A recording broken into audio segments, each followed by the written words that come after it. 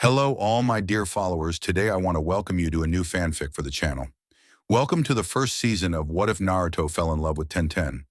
I want to remind you that channel members are active. And as always, I ask for your likes and subscriptions. Now enjoy the fanfic.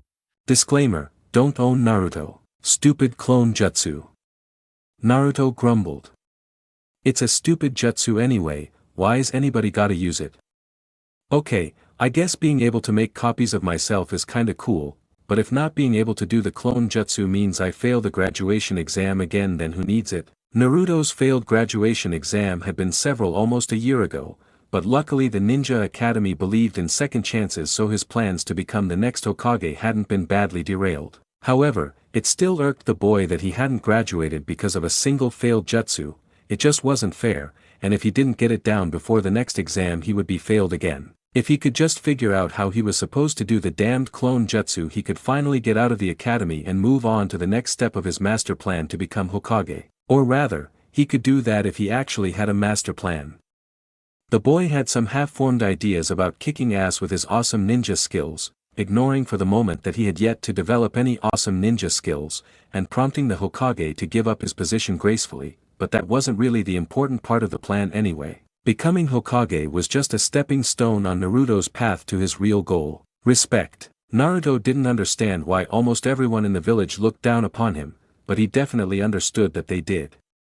At first he'd been hurt by the way everyone ignored and disdained him, but he'd still been a young boy when he learned that crying wouldn't change anything. If the people of Konoha didn't want to acknowledge him of their own accord, then he would make them acknowledge him. Nobody ignored the Hokage.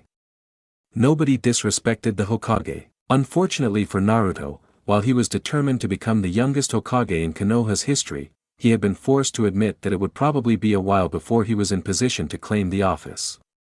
Since he wasn't going to be named Hokage in the immediate future, he needed a way to get some respect and acknowledgement right now. Working hard in class hadn't gotten him any results, the senseis never praised him when he did well, so after a while Naruto had just stopped trying. Then, one day during a lesson on setting up basic traps, Naruto had a moment of inspiration. Several of traps the senseis were describing could be modified easily enough to produce harmless, yet humiliating, results. In other words, the same principles applied to making lethal traps could be adapted to create highly effective harmless pranks. A sensei might be able to ignore Naruto's progress with his transformation jutsu, but nobody could ignore an eraser falling on their head or superglue on their chair.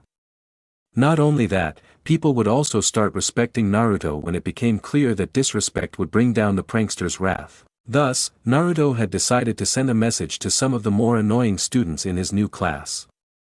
Several of the less skilled ninjas in training had made a habit of mocking Naruto over the fact that he had even worse grades than they did, and it was past time they learned that Naruto was not a dead last loser. The plan itself was devilish in its simplicity and sublime in its genius. Naruto's targets almost always showed up late to class, so it had been simple to wait until class started, then leave the door ajar with a bucket of water perched precariously on the edge, set to tumble down on the next person to open the door. However, the true genius of Naruto's plan was not the bucket. The problem Naruto had discovered with water-based pranks was that most people, upon being drenched, had promptly fled the scene and gone elsewhere to dry off, thus denying Naruto the chance to properly laugh at them for falling for his pranks. A coating of water-activated fast-acting adhesive on the floor under the door would fix that problem. Once the water fell down, Naruto's victim would be rooted in place so that Naruto could take his time laughing at them. Luckily, the class's sensei didn't interfere with Naruto's preparations. Mizuki's sole response to all of Naruto's preparations had been to comment that ninjas who couldn't avoid pranks deserved to be humiliated in front of the entire class. The rest of the class wasn't inclined to interfere after the sensei had refused to get involved, and many of them were secretly looking forward to the results of the prank almost as much as Naruto was. Everyone enjoys a chance to laugh at someone else's misfortunes. The entire class fell silent when they heard the first footsteps in the hallway, waiting with bated breath for the results of Naruto's prank. Perhaps Naruto's career as a prankster would carry bigger dividends than he had originally expected. Amusing his classmates might gain him a new measure of acceptance amongst them. Naruto leaned forward in his seat, watching the door intently as he heard the footsteps continue to approach the door, and then there was a soft, tentative knock. Wait, that's not right. Those jerks never knock when they show up late. Naruto's concerns were affirmed when he heard a familiar female voice call out. Mizuki-sensei. Iruka-sensei said that you wanted to see me right away. Crap. Not her. Anybody but her. Before Naruto could think to call out a warning, Mizuki shot a smirk to the rest of the class, then said carelessly.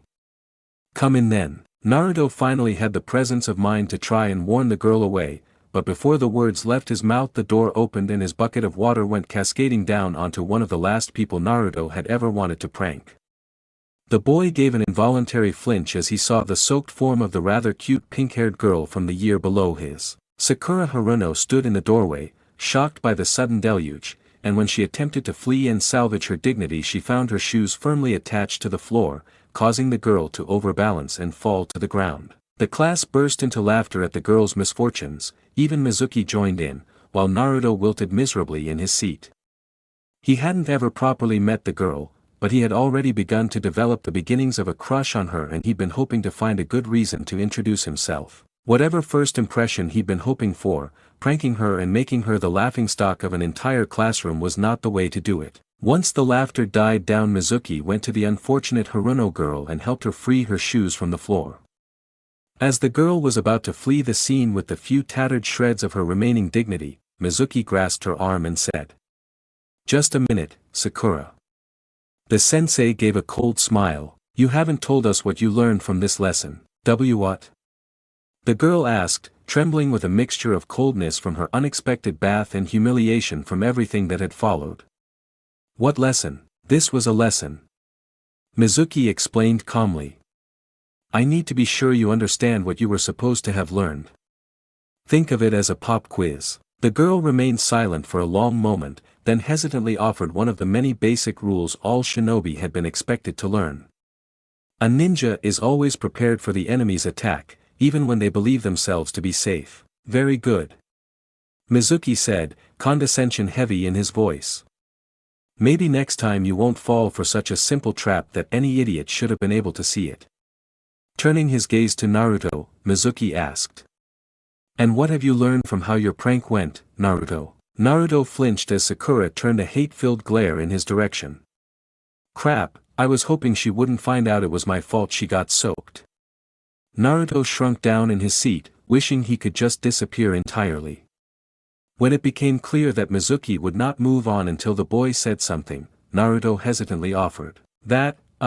Well, the prank wasn't supposed to get Sakura, it was meant for someone else. Mizuki gave a grin lacking any trace of genuine worth. And the dead last gets one right, the rest of you had better be careful or he might catch up with you. Mizuki's gaze swept over the rest of the class before returning to Naruto. This little exercise has given us a practical demonstration of an important thing for every ninja to keep in mind. Traps do not distinguish between friend and foe, between your intended targets and innocent bystanders. That's why I had Sakura come here to give us a practical demonstration of this principle. Mizuki turned back to Sakura and said.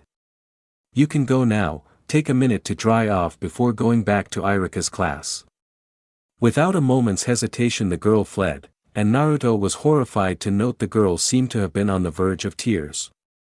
I gotta apologize to her later. Naruto wasn't able to focus on the rest of Mizuki's lesson, or any of his other classes that day. Naruto grimaced as another shuriken flew wide of the target, and threw the next one twice as hard, only to become even more frustrated when that one also missed the mark. His plans to apologize to Sakura had been badly derailed when a blonde girl named Ino, who was apparently one of Sakura's friends, tracked him down and very publicly chewed him out for his prank. He tried to explain that it had been a terrible accident, but he hadn't been able to get a word in edgewise until the girl's rant had been winding down and he didn't think she'd believed him when he finally got a chance to defend himself. After that, the idea of tracking Sakura down for a further apology seemed pointless. She wouldn't believe him either, and he'd probably end up making her hate him even more and run into Ino and get yelled at even more. The boy had decided to take out his frustrations by training, and had found an unoccupied training ground that seemed like a good place to practice his ninja skills.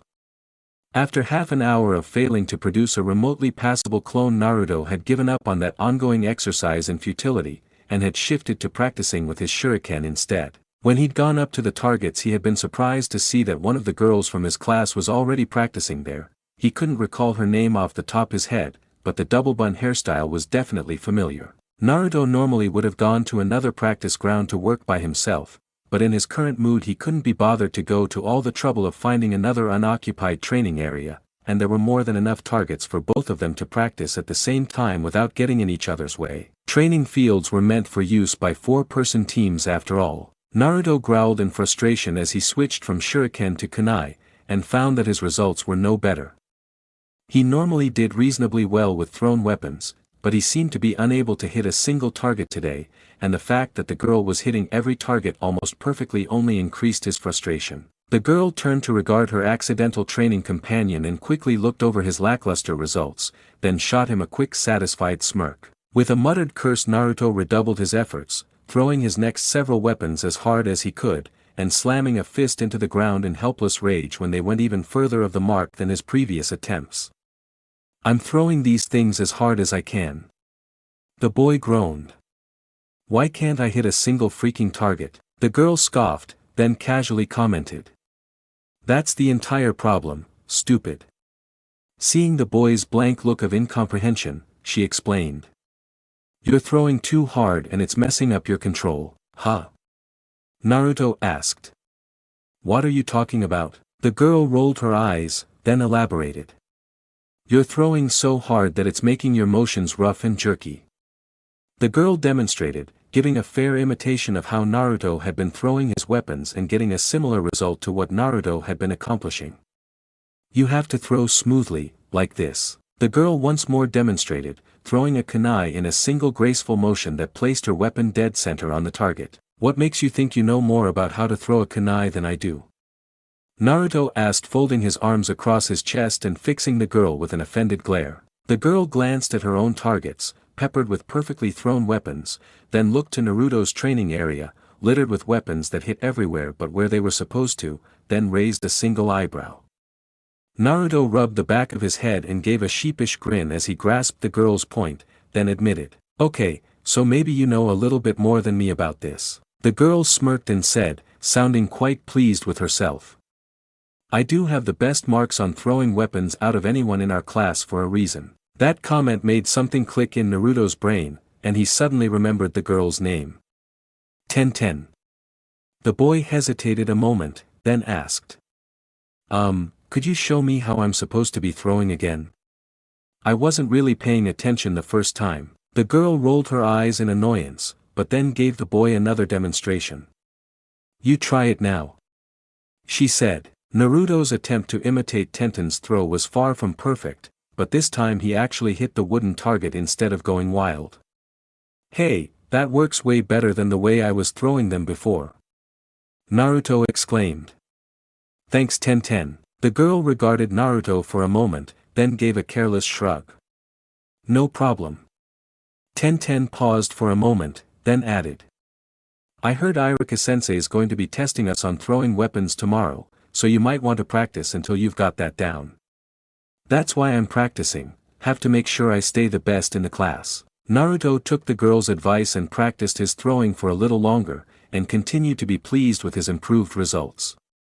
Tenten noted Naruto's much improved results and gave a satisfied nod, happy to see that a simple tip from her had turned the worst student in the class into a decent ninja where throwing weapons are concerned. It was a testament to Tenten's skill as a kunoichi that she could help a student most of the senseis had already given up on as a hopeless case. Now there's an interesting thought. If I could turn Naruto from the dead last to even a passable ninja, that would be quite the accomplishment. I'm good, but no, I won't get the top rank in our class. However, if I could train Naruto, that would be something no amount of grades could compare to. Hey, Tenten. Naruto asked, snapping the girl out of her musing. "Say, you any good with the clone jutsu?"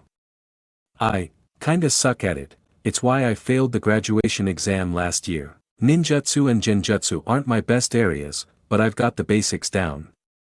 The girl answered, "Give the clone jutsu a try and I'll see if I can tell where you're having problems. Let's hope whatever he's doing wrong is something I can figure out and fix. If I'm tutoring him, then my reputation will be affected by his performance, so if he doesn't get better I'll look bad too." Naruto closed his eyes and gathered his chakra, concentrating and building up as much as he could before finally performing the jutsu. When the puff of white smoke cleared and Naruto saw one of his usual half-dead looking clones instead of the healthy-looking duplicate he should have produced, the boy groaned in frustration, then gestured to the pathetic clone and said, "That's what happens every time I try to make a clone. It's really starting to piss me off." Tenten frowned at the sorry-looking clone walking around it a few times while she tried to come up with some idea of what was going wrong. "Have you tried asking any of the senseis for help?" the girl inquired. "I'm not quite sure what he's doing wrong here, but if one of the senseis told him what he needs to improve to get the jutsu right, I can help with that." The boy grimaced and seemed to acquire a sudden interest in studying his clone. "Tried once or twice, but they never have time to give me a couple tips when I ask." Tenten frowned when she heard the boy's response. "That's odd, Naruto obviously needs the help, so why didn't anyone give it to him when he asked?" Tenten dismissed the matter from her mind for the moment, and told Naruto. "Try it again." Naruto dismissed his clone, then once more frantically gathered as much chakra as he could before releasing it into the jutsu, trying as hard as he could to pull it off. This clone looked even worse than the previous one. "Damn it, I'm never gonna get this stupid jutsu right." Naruto groaned in despair. Tenten considered Naruto's results, suddenly recalling a piece of advice her father had given her once when she was having trouble with the replacement jutsu. "Naruto, you're trying really hard to do this jutsu, right?" "Of course," Naruto exclaimed. "I've been trying as hard as I can for a year to get this stupid jutsu right and I can never pull it off." Turning a hopeful gaze on his new tutor, the boy asked, "So, have you figured out what I'm doing wrong?" Tenten approached the clone and casually flicked a finger against its arm, blinking in surprise when her finger encountered a gelatinous sort of resistance while passing through the clone. "This clone actually has substance. Looks like I was right. Yeah, I think I know what you need to do to get things right," Tenten declared. "What is it?" Naruto asked eagerly, almost bouncing on his feet as he faced the prospect of finally defeating the dreaded clone jutsu. "You need to calm down," Tenten told him. Naruto went still, then folded his arms across his chest and adopted a very serious expression. "Right, I got a little excited there. I'm ready now, tell me what to do." Tenten sighed in exasperation, then clarified. "No, that's what you need to do to get the jutsu right. You know you have trouble with making clones, so whenever you try to do the clone jutsu you get worked up and panicked, and that's why you make a total mess of it. Don't build up lots of chakra, don't get really determined or worried, treat it like any other jutsu and just do it instead of making such a big deal out of it every time you try it." "Alright, I'll give it a shot," Naruto said, not entirely convinced that the girl knew what she was talking about but willing to give it a try. "Okay, calm down." "I'm calm.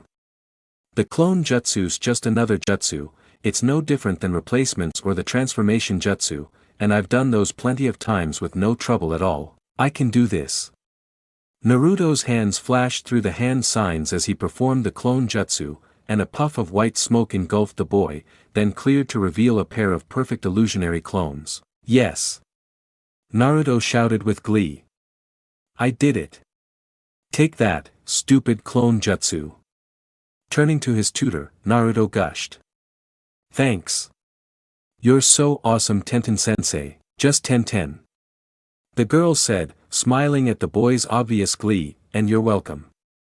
Maybe Naruto's not so bad after all." After a month of helping out Naruto, Tenten continued to be amazed by how quickly the boy had grown in ability.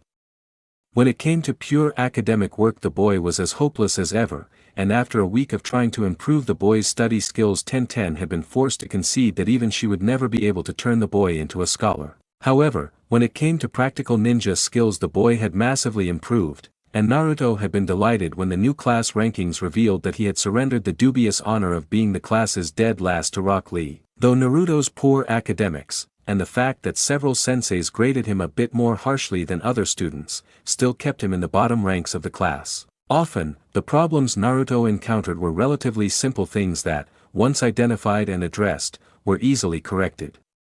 A few tweaks to his stance had massively improved the boy's taijutsu, and his ninjutsu had a lot fewer problems once she realized that Naruto put his right pinky just a bit out of position when making a horse seal. A little bit of one-on-one attention had been exactly what the boy needed to hammer out the problems with his basics, and once he had a solid foundation to work off of, Naruto had improved rapidly. Tenten herself had learned a few things from reviewing the material to help Naruto. She'd been surprised when Naruto had pointed out that she kept putting too much weight on her rear leg when attacking in close combat. And on a few occasions Naruto had offered a unique perspective that helped her with difficult jutsus or gave her interesting ideas on how to use her own ninja skills. As Tenten had gotten to know Naruto, she'd realized that it was far too simplistic to just dismiss the boy as an idiot. While she was often forced to explain things to him in laboriously painful detail, sometimes the boy would stun her by not only immediately grasping her point, but carrying it to conclusions she had never even considered. The fact that he seemed to have become slightly less of a hyperactive knucklehead helped as well, though Tenten often despaired at just how slight the change had really been. With the graduation exams rapidly approaching, Irika had decided to put his students through a bit of light sparring for their final lesson. Irika took care to keep the matches reasonably even, though in some that was an exercise in futility. Nobody in the class had the skill to take on Niji Hyuga in close combat. Irika had ended up having Niji fight against the number 2 and number 3 students at the same time. That was enough to give the Hyuga genius a challenge, but Niji still won in the end. Well done, Niji. Irika congratulated the boy, who gave his instructor a brief nod in acknowledgement of the praise. Masaru Mori, Naruto Uzumaki, you two are next. What? Masaru, one of the largest boys in the class, called out. Irika-sensei, I'm the 5th-ranked student. Why are you putting me up against the guy who's just a couple places away from being dead last? Tenten's number 4, she'd be a better match. The boy sighed and ran a hand through his short brown hair. We ought to keep the fights fair. Irika-sensei picked me 'cause he knows I'm good enough kick your ass. Naruto supplied, moving to his end of the training ground that was hosting Irika's set of sparring matches. Masaru didn't deign to dignify Naruto's outburst with a response, instead keeping his focus on their sensei. I deserve a better opponent, so I'll have a chance to show my skill, and Naruto shouldn't be forced to fight someone who's so far above his level. He's gotten better lately. Give him a fair match so he has a chance to demonstrate that instead of forcing him to fight an opponent he has no chance of beating. Don't underestimate me. I'm not gonna lose. Naruto insisted, only to be ignored once more. I've made my decision, Masaru. Irika said, a hint of steel entering his normally kind voice. Get in position. Fine. Masaru said, reluctantly taking his position. Addressing his opponent for the first time, he said. I won't drag this out, I'll make it quick and clean. Funny, I was gonna say the same thing to you. Naruto declared with a confident smile on his face. Masaru smirked and gave a soft chuckle. Your self-confidence really is unshakable, isn't it? He asked rhetorically.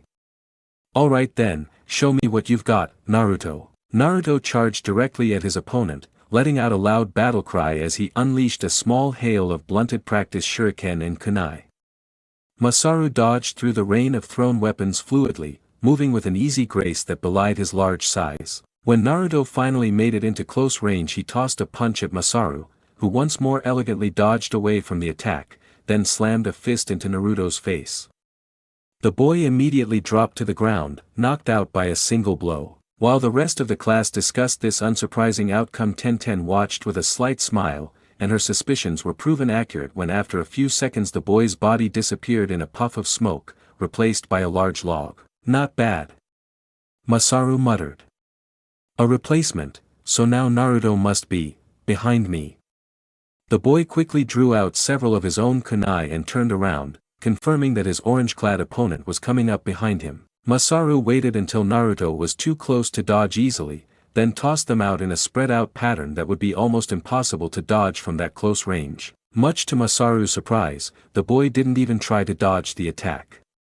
However, instead of being stricken by several of the knives, the weapons just passed right through him. A clone? Masaru asked. Then where's the real? The rest of Masaru's question was cut off when the log at his feet suddenly transformed back into Naruto, who had a large budding bruise on his cheek. Not a replacement, a transformation. Naruto quickly snapped one of his feet straight up between Masaru's legs, slamming a powerful kick into the boy's groin. Masaru jumped up onto his toes with the impact, and then slumped down to the ground with a pained groan. That's what you get for underestimating me. Naruto declared hotly after Irika called the match and declared Naruto the winner. A mistake I will not be repeating in the future. Masaru groaned, slowly staggering to his feet. You were a worthy opponent after all. Just one question, Naruto. The taller let out another groan of discomfort, and then asked in a pained voice. Did you have to kick me in the balls? Naruto gave a sheepish chuckle, and answered. Well, you're slippery and I didn't figure I'd have any other chances to land a solid hit on you, so I had to be sure to take you down with one shot. From where I was, that was the best way to do it. Quite. Masaru agreed. I'll need to add a bit of padding to that region before I get into another fight, being kicked there is, unpleasant. With a pained grimace, Masaru added. This pain is not experience I would care to repeat in the future. With a final nod of acknowledgement, Masaru limped off of the battlefield, and Naruto left as well, making his way to Tenten's side. Nice going Naruto. Tenten congratulated him as he returned from his match with a triumphant grin on his face. Looks like all your help paid off Tenten-chan. Naruto said, before smirking and adding. Of course, I was always pretty awesome deep down, I just needed a bit of help on figuring out the simple stuff so I could start kicking ass like I was supposed to. I am gonna be Hokage one day after all. Yeah, sure. Tenten replied, rolling her eyes. Yeah, I was mostly just letting you think you were helping me so you'd feel good about yourself. Naruto insisted. Thank you so much. Tenten answered, sarcasm thick in her voice. You're welcome Tenten-chan. Naruto said with an honest smile, taking the girl's words at face value as he failed to grasp the obvious sarcasm in her tone. Tenten considered correcting Naruto, but finally just sighed and shook her head in weary resignation. She might have grown to like the boy pretty well, but she had to admit that sometimes he really could be a little dim. Your loser boyfriend just got lucky. A girl by the name of Miko Kimura scoffed, glaring in Tenten's general direction. The petite girl flicked a hand through her short blue hair, and with a nasty smirk added, You'll miss all the time you wasted trying to make him any better your match come up. You probably haven't had any time to train yourself if you've been so busy with a hopeless case like him. First off, Naruto's not a loser or my boyfriend. Tenten began. And I can tell you right now, he's helped me too, so I'll have no problems beating whoever they match me up against. Uzumaki's loser aura has rubbed off on you, you won't even last a minute before your fight's over. Miko said in a bored, superior tone, I wouldn't need an entire minute to kick your ass. Tenten countered. Maybe Naruto has rubbed off on me a little bit, that sounds exactly like the sort of thing he would say. Tenten's suspicion was reinforced when she heard Naruto quietly mutter under his breath, just loud enough for her to hear, nice one Tenten-chan. Turning her attention back to Miko, Tenten asked, didn't your parents ever teach you any manners? Miko's fists clenched at her sides, and an enraged snarl made its way onto her face. I'll rip your fucking head off you. Miko struggled to find an appropriate insult, and finally was forced to settle on, ugly bun-headed hag. Tenten was less than impressed by the girl's lackluster attempt at an insult, and would have been content to ignore the Miko if she had left it at that. However, instead of continuing to target Tenten, Miko switched to one of her more common targets. Don't let the win go to your head, Uzumaki. If you hadn't cheated and hit Masaru with a cheap shot you never would have won. Naruto didn't cheat. Tenten snapped, fixing the other girl with a glare. Tenten could tolerate Miko's general nastiness when it was aimed at her, but going after Naruto was unacceptable. He must have, Miko insisted, sneering at the boy in question. A loser like him could never have beaten Masaru in a fair fight. Naruto's not a loser, and Masaru himself said Naruto won because he was a better fighter who used better tactics. Tenten insisted. With a smirk of her own, Tenten added. You know I would fight you for insulting my best friend, but my father always told me I'm not supposed to hit dogs. Tenten's riposte took a second to sink in, and then Miko let out an enraged shriek. Moving to control the situation, Irika quickly called out. Miko, Tenten, you two are next. If the two girls were going to get into a fight it was better to have it under the auspices of a sanctioned and supervised match than as a mere brawl. It wasn't the fairest matchup, Tenten was the number 2 kunoichi and ranked 4th in the class overall, while her opponent was barely keeping above Rock Lee for the class's dead last position, but Irika had long believed Miko could use a wake-up call about her poor skills. Rock Lee's poor marks were a result of his inability to use ninjutsu or genjutsu. Miko had no such excuse, and had arrogantly blamed her poor marks on everyone but herself. When the match began, Tenten let a dozen shuriken fly in Miko's direction, hitting several of the girl's vital points. If the weapons hadn't been blunted for use in sparring matched, Miko would have been thoroughly killed by the attack, and everyone watching the match knew it. Everyone except Miko, apparently. That was pathetic. Tenten. Even Naruto could have done better, and he's a loser who only won his fight by cheating.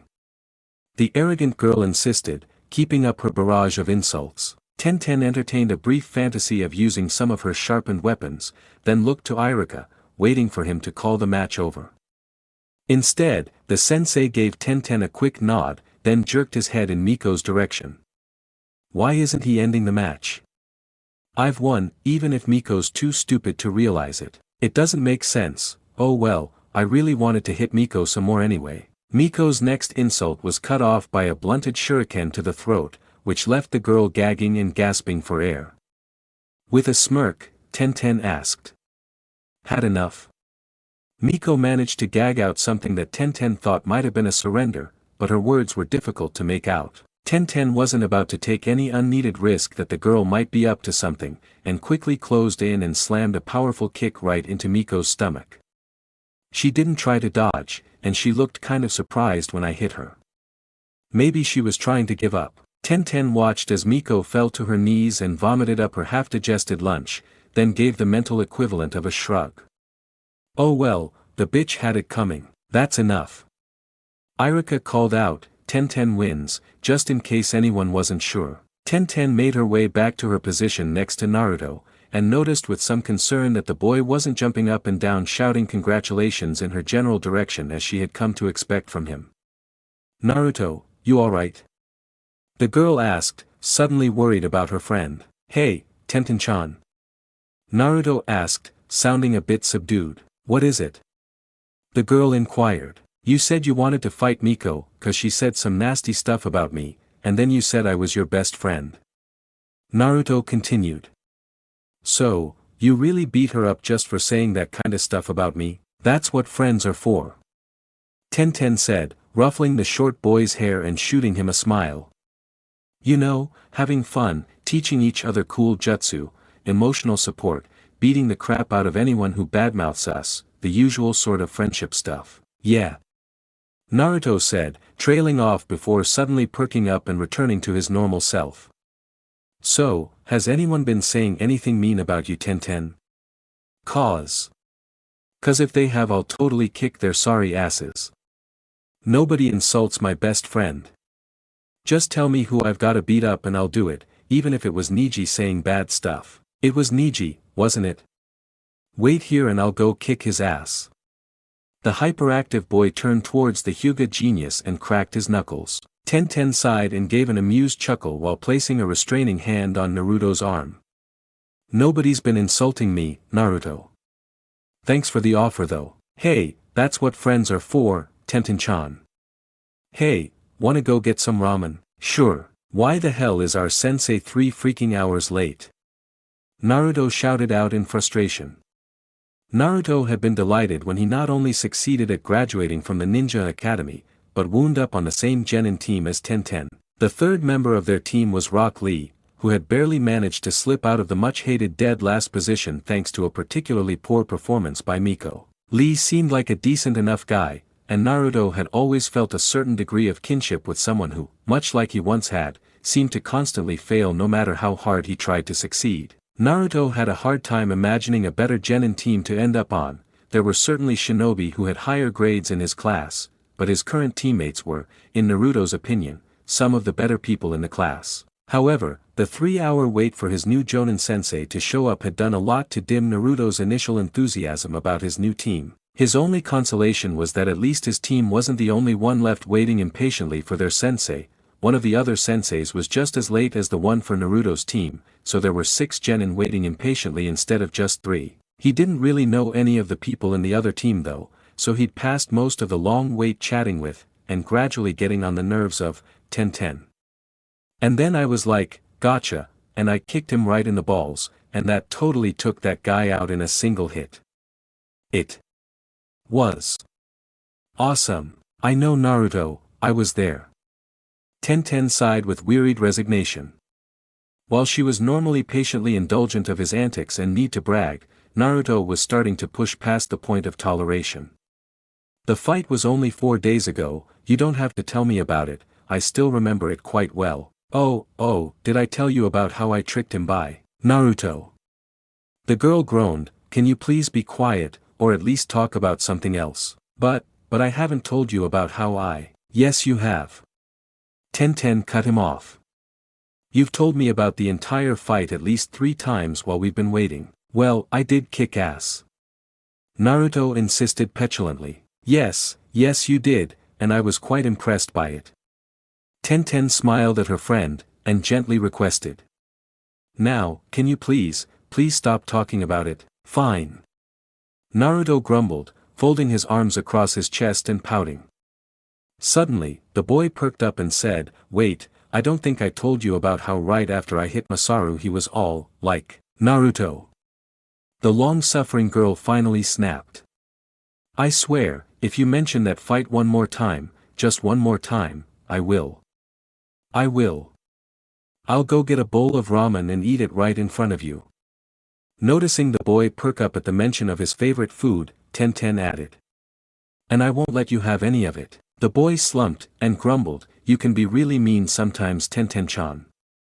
Realizing he'd gotten on the girl's nerves just a bit too much, he quickly added an apology while nervously rubbing the back of his head. Sorry Tenten-chan. I just get a little excited sometimes. It's alright. The girl assured him. Just, don't mention that fight again.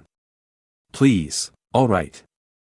The boy agreed, finally dropping the topic, and studiously ignoring the fact that several of the other waiting genin muttered thanks to Tenten for finally getting Naruto to shut up about his match. Worried that he might unintentionally annoy his best friend again, Naruto decided it was time to get to know his other teammate and turned his attention to Rock Lee, who had devoted much of the time they were waiting for their senseis to his ongoing efforts to improve upon his abysmal ninjutsu, with a notable lack of success. Hey, bushy brows. Naruto called out. Bushy brows? Lee asked, raising one of the brows in question while regarding Naruto curiously. Hey, have you seen your eyebrows, man? Naruto asked.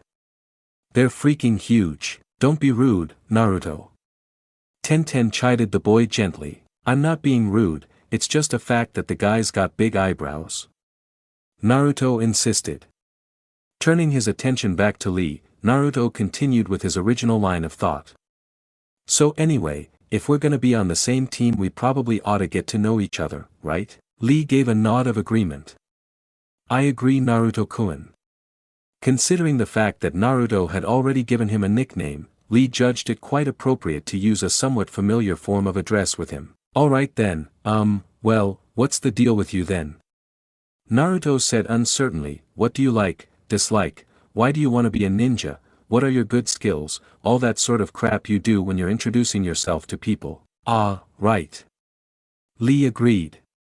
His face coloring in shame, Lee admitted, well, as you know I don't really have any good skills, and I don't seem to be able to use ninjutsu or genjutsu at all. Suddenly Lee's shame disappeared, replaced with determination. However, I will prove that I can be a great ninja even if I can't use those skills. I might not be a genius or a brilliant shinobi, but I will not fail. I will become a great ninja, even if I can never use any genjutsu or ninjutsu. Wow, that's pretty cool. Naruto said, impressed by his teammate's determination.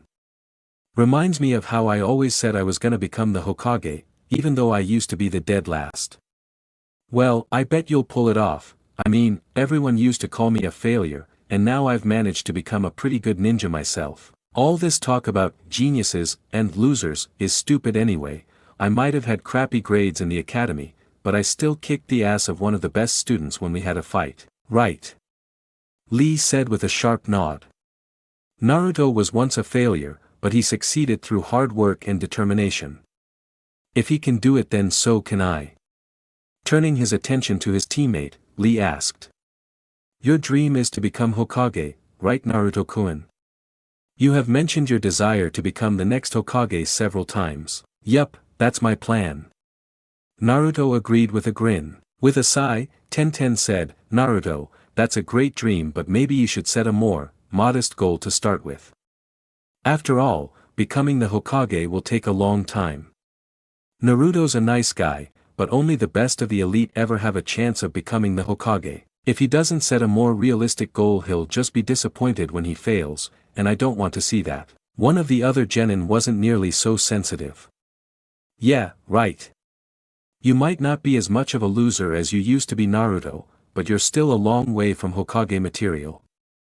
Only a genius like Neji would ever have a chance of making it to Hokage. I think that Naruto can do it. Lee quietly declared. What was that, bushy brows?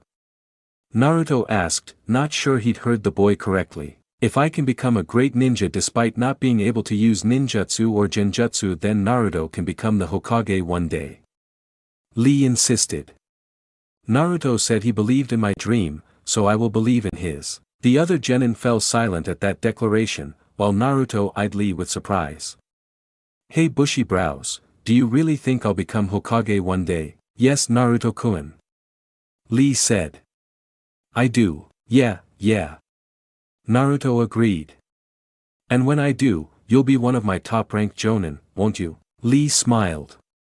I would like that. Awesome. Naruto declared enthusiastically. That'll show all those people who talk about elite geniuses and losers, a pair of losers becoming the best ninjas in all of Konoha. Lee nodded in agreement, and Naruto shot him a wide grin.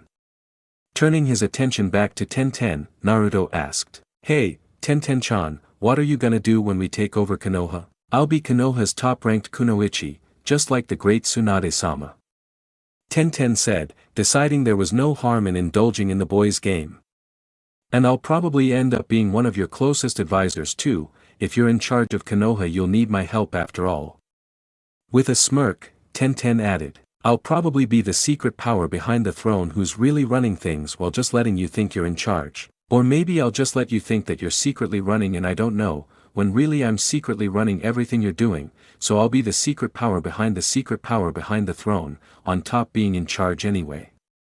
Naruto shot back, seeming quite pleased with himself. What? Tenten asked, struggling to make sense of Naruto's counter. You know what, never mind. I think if you actually tried to explain what you meant by that it would just make things worse. Any response from Naruto was cut off when the door to the classroom finally opened and a rather unusual-looking ninja stepped in. What's with that hair? And why does he have one of his eyes covered with his headband? And, is he reading a dirty book? What a weirdo. Hey guys. The mysterious new ninja called out to the classroom. Sorry I'm late, but there was this old lady that. Kakashi trailed off as he noticed that there were two genin teams waiting in the room. That's never happened before. Which of you is Team 7? The other team hesitantly raised their hands. The mysterious jonin looked them over, then turned his eyes to Naruto's team. Darn, I was kinda hoping it would be you guys. I don't like the looks of that other team. Looking them over more closely, the man's one visible eye widened in surprise. Naruto Uzumaki? The man asked, looking in Naruto's direction. Yeah, that's me. Naruto replied, wondering why this mysterious new jonin seemed interested in him. That's funny, the last time I asked Irika he said you had no chance of graduating. The other genin team had a laugh at Naruto's expense, while the jonin gave a careless shrug and continued. Then again, that was before I went away on a month-and-a-half-long mission, so I guess that must have changed. Oh well. The man gave another disinterested shrug, then asked casually. So which team are you guys on anyway? We're Team 9. Tenten responded. Guys team? The jonin asked. That's weird, he usually shows up early or on time, not late like this. Haha. A energetic voice cried out from the hallway. You thought I had forgotten about our challenge, didn't you Kakashi? Another jonin, This one wearing a green jumpsuit and sporting a bowl haircut, strode into the room and shot Team 9 a sparkling smile. "Sorry I'm late, but my eternal rival challenged me to show up even later than him to pick up my new genin team." "I did?" Kakashi asked. "I really need to stop agreeing to whatever crazy challenge he thinks up just to make him go away when he interrupts my reading time. Your hip attitude won't fool me this time, Kakashi," Guy declared, fixing his rival with a triumphant glare. "Of course not," Kakashi declared dully. Kakashi looked over the genin once more, then asked his rival. "Hey Guy, I really don't like the looks of my team this year, but your student look like they might not suck too much. How about we swap teams?" "Ah, I see you've noticed the fires of youthful spirit within my team as well, exactly the sort thing I expect from my eternal rival." Guy congratulated him. "However, that youthful spirit was what made me want them so much as my genin team as well, so I'm afraid I'll be keeping them." Kakashi looked to his own genin team, which was glaring at him with a mixture of anger and embarrassment. "Maybe we could just swap one person then. My team would suck a lot less if I had Blondie there on it," Kakashi said, pointing out Naruto. "I'll even let you pick of any of the people on my team, they all look like they're pretty crappy anyway." Several of Kakashi's students objected at that declaration, especially since all of them had better grades than Naruto. "Hey!" Naruto cried out. "I kinda like being on this team with Tenten-chan and bushy brows. I don't wanna end up with those guys instead." "Sorry Kakashi," Guy said with triumphant smirk, "but I don't want to mess up my team's balance by switching people around at the last minute, and Naruto would rather stay on my team. I thought you might be interested in Naruto, my eternal rival, that's why I made sure to get him and his best friend on my team, especially since they're exactly the sort students I would have wanted anyway." "Oh well, if you're sure about that," Kakashi grumbled, looking a bit put out with Guy. "Alright then crappy team, meet on the roof." With a puff of smoke Kakashi disappeared, and with a number of discontented grumbles his genin team slowly left their seats and headed towards the roof. "I always feel sorry for Kakashi's teams," Guy said, "so far he's failed every since genin team that's ever been assigned to him." Guy shook his head, then turned his attention to his students. "Ah, I was so distracted by my eternal rival that I forgot to introduce myself. I am Konoha's beautiful green beast, the mighty Guy, and I'll be your Jonin sensei." The man gave them a thumbs up and another bright smile. "Is it just me, or is our sensei a little nuts?" Naruto muttered to Tenten. "It's not just you," Tenten replied. "Trust me, it's not just you." With a thoughtful expression, Tenten continued, "That Kakashi guy didn't seem much better though. I hope not all of the Jonin are that crazy." "Now then," Guy continued, unaware of his students' side conversation. "I overheard you introducing yourselves to each other while I was waiting for my eternal rival, so once I've told you a bit about myself we can move on to." Guy noticed that Tenten had tentatively raised her hand. "Ah, did you have a question for me Tenten?" "Please, ask." Guy-sensei." Tenten began hesitantly. "How long did you wait outside before coming into the classroom?" "I showed up half an hour early in case Kakashi tried to trick me by showing up early. He can be a very devious opponent sometimes, so I was waiting for 3.5 hours. The man declared calmly. "Oh. Ha. Yup, he's completely insane. That's just fantastic. You're very dedicated Guy-sensei. A ninja must be dedicated and filled with youthful vigor to achieve true greatness," Guy declared, favoring Tenten with another smile. "Now then, Naruto, Lee, I'm very pleased that you've decided to support each other in achieving your dreams, and I promise you that as your sensei I will do everything I can to help you achieve both of your goals. It won't be easy, but with hard work you will triumph." Guy suddenly paused and seemed to grow more serious before continuing. "However, before I can dedicate myself to teaching you, you must prove your dedication to learning. I'll be giving you a test tomorrow to see if you are truly prepared to become full-fledged genin. Meet me at Training Field 19 at sunrise and we will begin." "What exactly will we be doing, Guy-sensei?" Lee asked. "Oh, just a little bit of light training," the Jonin assured his new students. "Light training my ass." Naruto groaned, collapsing to the ground. Tenten let out a weak sound halfway between a grunt and a moan that was probably intended to be agreement with Naruto, while Lee was still too busy gasping for breath to say anything. Tenten was grateful she'd thought to bring some water for herself and Naruto to Guy's training exam. After a couple hours both of them had been so thirsty that they had swallowed most of what they had available before realizing that Lee hadn't brought anything for himself. The two had shared what they had left, but Lee was definitely suffering from not having had as much water as his teammates. Hard work and dedication were all well and good, but dehydration was a far more powerful force. Guy-sensei's training had started tamely enough, with them working through all the standard warm-up exercises, and Guy guided them through a fairly vigorous but not particularly unusual exercise routine. Then, just when the genin thought that they had gotten through Guy's test, he had told that now that they were done warming up they could start in on the real training routine. 3 hours later, all of the genin were past exhausted.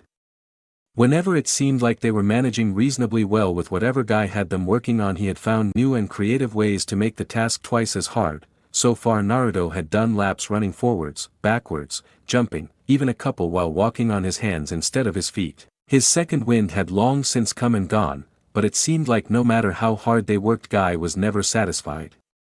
Every time they managed to finally finish one of the man's insane exercises, he simply came up with new, even harder and crazier one. To the man's credit, he was at least going through all the exercises along them, but that didn't change the fact that the workload he was piling on them was nothing less than insane. Well, that was a bracing little workout, Guy declared joyously as he came upon his exhausted charges. Now then, how about we start getting serious about this? Serious? Naruto shouted, finally snapping. We can barely even stand after everything you've put us through, and you're saying we haven't even really gotten started? Turning a smile on Naruto, Guy cheerfully said. The path to becoming Hokage is filled with hard work, my youthful student. Hard work? Tenten blurted out in shocked indignation. This isn't hard work, this is insanity. Why, yes. Lee gasped out between gulps of air. I don't think I can even take another step. I thought I had been training myself hard, but this. Yeah, I've never been so tired in my life. Naruto exclaimed. So, Tenten declared, bolstered by the support of her teammates. We're done, we're not taking one more step. I think we've done more than enough of your crazy training. Crazy? Guy asked, his normally jovial face darkening. You guys said you wanted to be great ninjas, the best of your generation, and if you're not prepared to work hard to accomplish that goal then you'll never fulfill your dreams. Lazy brats like you don't even deserve to call yourselves ninjas. Lazy! Naruto shrieked, leaping to his feet. Did you just call us laxy? We've been doing your crazy exercises for hours, we're all past exhausted, and now you say that wasn't good enough? Naruto's face screwed up in anger. You know what? Screw you. I'll kick your sorry ass with your crazy eyebrows that even bigger than Lee's and make you acknowledge me. Naruto. Tenten snapped at her friend. You can't fight a jonin. Are you trying to get yourself killed? Leveling an accusing finger at his sensei, Naruto shouted. Come on Tenten. This asshole's worked us into the ground past the point where anyone else would have given up and quit, and now he's gonna tell us we just didn't try hard enough. I'm not gonna take this kinda crap. With a helpless sigh, Tenten said. You're determined to do this, aren't you? Yeah. Naruto said tightly, dropping into a combat stance. You're completely insane. Tenten groaned, before turning to face Gaina reaching into her pouch for a handful of shuriken. And so am I for going along with you. The girl shot Naruto a quick smile and said. You think I'd let you fight a jonin alone? Besides, you're right, this jerk needs an ass kicking. Lee was still too short of breath to say much, but the determination in his eyes as he staggered to his feet and stood beside Naruto and Tenten made it clear that he was with them. Guy looked over his students for a tense moment, then burst out into delighted laughter. Such fire! Such youthful passion! I had good feeling about this team, and now I can see that you really are going to be wonderful students. What?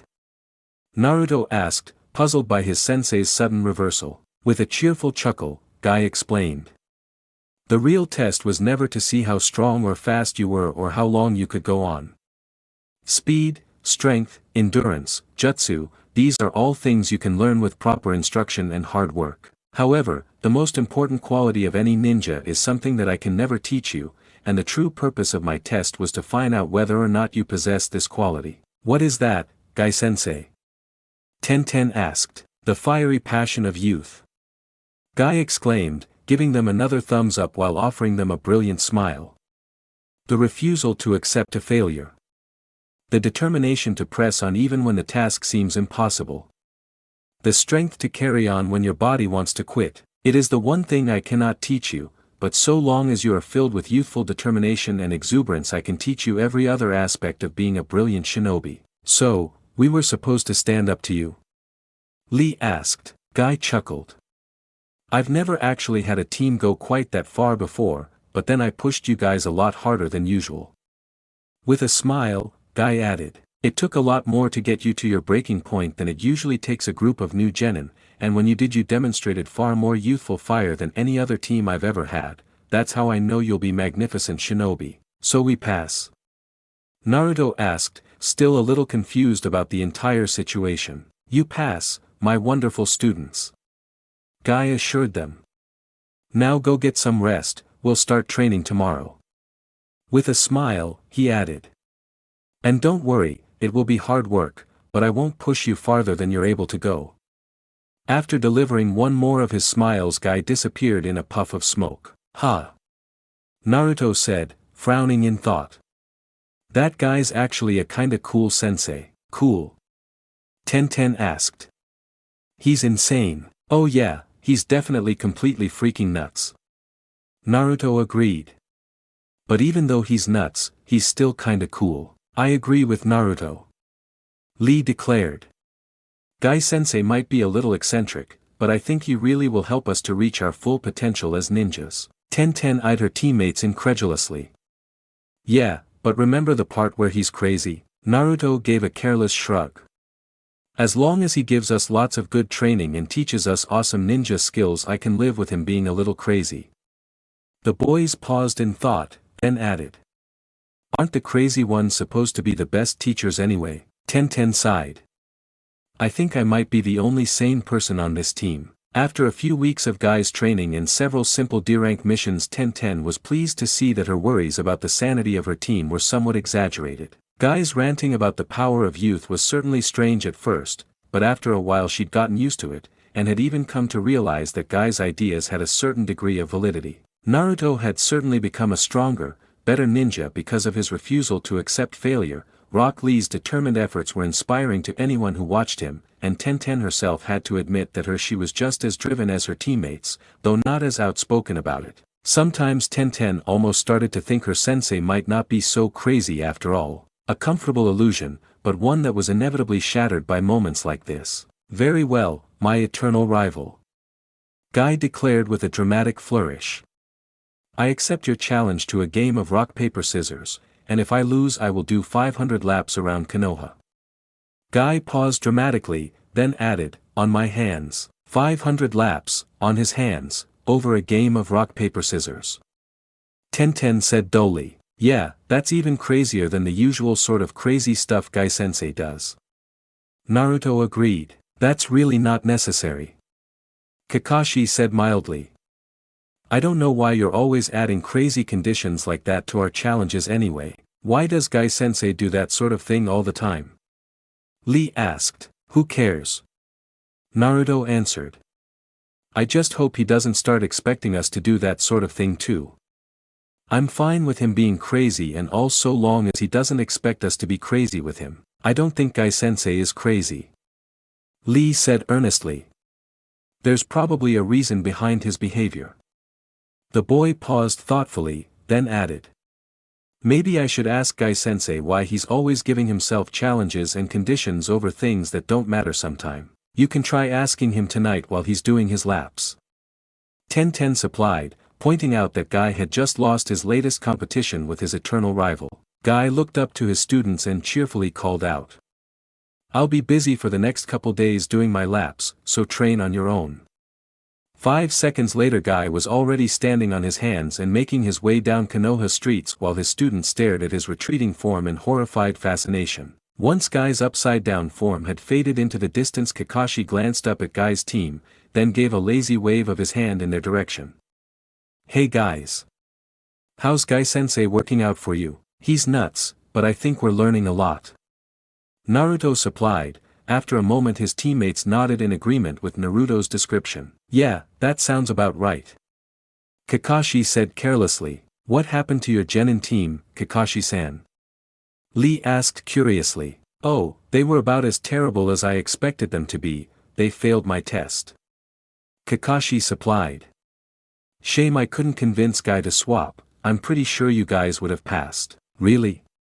Naruto asked, curious now. "Guy-sensei's test was to see if we had youthful spirit or whatever, so what's your test like?" Kakashi paused and thought for a moment, and then responded. "I test people on their teamwork, not passion and determination like Guy. Each sensei has different qualities they look for in their students." "Teamwork?" Tenten asked. "Well, Naruto and I are good friends and train together a lot, so we could probably do pretty well at that, and we both get along with Lee, so that wouldn't be a problem." "Yeah, Tenten and Bushy Brows are nice and I get along great with them, so we definitely have nailed your test with no problem," Naruto declared. "Really?" Kakashi asked, amused by Naruto's unshakable confidence. "You think you would have no problem with a test that no team I've ever had has ever been able to pass?" Lee frowned in thought, then said. "There must be something more to this test than just basic teamwork, right Kakashi-san?" "Well, it is a bit more complicated than just being able to work together," Kakashi answered cheerfully. "Basic teamwork is enough to get past the first half of the test, but the second part is really tricky." Well, what is the second part of your test then?" Naruto asked. Kakashi paused, then said. "Well, if I tell you guys, will you promise not to tell anyone else? I don't want my next genin team to come in already knowing the secret of how to pass my test after all." Yeah, sure," Naruto agreed eagerly. "Just tell me what the next part is." "Well, I think just to be safe I'll change up the details a bit, don't worry, the basic principles are still the same," Kakashi said, before leaning in and whispering conspiratorially. "So, here's the test. What would you do if Tenten was having a lot of trouble passing my test? In this situation you've already passed, but the rules of the test say you aren't allowed to do anything to help them, and if you try you'll be sent back to the academy." Naruto frowned in thought and hesitantly asked. "How much trouble is she having?" "Oh, she wouldn't have a chance of passing," Kakashi assured him. "No way," Naruto insisted. "There's no way Tenten-chan would be failing your stupid test. Just assume she is and answer the question," Kakashi told him. But that's stupid," Naruto insisted. "Tenten-chan's way too cool to fail your stupid test." "Maybe," Kakashi conceded, "but for the purposes of this scenario let's assume that." "But there's no way Tenten-chan would be failing," Naruto stubbornly insisted. "It's a hypothetical example," Kakashi patiently explained. "I don't care if it's a what's-it, Tenten-chan wouldn't fail," Naruto declared, crossing his arms and glaring at the one-eyed Jonin. "You don't even know what kind of test Kakashi-san would be giving, maybe I would have trouble with it." Naruto Tenten tried to tell her friend. "So, just go along with the question." "Nah." Naruto shook his head. "You wouldn't fail any test that Guy could come up with." "Alright, what if it was Lee that was failing?" Kakashi suggested. "Oh yeah, I could see that happening." Naruto readily agreed, blissfully unaware of Lee's pained sigh when Naruto so quickly went along with the altered scenario, though the boy was soon smiling again when Naruto added. "Course, Bushy Brows would just keep trying until he got it right, no matter how many tries it took. He's like me that way, we both have trouble at first, but we don't quit until we find a way to win, no matter how long it takes or how hard it is. Well, let's say there's a time limit on the test, and it's just about to run out." Kakashi began. "Will you just let Lee fail, so that he'll have to try again next year while you and Tenten pass with no problems?" Naruto frowned in thought, then asked. "If I get caught trying to help Bushy Brows then I fail too, right?" Yes. Kakashi answered. Well then, Naruto said with a smirk. I better not get caught. You would help him, even though it's against the rules? Kakashi asked. Even though it could cost you your own ninja career, well, he's my teammate. Naruto answered. Besides, it's not like you'd catch me, you've only got one eye, so getting past you wouldn't be that hard. Well then, Kakashi said, his expression darkening as sudden anger entered his normally placid voice. I think I can say that if you had ever taken my test you would have definitely. The man paused dramatically, and then finally declared in a much calmer, pleasant tone, passed. He would pass by breaking the rules. Tenten asked, confused by the man's declaration. But, at the academy they always told us that ninjas who don't obey the rules and follow orders are dishonorable scum. Yes. Kakashi replied. That may be so, but in my opinion ninjas who abandon their comrades are worse than dishonorable scum. Obeying the rules is a fine thing, but on the battlefield you need to know that your comrades will support you, no matter what. Nothing is more important than that. Kakashi declared emphatically. Nothing. Silence descended over the group as they absorbed Kakashi's words. After a few moments Kakashi seemed to return to his normal listless self as he said, well, I suppose I should get going, the Hokage's probably got another mission for me to do, and I don't want Guy to think I'm trying to steal his students while he's off being his usual crazy self. Later guys. With another careless wave of his hand the Jonin turned to go, and a scroll slipped out of his back pocket and rolled across the ground to rest against Naruto's feet. Hey! Wait up Kakashi-san! Naruto shouted out, snatching up the scroll. You dropped this.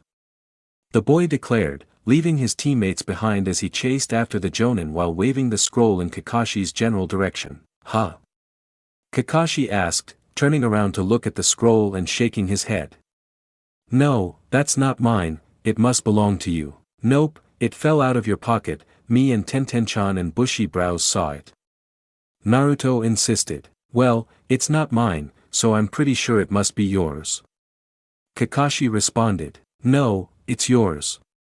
Naruto stubbornly maintained. I'm pretty sure if you opened it up and read it you'd realize that you should have it. Kakashi suggested. But it belongs to you. Naruto pointed out. I'm sure that if you read the scroll you would realize it's yours. Kakashi repeated. I'm not gonna read one of your scrolls. Naruto shouted. What if it's like those books you like to read? I really think you should just read the scroll. Kakashi stated. I don't wanna. Naruto shouted back. We could avoid this entire conversation if you just read the scroll. Kakashi declared mildly. Fine, I'll read the freaking scroll. Naruto agreed. But if it turns out to be some sort of dirty perverted stuff I'm telling the Hokage and Gai-sensei. Yeah, sure, whatever. Kakashi agreed. As soon as Naruto opened the scroll and started reading it Kakashi disappeared in a puff of smoke. Hey, I knew this wasn't one of my scrolls. Naruto declared. I've never seen this jutsu before. Naruto looked up from the scroll, only to discover that Kakashi was long gone. Well, that was weird. Oh well, I'll give it back to him next time I see him. I suppose since he already told me to read it there's no harm in seeing if any of these jutsu are any good. Naruto looked the scroll over, and was surprised to note that there were only a couple of jutsu on the scroll, most of the space was taken up with a discussion of tactics and lots of details on how the jutsu worked. Wow, this is really neat, and these jutsu they don't look like they'd be too hard to learn. This one only has a single hand seal to use, and that one doesn't involve any hand seals at all. They all need lots of chakra, but I've never had a problem with that. Hey! I'll bet I can learn this shadow clone jutsu in no time. Oh no! Tenten thought in dull, horrified shock. It's contagious. Tenten didn't want to know what could have possibly happened over the last few days to convince Rock Lee that a bowl haircut and a green jumpsuit were good fashion decisions, but the end result was that he now looked like a miniature Guy clone. The girl shuddered as her mind treated her to a vivid image of herself sporting a similar haircut and outfit while ranting cheerfully about the power of youth. Tenten shuddered, utterly revolted by the image. Okay, Me as a copy of Guy-sensei is replacing the giant spider in my nightmares. Hello Tenten. Lee cried out in a passable imitation of their instructor.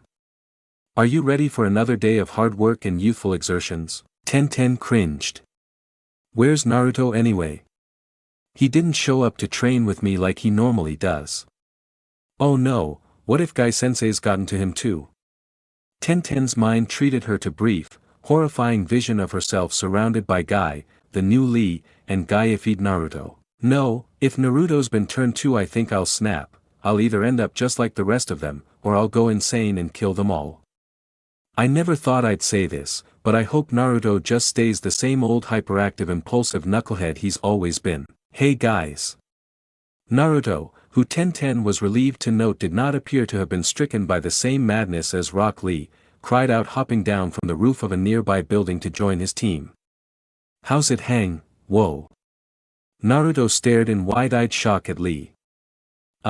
Wow, geez, what the hell bushy brows? Ah, hello my most youthful teammate. Lee greeted, seemingly oblivious to Naruto's shock. Naruto went to Tenten's side, warily eyeing Lee the entire time. Tenten-chan.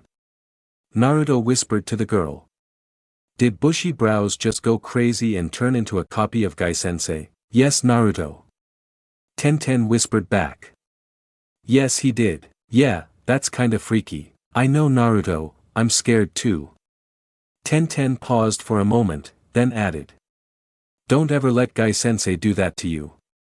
If you ever do I think I might have to kill you. If that happens to me I think I'd want you to. Naruto assured her. I don't mind Guy-sensei being nuts, but there's no way I'm letting him spread the crazy to me as well. Hello my glorious students. Guy called out cheerfully.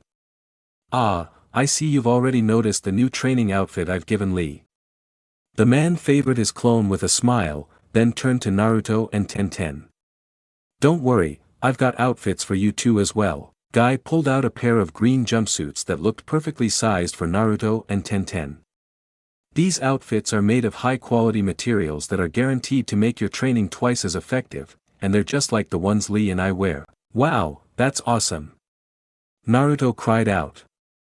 He wasn't too enthusiastic about the idea of wearing a green jumpsuit and would probably never actually use it, but it was hard not to be pleased by the fact that his sensei was giving him a present. Sure, it was weird, freaky, and slightly disturbing present, but it's the thought that counts. I'll take care of those. Tenten said quickly snatching both of the jumpsuits away. I should probably put them somewhere safe while we do our training. Like in a garbage can or on top of a fire, those are safe places to put these things. I just know these suits would be the first step on the path to ending up like Lee. Very well, you can put them on later. Guy said. Now then, I've decided you're ready for a slightly tougher mission than what we've been doing, so we'll only have a bit of light training before going to the Hokage for our assignment. We'll just do 5 laps over the training grounds before we go. Guy-sensei, if I don't finish first can I do an extra 5 laps? Lee asked earnestly. Lee, if you don't finish first I'll let you do an extra 10 laps. Guy assured his student. Oh, thank you Guy-sensei. Lee cried out, to all appearances genuinely delighted by Guy's offer. Naruto and Tenten cringed. Ah man, not this mission again. Naruto whined. It's stupid and boring and we've already done it before. Turning an offended glare upon the Hokage, Naruto continued. We've already been genin for 2 whole months, give us a real awesome mission. Naruto. Tenten hissed under her breath. Don't yell at the Hokage. Besides, it's a perfectly good mission and you know it. Tenten shot a quick annoyed glare at Guy who was chuckling under his breath and commenting approvingly on Naruto's youthful enthusiasm, when he should be helping her keep the boy under control. Naruto's bad enough without Guy-sensei or anybody else encouraging him. The Hokage watched the interplay between the two genin with thinly veiled amusement. This is the second C-ranked mission your squad has gotten, that's nothing to complain about when your team is only 2 months out of the academy. The old man informed Naruto. Yeah, except that it's the exact same freaking mission we had the last time you gave us a C-ranked mission. Naruto shouted. And last time we did it that mission was boring as hell. Nothing happened. We just spent an entire week walking around. The Hokage let out an amused snort, then said. Well, that happens when you have an escort mission. Sometimes nobody tries to attack the caravan you're protecting. Only desperate or foolish bandits will attack a caravan guarded by squad of Konoha ninjas. The sensible ones just move on to find a softer target. Not to mention this trade route is pretty secure to begin with, so bandits are rare. That's why escort mission along that route are perfect missions to give to fairly fresh genin squads. It gives them a chance to get used to working as a team and being outside of Konoha for several days at a time, and almost no chance that there will be any trouble they can't easily handle. Well, how am I gonna get a chance to show off my awesome ninja skills if you keep sending me on missions where nothing happens? Naruto demanded. Maybe we'll run into bandits this time. Tenten offered, hoping to placate her friend enough that he would stop causing a scene. We better. Naruto grumbled, a petulant expression making its way onto his face. If we don't run into, at least, like a dozen bandits or something, I'm going to be really pissed off. I hope we face at least 24 bandits when they attack our caravan. Lee offered. That would give us an even greater chance to demonstrate our skills. Ah, my most gifted students, Guy declared. I promise that if we don't run into at least 24 bandits in the course of our mission, I will go out and capture that many, then bring them back you to fight yourselves. Nah, it's gotta at least 24. Naruto insisted. That way each of us gets a dozen of our own to beat up. Tenten groaned. Not this again. Ever since Lee's transformation, he and Guy had a tendency to work each other up into a frenzy as they made increasingly crazier and crazier challenges to each other. On the rare occasions when Naruto jumped into the fray, things quickly escalated completely out of control. Tenten desperately looked around the room, hoping to find someone who could stop her crazy teammates before they reached the realm of utter insanity, but Hokage seemed far too amused by Team Guy's antics to put a stop to them. By the time Naruto was declaring that he would defeat 100 bandits while only using a single finger, Tenten decided that desperate times called for desperate measures. Naruto, if you'll just be quiet and go get ready for the mission, I'll treat you to ramen when we get back. Tenten offered. I just hope I can afford it with as much ramen as he eats. Yay! Free ramen. Naruto cheered, before bolting out of the Hokage office. Tenten couldn't help but shake her head in amusement at the ongoing maelstrom of energy and mild insanity that was her best friend. It's a good thing he's so nuts over ramen, or I wouldn't have any way to control him. Once the Hokage was done chuckling at Naruto's antics, he turned to the rest of Team Guy. Well, there was one other thing I wanted mentioned before Naruto ran out of the room. You should know that this mission will be a little different. This time when you get to the border with the Land of Lightning, you will pass the caravan over to a genin team from Kyumo instead of just letting them travel the rest of the way on their own. Why can't we just escort the caravan for the entire journey, Hokage-sama? Lee asked. There are compelling reasons. The Hokage answered. I'm sure if you ask your sensei, he can explain the situation to you. With a smile, the old man said. Now, I believe you have a mission to see to and I have a village to run, so if there's nothing else. The remaining members of Team Guy gave a quick but respectful bow to the Hokage and departed. On their way out of the Hokage's tower, Guy offered a quick answer to Lee's question. Even though we have an official treaty with them, relations with Kyumo have been very strained for the last 5 years. The Raikage has been building up his forces, and there have been a few incidents. It's better for everyone involved if we let the Kyumo shinobi take over the escort at the border. Noting his student's worried expression, Guy said. It's unlikely that a simple escort mission would actually cause any sort of trouble with Kyumo, but why take an unnecessary risk? Aw man, I'm so freaking bored. Naruto complained. It was the 3rd day of their escort mission, and so far the most exciting thing to have happened was one of the oxen dragging the merchant's cart let out a really loud fart. When the hell are the freaking bandits gonna get here? With any luck there won't be any bandits at all. The merchant, a well-dressed and somewhat portly man in his mid-30s, told the boy. I paid quite a bit of money to make sure you and the rest of your team would scare them all away. Aw man. Naruto whined. It's not fair. I go on these missions to beat up on stupid bandits, but once they realize just how awesome and badass I am, they all go running away instead of giving me a fair fight. I really wanted to kick some ass on this mission. Don't let your fires of youthful passion be quenched so easily, Naruto-kun. Lee cried out. We will have our chance to show our brilliance yet. Looking ahead further up the road, Lee called out. Say, Naruto, shall we race each other to the bridge up ahead? Another race? Naruto griped. Geez, bushy brows, that's really dumb. I mean, why would I want to do a stupid race with you when Naruto suddenly broke into a full sprint towards the bridge while shouting back over his shoulder, I already know I'm gonna kick you ass and get there first. Lee gave a startled cry as he realized Naruto's trick had gotten him a head start, then quickly took off after his teammate. Not about to be left behind while his students were engaged in youthful competition, Guy quickly took off after both them, starting off well behind but quickly making up for lost ground thanks to his longer legs. So. Tenten sighed. I guess I'll just stay back here, guarding the merchant, like we're supposed to be doing, while all my teammates act crazy, again. Miss? The merchant asked hesitantly.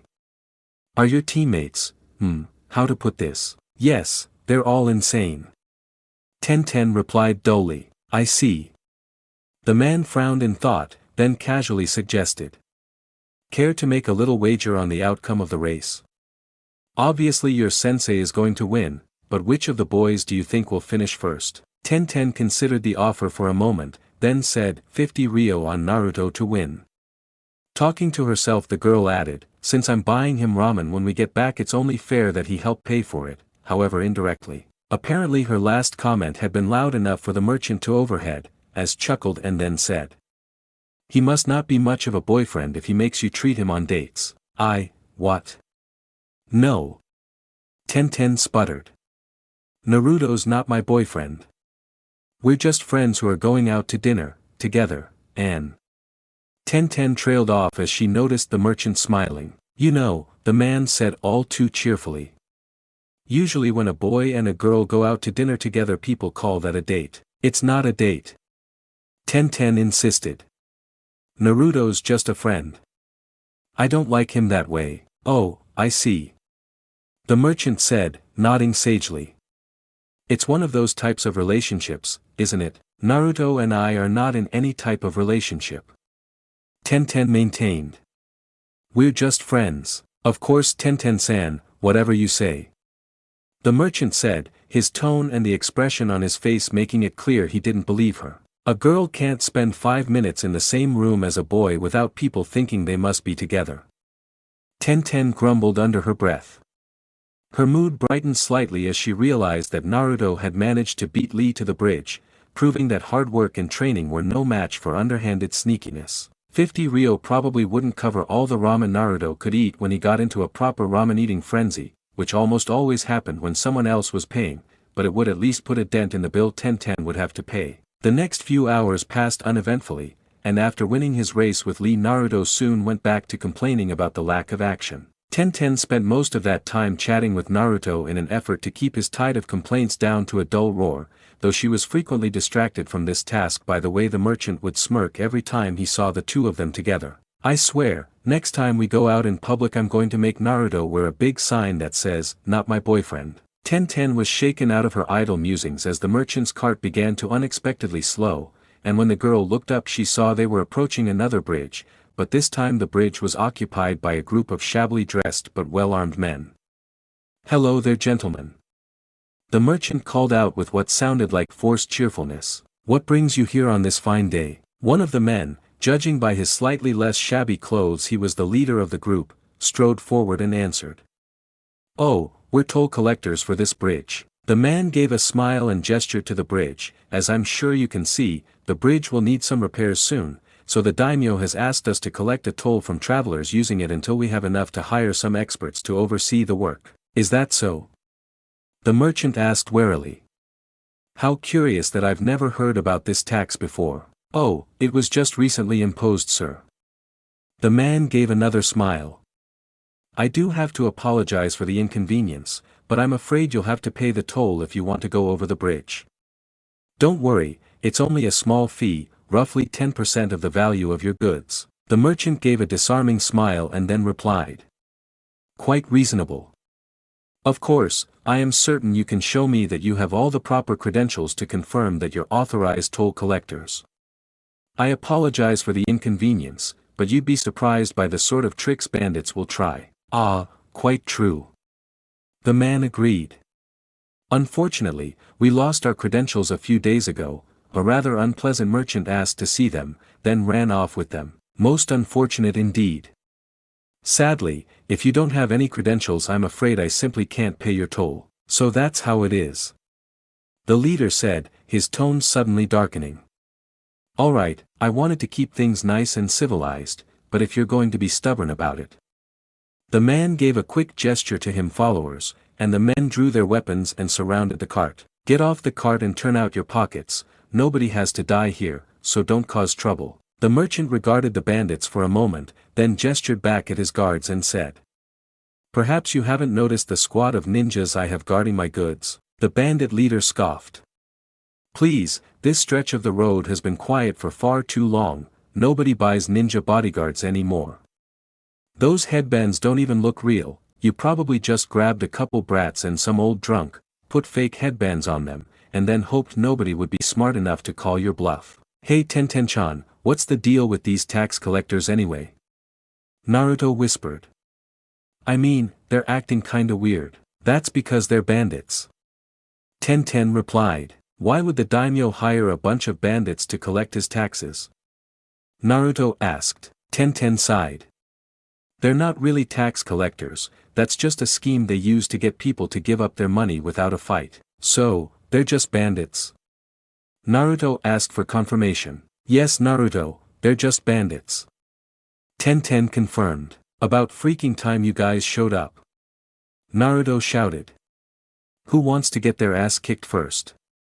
Not waiting for a response, Naruto jumped off the cart and snapped a kick at the face of the closest bandit, who didn't even have a chance to react before the blow struck home. Lee leapt into the fray the next instant, not about to let Naruto beat more of the bandits than him, and Tenten quickly flicked a kunai into the leg of a bandit that was moving into position to flank Naruto. With a smile, Guy sat back in the cart and watched. His genin were more than capable of handling this fight by themselves, and someone needed to stay next to Merchant just in case any bandits got through. In less than a minute only two of the bandits, one of whom was the leader, were left standing.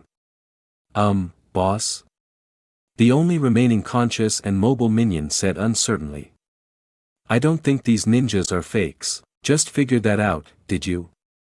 The bandit leader growled in irritation. Turning his attention to the ninjas, the man adopted a polite, diplomatic tone.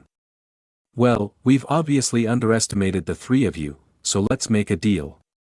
We don't want any more trouble, so we'll just walk away and leave you guys alone if you'll do the same for us. Nobody's gotten really hurt, so there's no reason for there to be any more trouble over this unfortunate incident.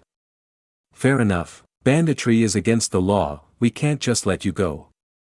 Lee responded stiffly. Besides, if we did let you go you'd just attack someone else later, and then we'd be partly responsible. Tenten added. And on top of that, Naruto declared.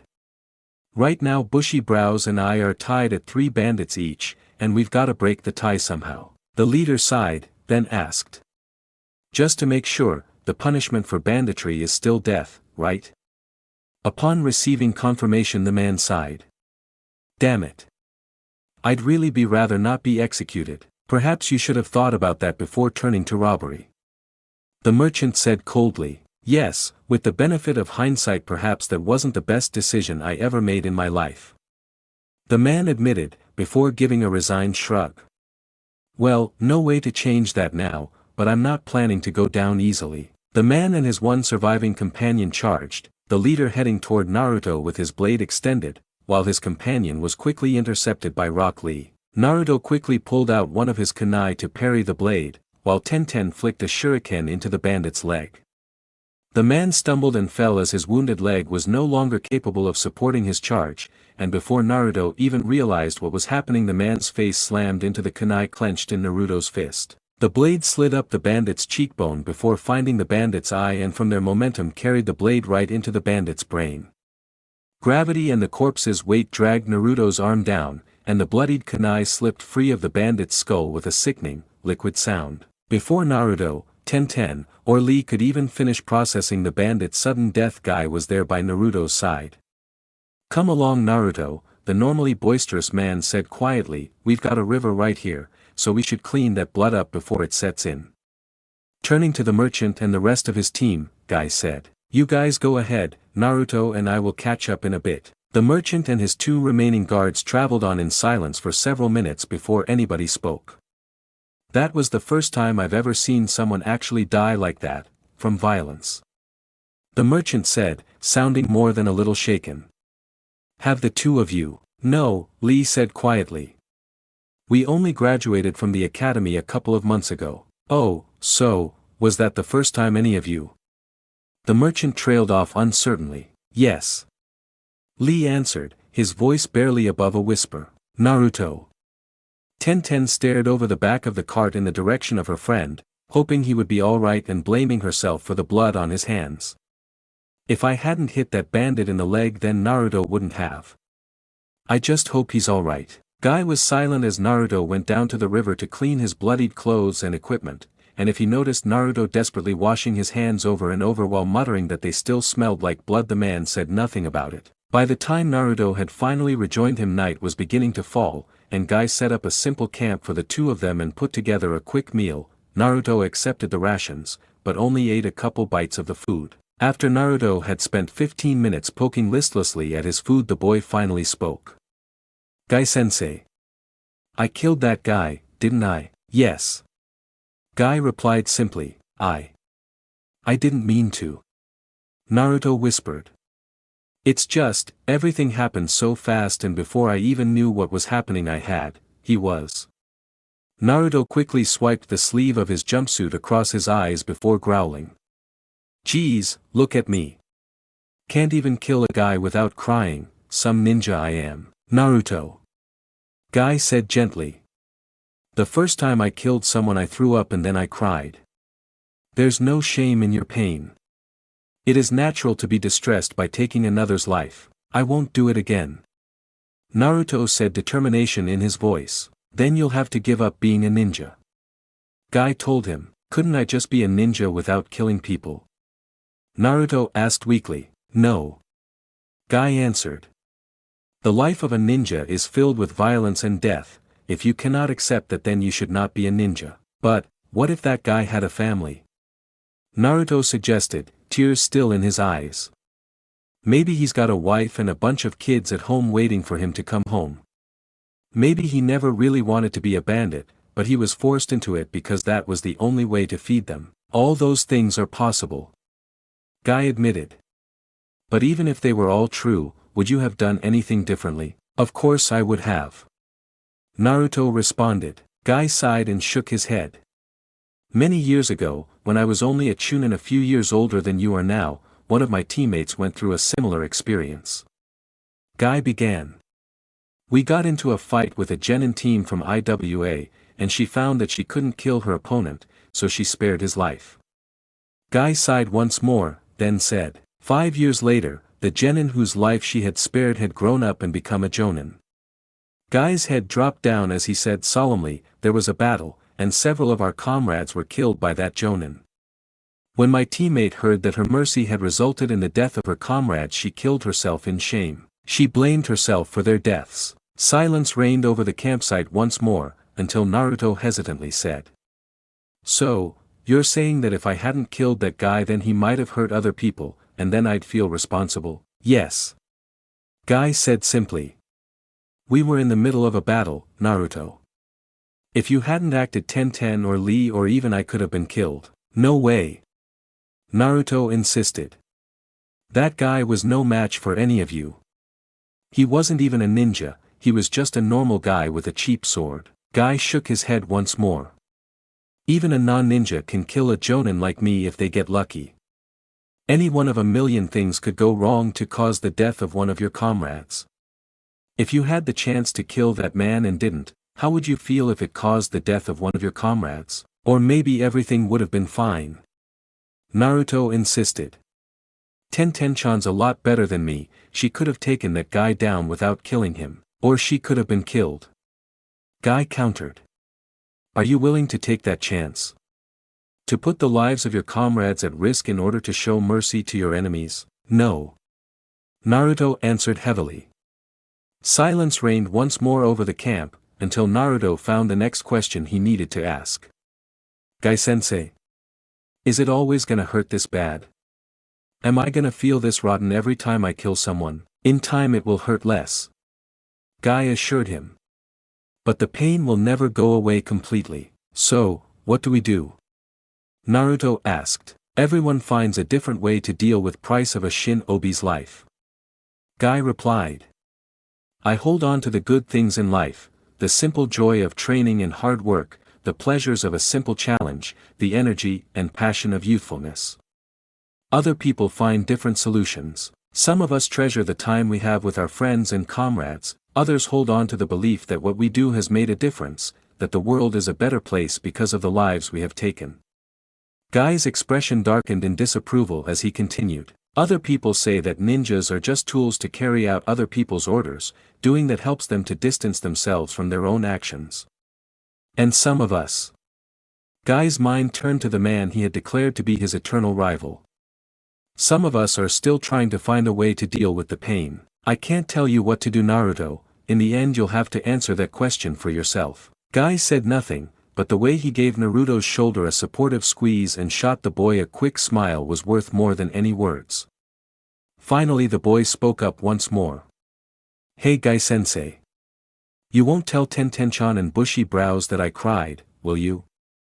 I don't want them thinking I'm a wuss. It'll be our secret. Gai assured him with a smile. But there's no shame in feeling the passions of emotions of youth, and tears are not a sign of weakness, just a sign of humanity. Yeah, you're right. Naruto agreed, wiping away the last of his tears. A comfortable silence descended over the campsite for the better part of an hour as Naruto contemplated Gai's words. Finally, Naruto spoke once more. I'm not gonna pretend I didn't kill that guy, that I was just someone else's tool. I'm not happy that I killed that bandit, but it happened. He would have tried to hurt my friends if I'd done nothing, and there's no way I'd let someone do that. If somebody tries to hurt my friends, my comrades, or even an innocent bystander, I'll take them down. I won't go out of my way to kill anybody, but, if someone dies because they tried to hurt my comrades, I can learn to live with that. Naruto's voice tightened in determination. I will learn to live with that. With a start, Naruto bolted to his feet and let out a loud shout. You hear that, world? You mess with my friends and I'm not holding back. From now on, Naruto Uzumaki is cutting loose. Tenten was quite relieved when Naruto and Gai finally rejoined them the next day. There you are, Naruto. The girl called out. Are you alright? I was worried about you. The girl rushed up to him and looked him over, trying to find the slightest hint that there was anything wrong with him. Yeah, you know me, I'm always fine. The boy assured her, by all appearances back to his normal hyperactive knucklehead self. Are you sure? Tenten asked, fussing with the boy's headband, which she was absolutely certain was a bit off-center. Naruto, if there's anything wrong or you need anybody to talk to, you know I'm your friend and I'll be here for you, right? Yeah, but I'm fine, Tenten-chan. Really, Naruto told her. Seeing that the girl was not about to content with such a vague and general assurance, the boy added. Gai-sensei and I talked about a lot of stuff last night, and I think I've got things figured out pretty well now. Oh, well that's good. Tenten said while adjusting Naruto's collar. I'm glad you're alright, but still, if you ever need someone to talk to. Okay, I get it, Tenten-chan. Naruto yelped in exasperation. Geez, when'd you turn into such a mother hen anyway? Well, I apologize for caring about my best friend. The girl said stiffly, turning her back on the boy and preparing to walk back to the merchant's cart. Hey! Wait! I'm sorry, Tenten-chan. Naruto quickly apologized. Yeah, she was being a bit of a pain, but she was just trying to be nice. The girl sighed and turned back around to face her friend.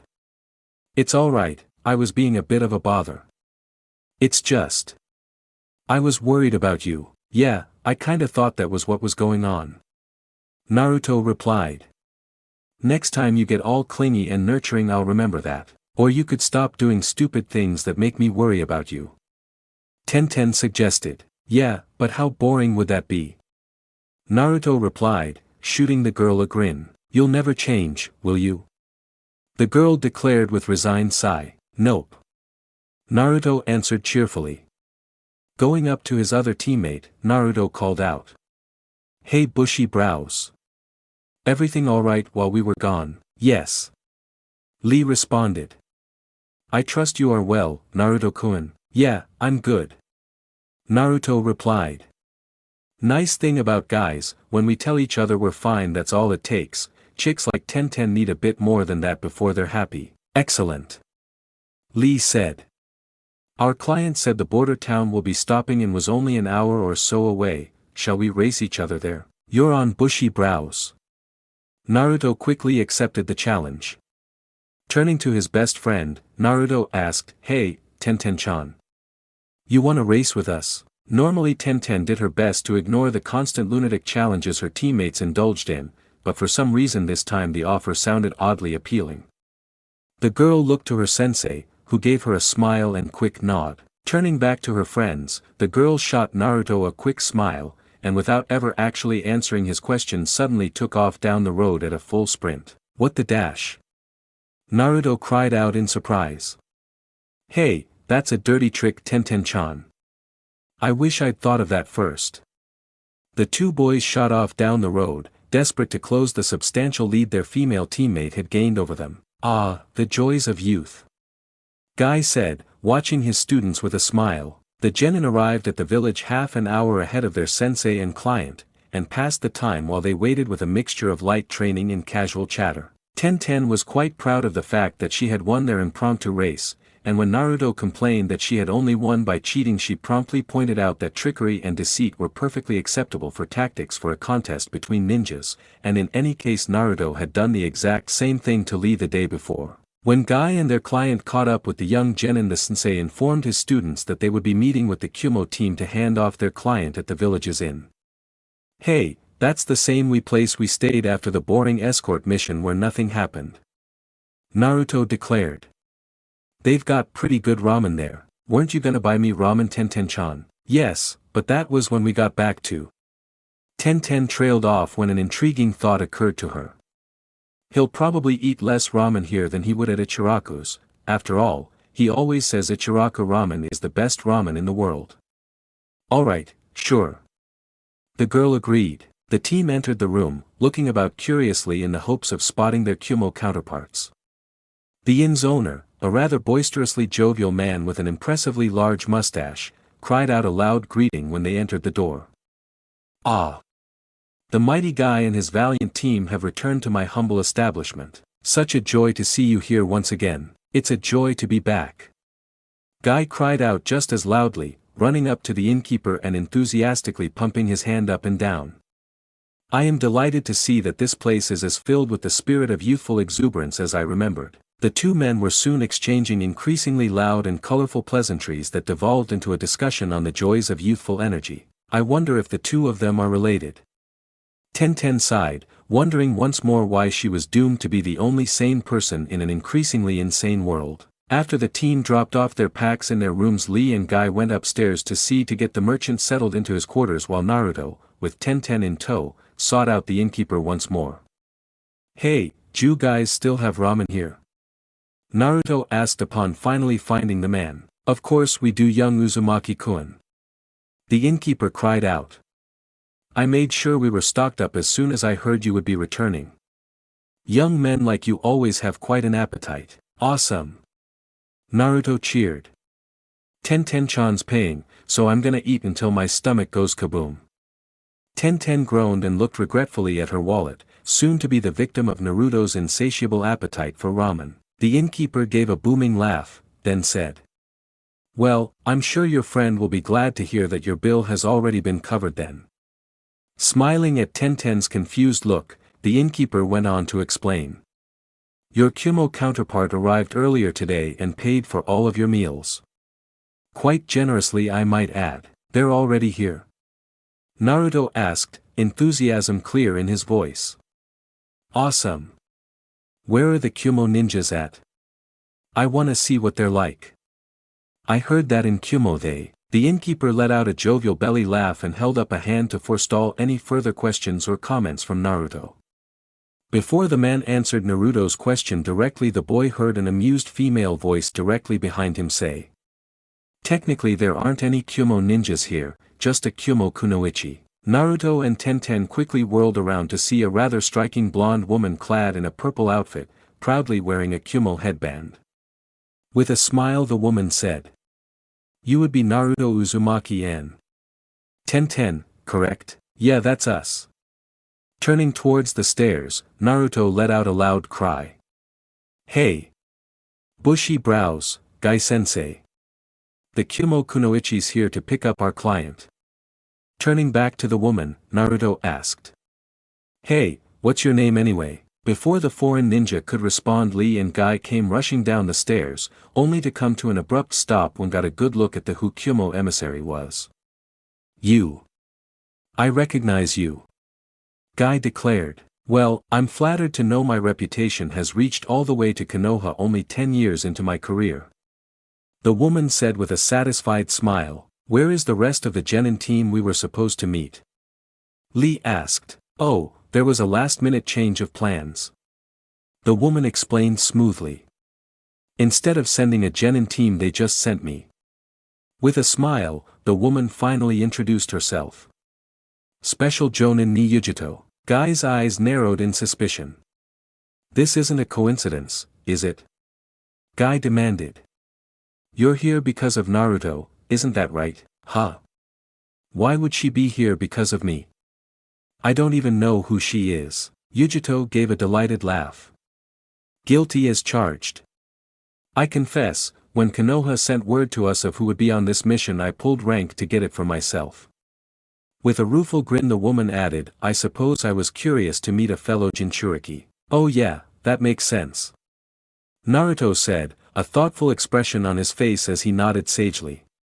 Completely unaware of Guy's worried expression, Naruto asked, "Hey, Yujito-san, can I ask you something?" "Of course you can, Naruto-kun. What's a Jinchuriki?" "You don't know what a Jinchuriki is?" Yujito asked, taken aback by the question. "Why wouldn't you know?" Yujito trailed off, then half murmured, "Well, maybe Konoha just uses a different term for people like us." "What do you mean, people like us anyway, Yujito-san?" Naruto asked, quite curious to find out what the deal was with this Jinchuriki business. Judging by their facial expressions, Tenten and Lee were just as interested in the conversation as he was, though Guy seemed to be on the verge of a panic attack. "Oh, right, you wouldn't know about me, would you?" Yujito said, shooting the boy another smile. Placing a hand over her chest, Yujito said quite calmly, "I have the two-tailed cat sealed inside of me." "Wow! Really? That's so cool!" Naruto shouted. Recalling one of the bits of history he learned at the Ninja Academy, Naruto asked, "Hey, is that two-tailed cat anything like the nine-tailed fox?" "They're quite similar," Yujito answered. "Looks like he understands now." "Yeah, I kinda thought they might be," Naruto said, nodding vigorously to show his comprehension. "Still, what does any of that have to do with what we've got in common?" "I thought I explained that already," Yujito replied, mildly annoyed that the boy still didn't seem to understand.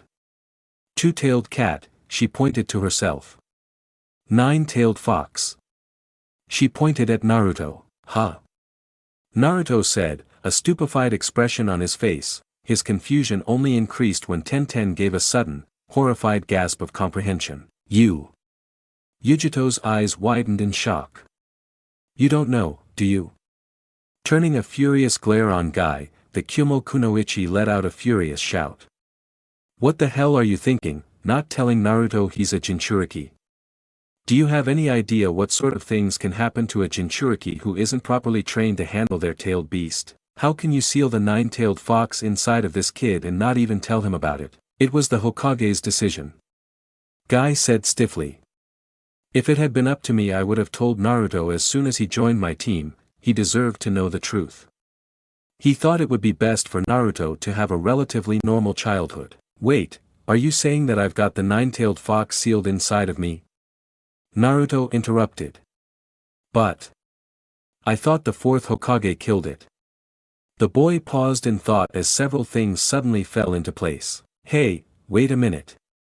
If I've got the nine-tailed fox sealed inside of me, that must be why pretty much everyone in Konoha hates me and I've got no friends except for bushy brows and Tenten-chan. Guy winced at Naruto's blunt honesty, while Yujito turned a nasty glare on him and declared in a voice thick with scornful sarcasm. Remind me to congratulate the Hokage on the success of his plan to give Naruto a happy childhood. The woman took a deep breath, and then continued in a slightly calmer tone. Right, I'm going to go back to my room and have nice warm glass of milk so I can calm down before I go on a killing spree. Guy-san, I imagine you have quite a few things to discuss with your genin. Naruto-kun, please come speak with me at some point before you leave. There are facts that you need to be made aware of, turning a disdainful glare on Guy, the woman added. And it's obvious that Konoha is not up to the task. With that, the Kumo Jonin brushed past Guy to return to her room, her posture still stiff with repressed anger. Naruto turned to his sensei, confusion clear on his face. What the hell's going on here, Guy-sensei? Do I really have the nine-tailed fox sealed inside of me? Yes, you do, Naruto. Guy answered solemnly. When the fox attacked Konoha 11 years ago, the fourth Hokage wasn't able to kill it. The only way to stop it was to seal fox into a newborn child. Oh. Naruto said softly. So what does that mean? Does that mean that I'm really a demon, not just, me? Guy quickly shook his head. You are not the nine-tailed fox, Naruto. The boy's sensei said emphatically. The fox was sealed inside of you, but you are still yourself. So I'm not gonna turn into some sort of demon one day, right? Naruto asked. The fox couldn't, try to break out or take over my body or something, right? Guy's failure to confirm Naruto's hopes was an answer in its own way, and finally the man reluctantly said. I will not lie to you, Naruto. While the nine-tailed fox cannot simply take over your body or break out, it is entirely possible that it could cause a number of unpleasant effects. Some Jinchuriki go dangerously insane because of their burdens, driven to the point of letting their demons control them. That is part of the reason many people fear Jinchuriki. The man forced a smile onto his face as he added. However, between the fourth Hokage's seal and your own great strength of character, I believe you should be quite safe from such risks. But you don't know that for sure. Naruto said softly. Guy's expression hardened and he met the boy's eyes. Naruto, you are an exemplary ninja and one of my excellent students. I refuse to believe that the nine-tailed fox is capable of forcing you to act against your will. But you can't be sure. Naruto insisted. What if something happens? It won't. Guy said firmly. That's a promise. With a smile, the man continued. Besides, if the fox was able to have any sort of influence on you, it would have shown up a long time ago and you would have been aware of it. At this point, I think we can say that the fox is safely sealed away where it can't do you or anybody else any harm. So I'm just like anybody else? Naruto asked. Mostly. Guy confirmed. Your huge chakra reserves and how quickly you heal when injured are both common Jinchuriki traits, and as you might have noticed, you have a few slightly fox-like facial features. Guy indicated the whisker marks on Naruto's cheeks and his slightly enlarged canines. But aside from those things, I have no reason to believe you're not a perfectly ordinary ninja. Alright then. Naruto said, nodding slowly. Maybe this isn't all so bad then. I mean, it still sucks that so many people in the village hate me just for having the fox sealed inside of me, but if it's not like the fox is ever gonna actually do anything to me and I get more chakra and heal fast just because it's there, and since I'm keeping it there, the fox isn't going around hurting people. I mean, it's not great, but I guess the thing could suck a lot worse than it does right now. Yes. Guy said, his usual enthusiasm gradually returning. Yes indeed. Well done, Naruto. Even in the face of pain and adversity, you refuse to let your fires of youthful righteousness dim. That's why I'm proud to call you one of my beautiful young students. Yes. Lee cried out, caught up in his sensei's enthusiasm and eager to show solidarity with his friend. Naruto's youthful strength is so great that not even a nine-tailed fox is capable of breaking him. Thanks guys, Naruto said, regarding his sensei and teammate with a grin. In their own eccentric way, Guy and Lee had told Naruto something he badly needed to hear, that knowing he had the nine-tailed fox sealed inside of him didn't make the slightest bit of difference to them. Nothing had changed. Guy was still his crazy sensei, and Lee was still his equally crazy friend. However, Naruto had yet to hear anything from his best friend. Tenten-chan? The boy asked nervously, noting that Tenten's back was to him and her shoulders were trembling. What you think about, all this, Tenten began uncertainly. I don't know, it's just all so, what do you say when you find out something like this? Tenten asked shakily. I mean, 5 minutes ago you were just my crazy hyper-knucklehead friend Naruto, but now, this is all just so crazy. The girl gave a laugh tinged with the slightest bit of hysteria. Tenten-chan, are you alright? Naruto asked, worried about his friend. Yeah, I'm fine, Naruto. The girl said, though the shakiness in her voice made the words seem a lie. I need a bit of time to think about all of this. I mean, you've got a demon sealed inside of you, and I know I shouldn't care, and you're still the exact same person you were 5 minutes ago, and you're still my best friend, but it's big. The girl sighed. I'll be alright, I just need a bit of space. The girl suddenly turned around and practically fled up the stairs to her room. Tenten-chan. Naruto was about to follow her, really worried and hoping there was something he could do to help her, but Guy's hand on his shoulder gently restrained the boy and halted his pursuit. She needs a bit of time to herself, Naruto. Guy told the boy. Everything will be fine in the morning. Now, why don't you go talk to Yujito-san? I expect she can tell you quite a bit more about being a Jinchuriki than I could. After all, I've only studied the topic since gaining you as a student, while she has been one her entire life. The man paused, and then added in a whisper meant only for Naruto's ears. The Hokage also told me our intelligence indicates that Kumo's Jinchuriki have better than usual control over their beasts. You might be able to gain a few very useful tips from her. Alright. Naruto replied, giving a quick nod of his head. Yujito-san seemed like a nice enough lady, and the more I know about all this Jinchuriki business the better off I am. Maybe by the time I'm done talking with her, Tenten-chan will feel better too. Gai-san. The innkeeper called out. Shall I have your meals sent up to your rooms?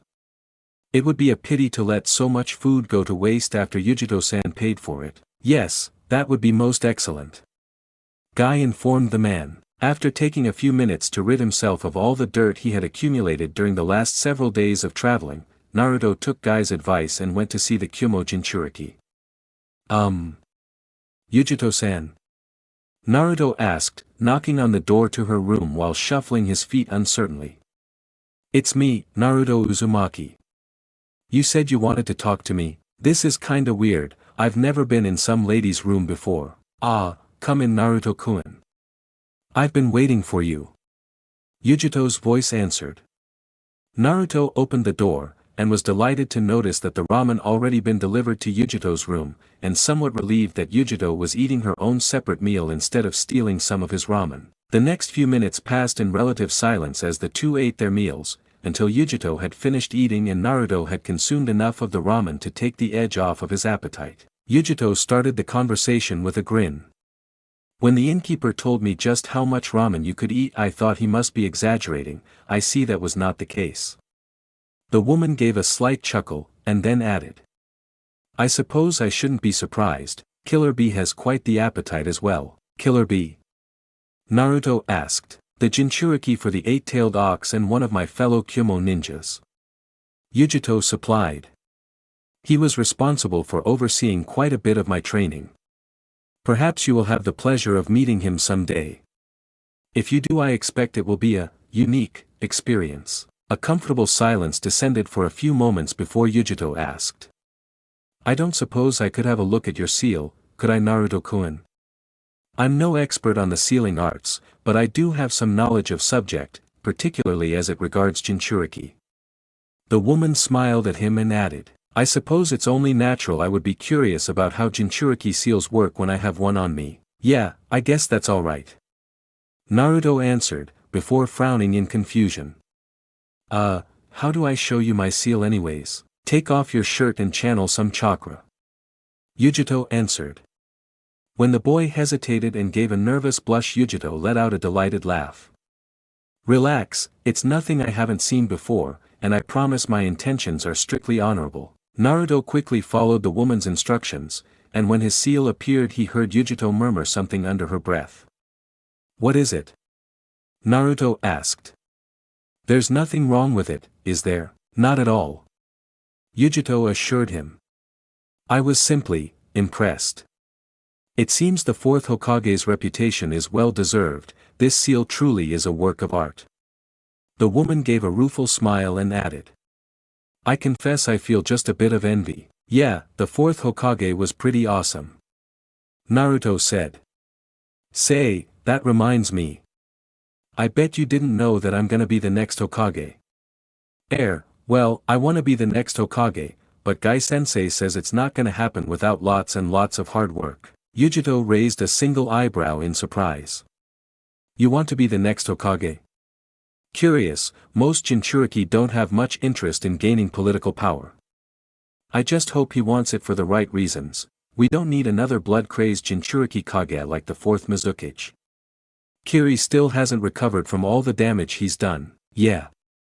Naruto said eagerly, hardly needing further prompting to talk about the ultimate goal of his ninja career. At first, I really just wanted to make people stop ignoring me and treating me like crap, but now. Naruto trailed off as Yujito raised a hand to indicate the boy should halt his speech. Naruto-kun. Yujito asked gently. How badly were you treated in Konoha? She gave the boy a friendly smile. Please, speak freely and be honest. It wasn't that bad. Naruto assured her. I mean, mostly it was just people ignoring me and kids not wanting to be my friends. Really, the worst thing I ever had to deal with was the senseis at the Ninja Academy giving me bad grades and not doing anything to help out. Nobody ever hurt you, did they? The woman demanded. Huh?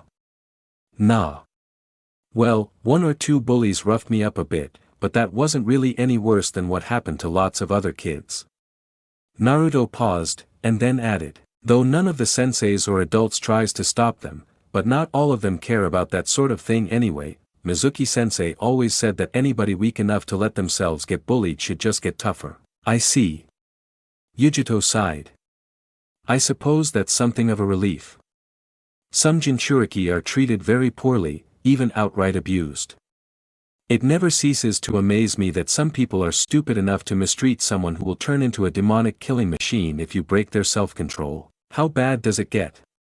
Naruto asked uncertainly. The hidden sand village has a Jinchuriki who is about your age.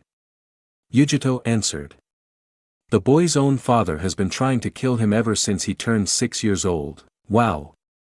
Naruto said solemnly. Suddenly being ignored by the senseis at the academy doesn't seem like anything worth complaining about. Yujito sternly shook her head. The fact that other Jinchuriki are treated even more poorly than you are does not justify what Konoha has done to you. Yujito grimaced.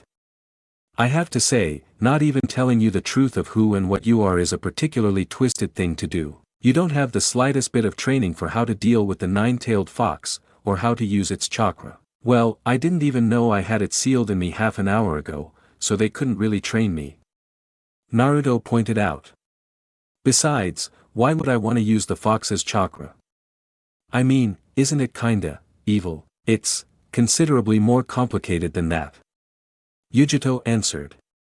Chakra itself is merely power, and what makes it good or evil is how you use it.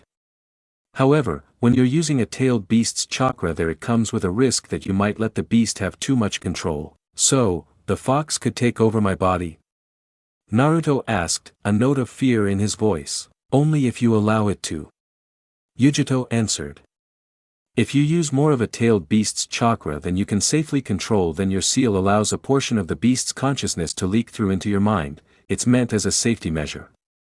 Seeing Naruto's confused expression, Yujito continued. Tailed beasts are quite capable of controlling huge quantities of their own chakra, so allowing a bit of the beast's mind through the seal allows you to use its chakra more easily. Normally it isn't a serious problem since most Jinchuriki have enough training to know what their limits are. And, what happens if you use too much? The boy inquired, wishing he had thought to bring writing material so he could take some notes on everything she was saying. He was pretty sure he understood all of the important bits, but it would be nice if he had notes to go over with Tenten just to make sure he didn't forget or misunderstand something really important. Well, if I exceed my limits I grow slightly more animalistic, but I'm still fully in control. Yujito responded.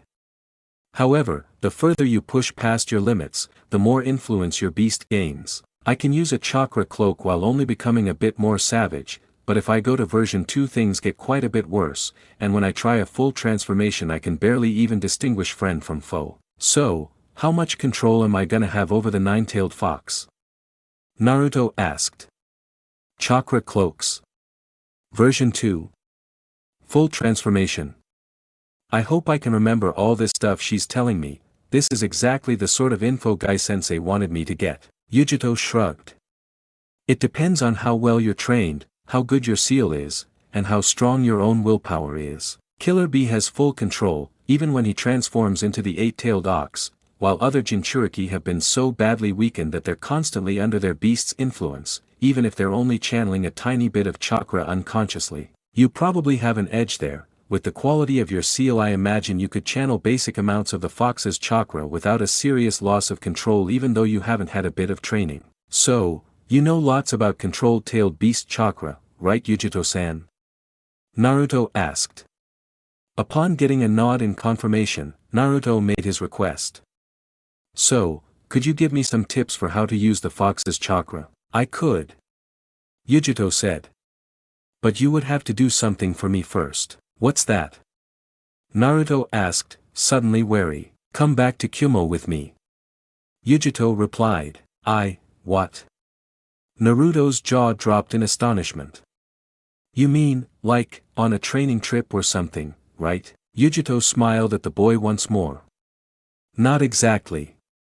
Naruto-kun, the treatment you have received at the hands of Konoha is nothing less than barbaric. In Kumo Jinchuriki are honored and respect for the sacrifices we have made for our villages. The Raikage himself is Killer Bee's brother, and he would never allow a Jinchuriki living in his realm to be mistreated or shown anything less than the respect we deserve. You don't want me to go on a training trip with you? Naruto realized. You want me to defect from Konoha to Kumo, why shouldn't you? Yujito asked. The people of Konoha have derided you, ignored you, mocked you, and lied to you since the day you were born. That village doesn't deserve your loyalty. Why not move to a better village? One that will treat you with the respect that you deserve. You wouldn't have to become a Kage just to make people acknowledge your existence in Kumo. But Konoha's my home. Naruto objected. And Kumo could be a far better home to you than Konoha ever was. Yujito countered.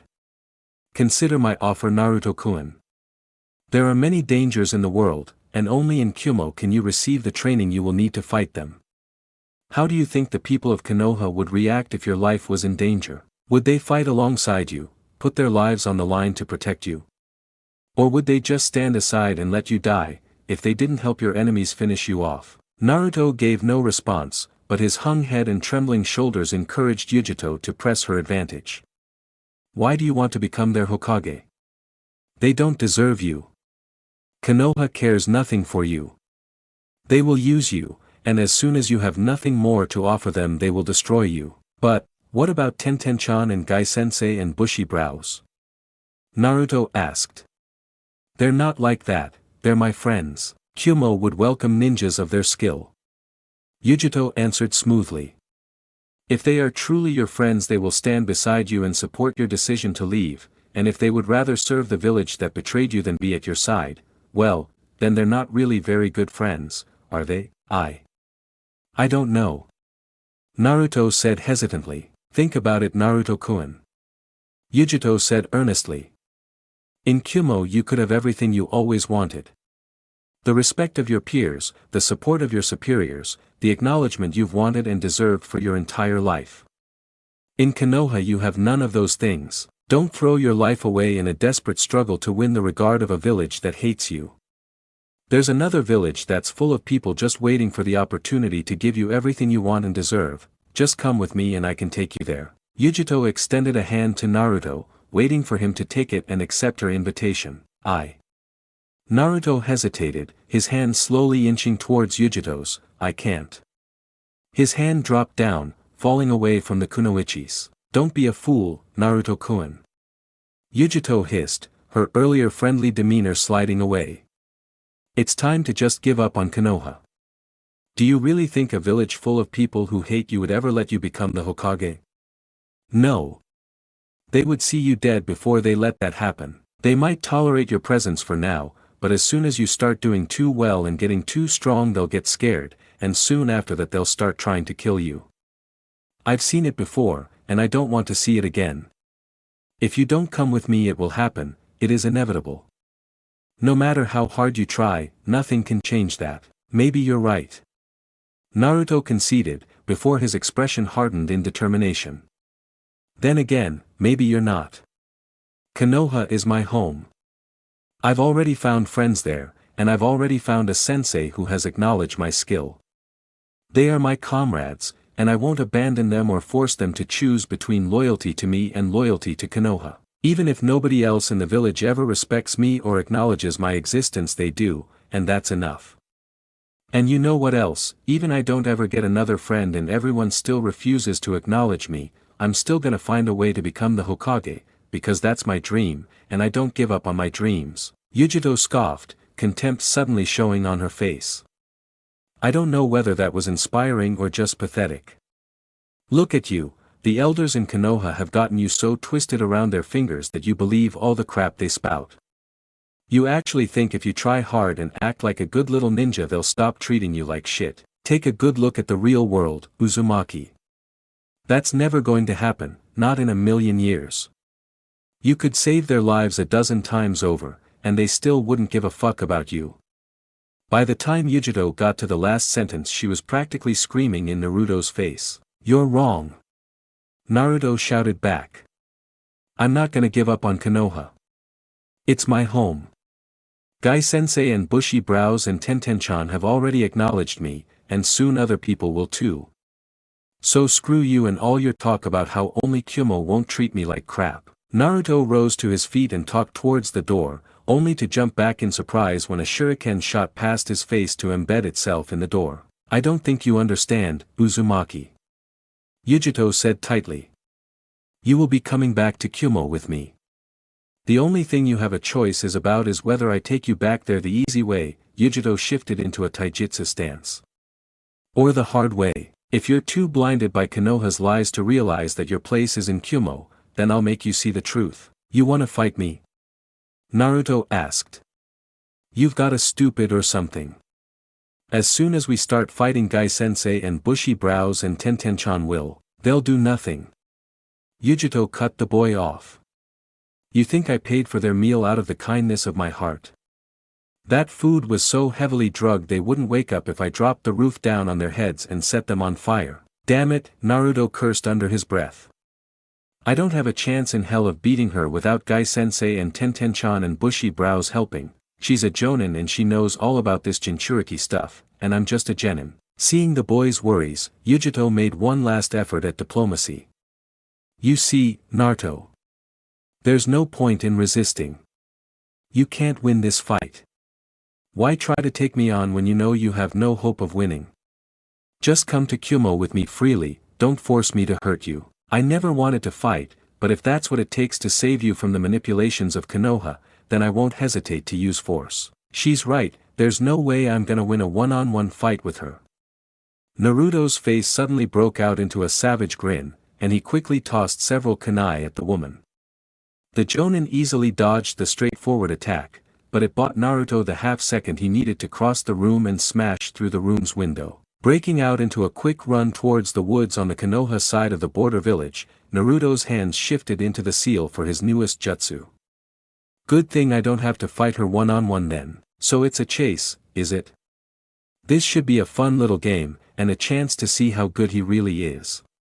Yujito lost no time in beginning her pursuit of Naruto, but paused in surprise when a burst of white smoke washed over the boy, and when it cleared there were a dozen Narutos running towards the woods instead of just one. Clones, that could be inconvenient, but I've got plenty of ways to deal with them. Raiton, ball lightning. Yujito gathered a small sphere of lightning chakra between her hands, then tossed it right into the middle of the clones. Upon striking the ground, the concentrated ball of lightning dispersed into the air, striking all of the clones more or less simultaneously. Much to Yujito's surprise, all of the Naruto copies disappeared. What the, but where's the real one? Yujito's eyes fell on the collection of sticks that lay in the middle of the area her jutsu struck. So, he used a substitution then. The Jonin quickly scanned the area, and soon caught sight of Naruto's distinctive orange jumpsuit within the trees, and within seconds she caught up with the boy once again. It's going to take a lot more than a couple basic academy jutsu to beat me, Uzumaki. How about an A-rank technique then? Naruto shot back, before creating a small army of shadow clones. Yujito's eyes widened in surprise, and she took a moment to look around at the sheer mass of clones the boy had created. There have to be at least 100 of them, maybe closer to 200. There's no way I'll be able to keep track of the original with that many copies running around. Not bad. Yujito conceded. But not nearly good enough. Her hands began flickering through the seals for another ball lightning jutsu, but the clones quickly scattered through the woods, and by the time the jutsu was ready there were no good targets left. Damn it, I should have picked a jutsu that doesn't need a second to charge up. Finding the real one with all these clones running around is going to be a real pain in the, whoa. Yujito ducked at the last second, barely avoiding a fist-to-face when one of the Naruto clones came out of nowhere and took a swing at her. Shit. These aren't just illusions, they're solid clones. Plus, there's no way I'll be able to hear one clone sneaking up on me when I've got more than 100 of them crashing around through the woods. A quick jab to the throat dispersed the clone that attacked her, but there were still many more left. It didn't take Yujito long to discover that the terrain Naruto chose for their battle left her with yet another disadvantage. The best way to deal with this many clones would be a nice wide area jutsu, but with this many trees around there's nothing that would work. Lightning jutsu almost all need line of sight to work, and all these trees would block and disperse any big lightning attacks anyway. Naruto might not be able to beat me, but at this rate I won't be able to capture him anytime soon. Time was definitely an issue when it came to capturing Naruto.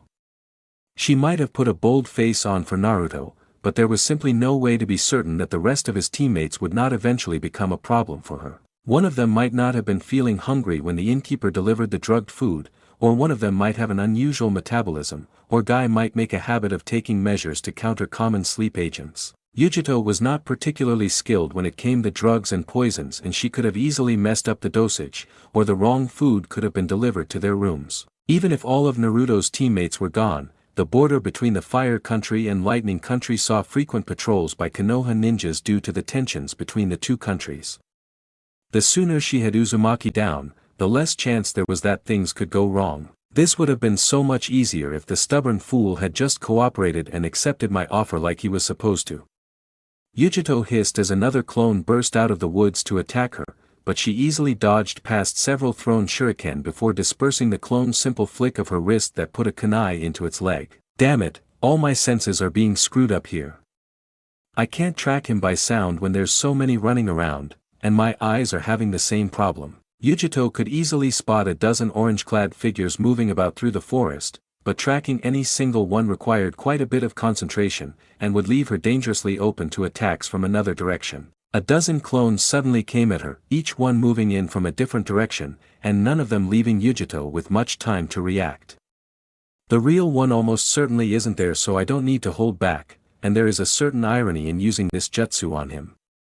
Katon, Foxfire. A blast of bright blue flame shot out from Yujito's body, searing all the clones and instantly dispersing them.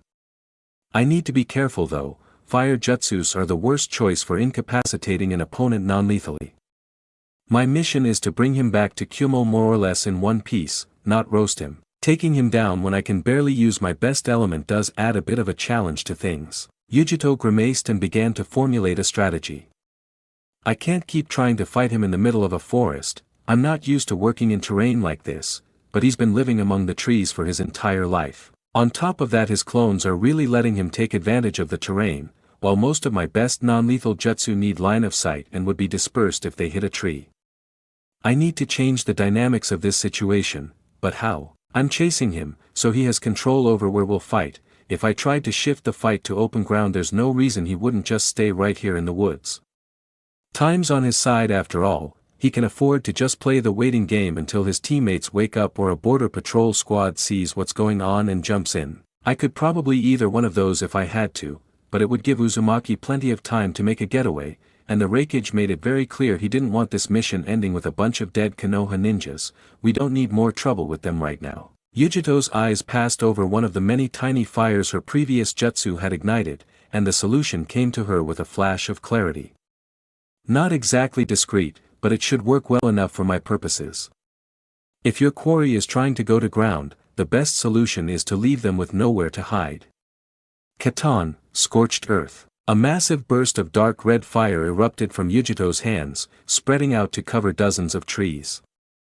The flames themselves were not particularly hot. A direct hit on Naruto would not cause anything worse than a nasty sunburn, but the fires Yujito began soon took on a life of their own and spread rapidly through the trees. Most fire jutsu are too intense to cause secondary fires. They consume any natural fuel in the area before the chakra powering them runs out.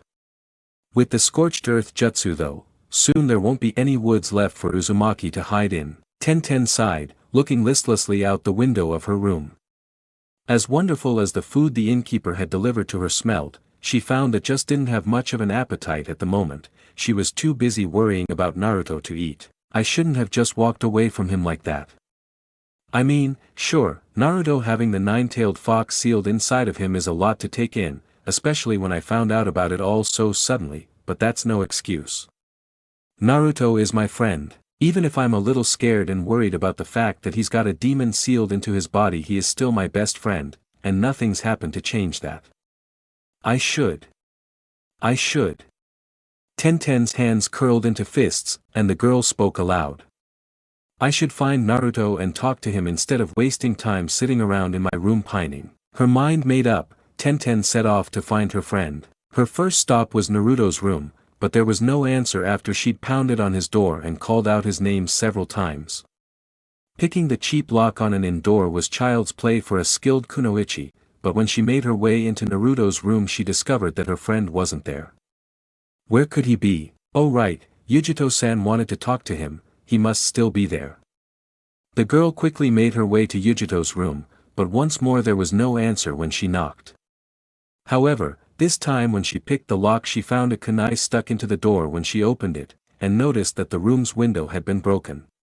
What the hell happened? Naruto! Tenten shouted, sticking her head out the shattered window and desperately searching for her friend. What happened here? An attack? Whoever it was, if they got Naruto and Yujito-san they must have been good. I can't go running off by myself, I need Gai-sensei and Lee to help me look for him. This time Tenten didn't even bother with knocking on the door, but just kicked it open while shouting. Gai-sensei! Lee! Naruto's in trouble. Tenten frowned when she saw that her two remaining teammates were sound asleep despite her noisy entrance. Judging from the way his face was resting on his plate, Lee had actually drifted off in the middle of eating his meal. Jeez!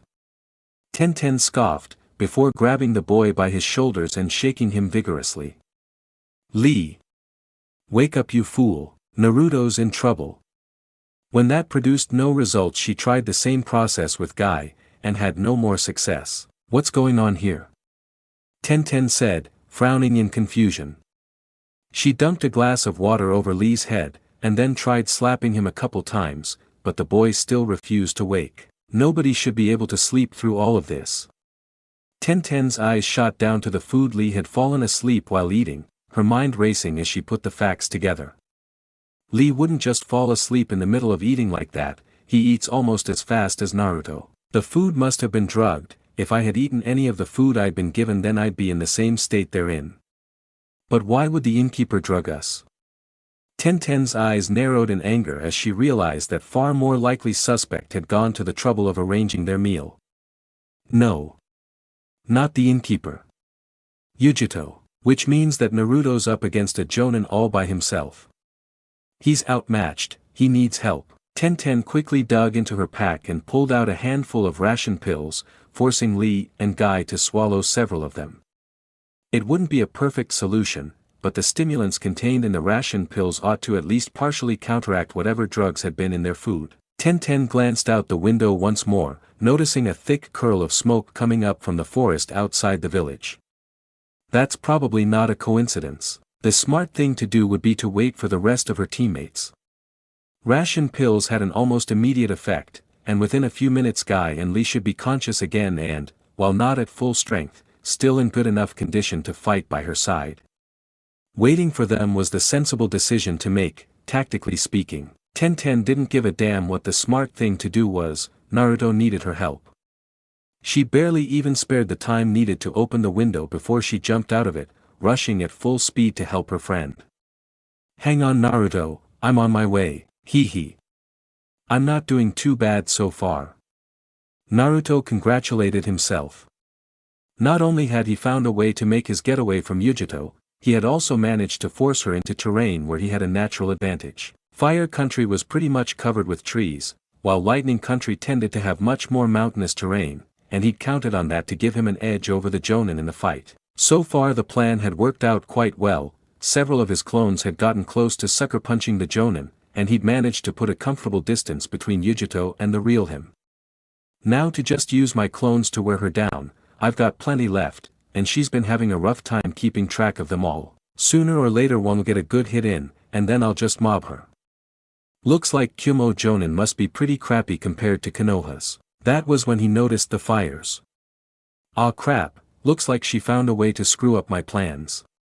Makes a lot of sense, if I've got an edge on her when we're fighting in the forest she'll just get rid of all the trees. From how quickly the fires were catching he didn't think just trying to ride them out was an option. The fire itself wasn't all that hard to avoid, but the air was already starting to grow thick with smoke and it would only get worse as more and more of the forest burned. If he couldn't stay in the forest then he'd have to get out somehow, but he was pretty sure that was exactly what Ujito had in mind when she had started the fires. It was a safe bet that she was planning to ambush him as soon he moved out of the trees and into open ground, but the woods were large enough to give him plenty of options on where to exit. The river that marked the border between fire country and lightning country looped around the forest to surround it on three sides, and not crossing the river meant heading back towards the village. She's probably expecting me to go back to the village. The only other option would be to cross the border into Kumo, and that's a pretty risky move.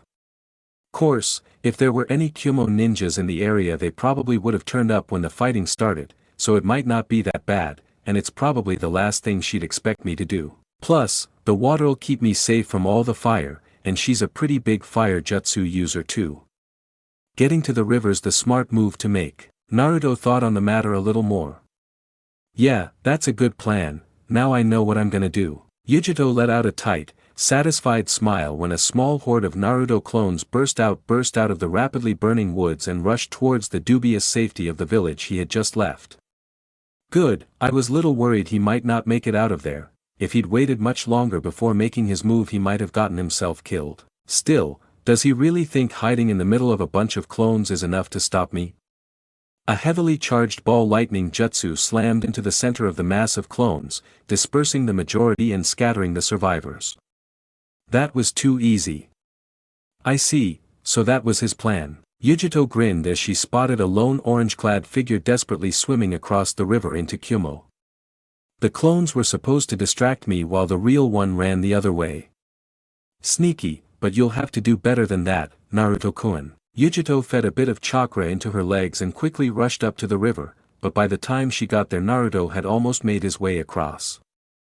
One little fact you forgot, Naruto-kun, water is an excellent conductor of electricity. After going through the appropriate hand seals, Ujito thrust her hands into the river and announced, Raitun, Great Lightning Burst Jutsu. Lightning surged out of her hands and into the river. The sheer amount of electricity would have killed Naruto a dozen times over if it had hit him directly, but the river dispersed it enough that the boy would just be stunned for a while, exactly as the Jonin planned. Dozens of fish floated to belly up to the water's surface, while Naruto disappeared in a puff of white smoke. What the dash? Yujito's exclamation was cut off when a foot slammed into the back of her head, though she had the presence of mind to roll with the blow to reduce the damage it could have done. That left Yujito quite damp and standing knee-deep in the water, but it was better than the alternative. Gotcha, Kitty-chan. A slightly singed Naruto declared, a triumphant grin on his face as he mocked the Jonin. I figured if you saw one clone going one way while the rest went the other you'd figure the clone on its own was the real me and the rest were distractions. Naruto's surviving clones began to rejoin him. The boy still had a bit more than a dozen left despite all the casualties they'd suffered. Not bad, Naruto-kun. Yujito congratulated her opponent. But let me offer you a bit of advice, don't waste time and expose your position in order to showboat and brag when you should be focused on the fight. Before the boy even had time to blink, the Jonin closed the distance between them and slammed kick into his chest, sending the boy skidding away from his clones. With Naruto a safe distance away, Yujito performed another foxfire jutsu, blasting away the rest of the boy's clones. Naruto didn't even have time to get back to his feet before Yujito was right on top of his position, and boy had to desperately roll into the mud along the river's bank to avoid catching a kick to the head. Making the best of a bad situation, Naruto scooped up a handful of the mud as he rolled to his feet, then made a deliberately overextended his leg attempt to sweep Yujito's feet out from under her. When the Jonin moved to take advantage of the opening in Naruto's defenses, he quickly flicked his handful of mud into the Jonin's eyes. Jaya! The Jonin took several steps back and swiped a sleeve across her face to clear the worst of the mud, but while she was distracted Naruto rushed forward and slammed a fist into the woman's stomach. However, right after Naruto's blow struck home, Yujito's hands clamped around the boy's extended arm right, and before the boy could free himself from her grasp one of the Jonin's elbows was flying towards his face. Her elbow slammed into his head and produced a sickening crackling sound as Naruto's nose broke, and soon blood was streaming down the boy's face. With one of Naruto's arms still firmly under her control, Yujito quickly spun the arm about to trap it in an elbow lock that left both her hands free to perform another jutsu. Right-on, knockout palm strike. The fist on her free hand began sparkling with electricity, and with a triumphant grin the woman slammed her lightning-coated palm flat against the boy's chest, releasing his arm an instant before the blow struck to avoid being hit by her own jutsu. The electricity jumped from her hand to Naruto's chest and began arcing over the boy's body. Naruto dropped down into the mud, violently twitching from the jutsu's effects. You see, Naruto. The Jonin explained, a pleased smirk on her face. The human nervous system functions as a result of electrical impulses traveling down from your brain. Right now, all of those impulses have been disrupted. You don't have the slightest bit of control over your own body. Don't worry though, I've spent a lot of time making sure that only your voluntary muscle functions will be affected by the jutsu. I wouldn't want to accidentally shut off your heart or lungs after all. The point of this entire exercise is to capture you alive. Naruto gasped weakly and tried to say something, but his voice was too quiet for Yujito to make out the words. I'm impressed you can already speak, Yujito commented. But I suppose having your lungs in full working order helps with that. Yujito leaned down, placing her head near Naruto so she could make out his words. So, what was it you were trying to say? I said. Naruto's head snapped up and slammed into Yujito's. The boy's forehead met Yujito's with enough force to knock the Jonin back, and the treacherous footing of the muddy river bank made her feet betray, causing her to fall on rear across from Naruto. Let me offer you a bit of advice, Kitty-chan, Naruto said in a voice that was already beginning to regain its old strength as he offered a mocking repetition of her earlier words. Don't underestimate me. Naruto shakily rose to his feet, already starting to recover from the worst of the jutsu's effects. The Jonin scoffed and easily rose to her feet. You are one stubborn brat, you know that, Naruto-kun. Anyone else would have had the brains to realize they didn't have chance of winning this fight. How is he standing? That jutsu should have put him down and left him incapable of moving for several minutes. Even with all the perks that come with being in Jinchuriki, he shouldn't be able to recover from a hit like that so quickly. You think you're the first person who's ever told me I didn't have any chance of winning. Naruto shot back. I've been hearing that kinda crap my entire life. Why should I believe it when it's coming from you when I never believed any of the other idiots spouting out bullshit like that? I'm not gonna lose to someone like you, we'll see about that. Yujito rushed in once more, ducking under the weak punch Naruto threw in an effort to ward her off, then closed in and slipped one of her legs around the boy's to pin it in place. A simple shove to his shoulders overbalanced Naruto, as his trapped leg was unable to compensate for the sudden shift in his center of gravity and the boy tumbled to the ground. Yujito followed him down, slamming a knee with almost all her weight behind it into the boy's solar plexus. Naruto let out a gasp as the wind was knocked out of him, and with boy down by the blow Yujito slapped another knockout palm strike into his chest. Rising up from the disabled boy, Yujito brushed the mud off her pants. You've got guts, Naruto-kun, I won't deny that, but you really need to learn when to stay down. Yujito quickly scanned the horizon, pleased to see that there was no sign of any trouble from Naruto's teammates or any inconvenient patrols of Konoha ninjas. However, taking her eyes off Naruto proved to be a dangerous mistake, and she barely managed to dodge the kunai the down boy had somehow managed to throw at her. Slowly, the boy once more staggered to his feet, trembling from the aftereffects of the second knockout palm strike. I'm not going down. The boy growled, his face drawn in a determined snarl.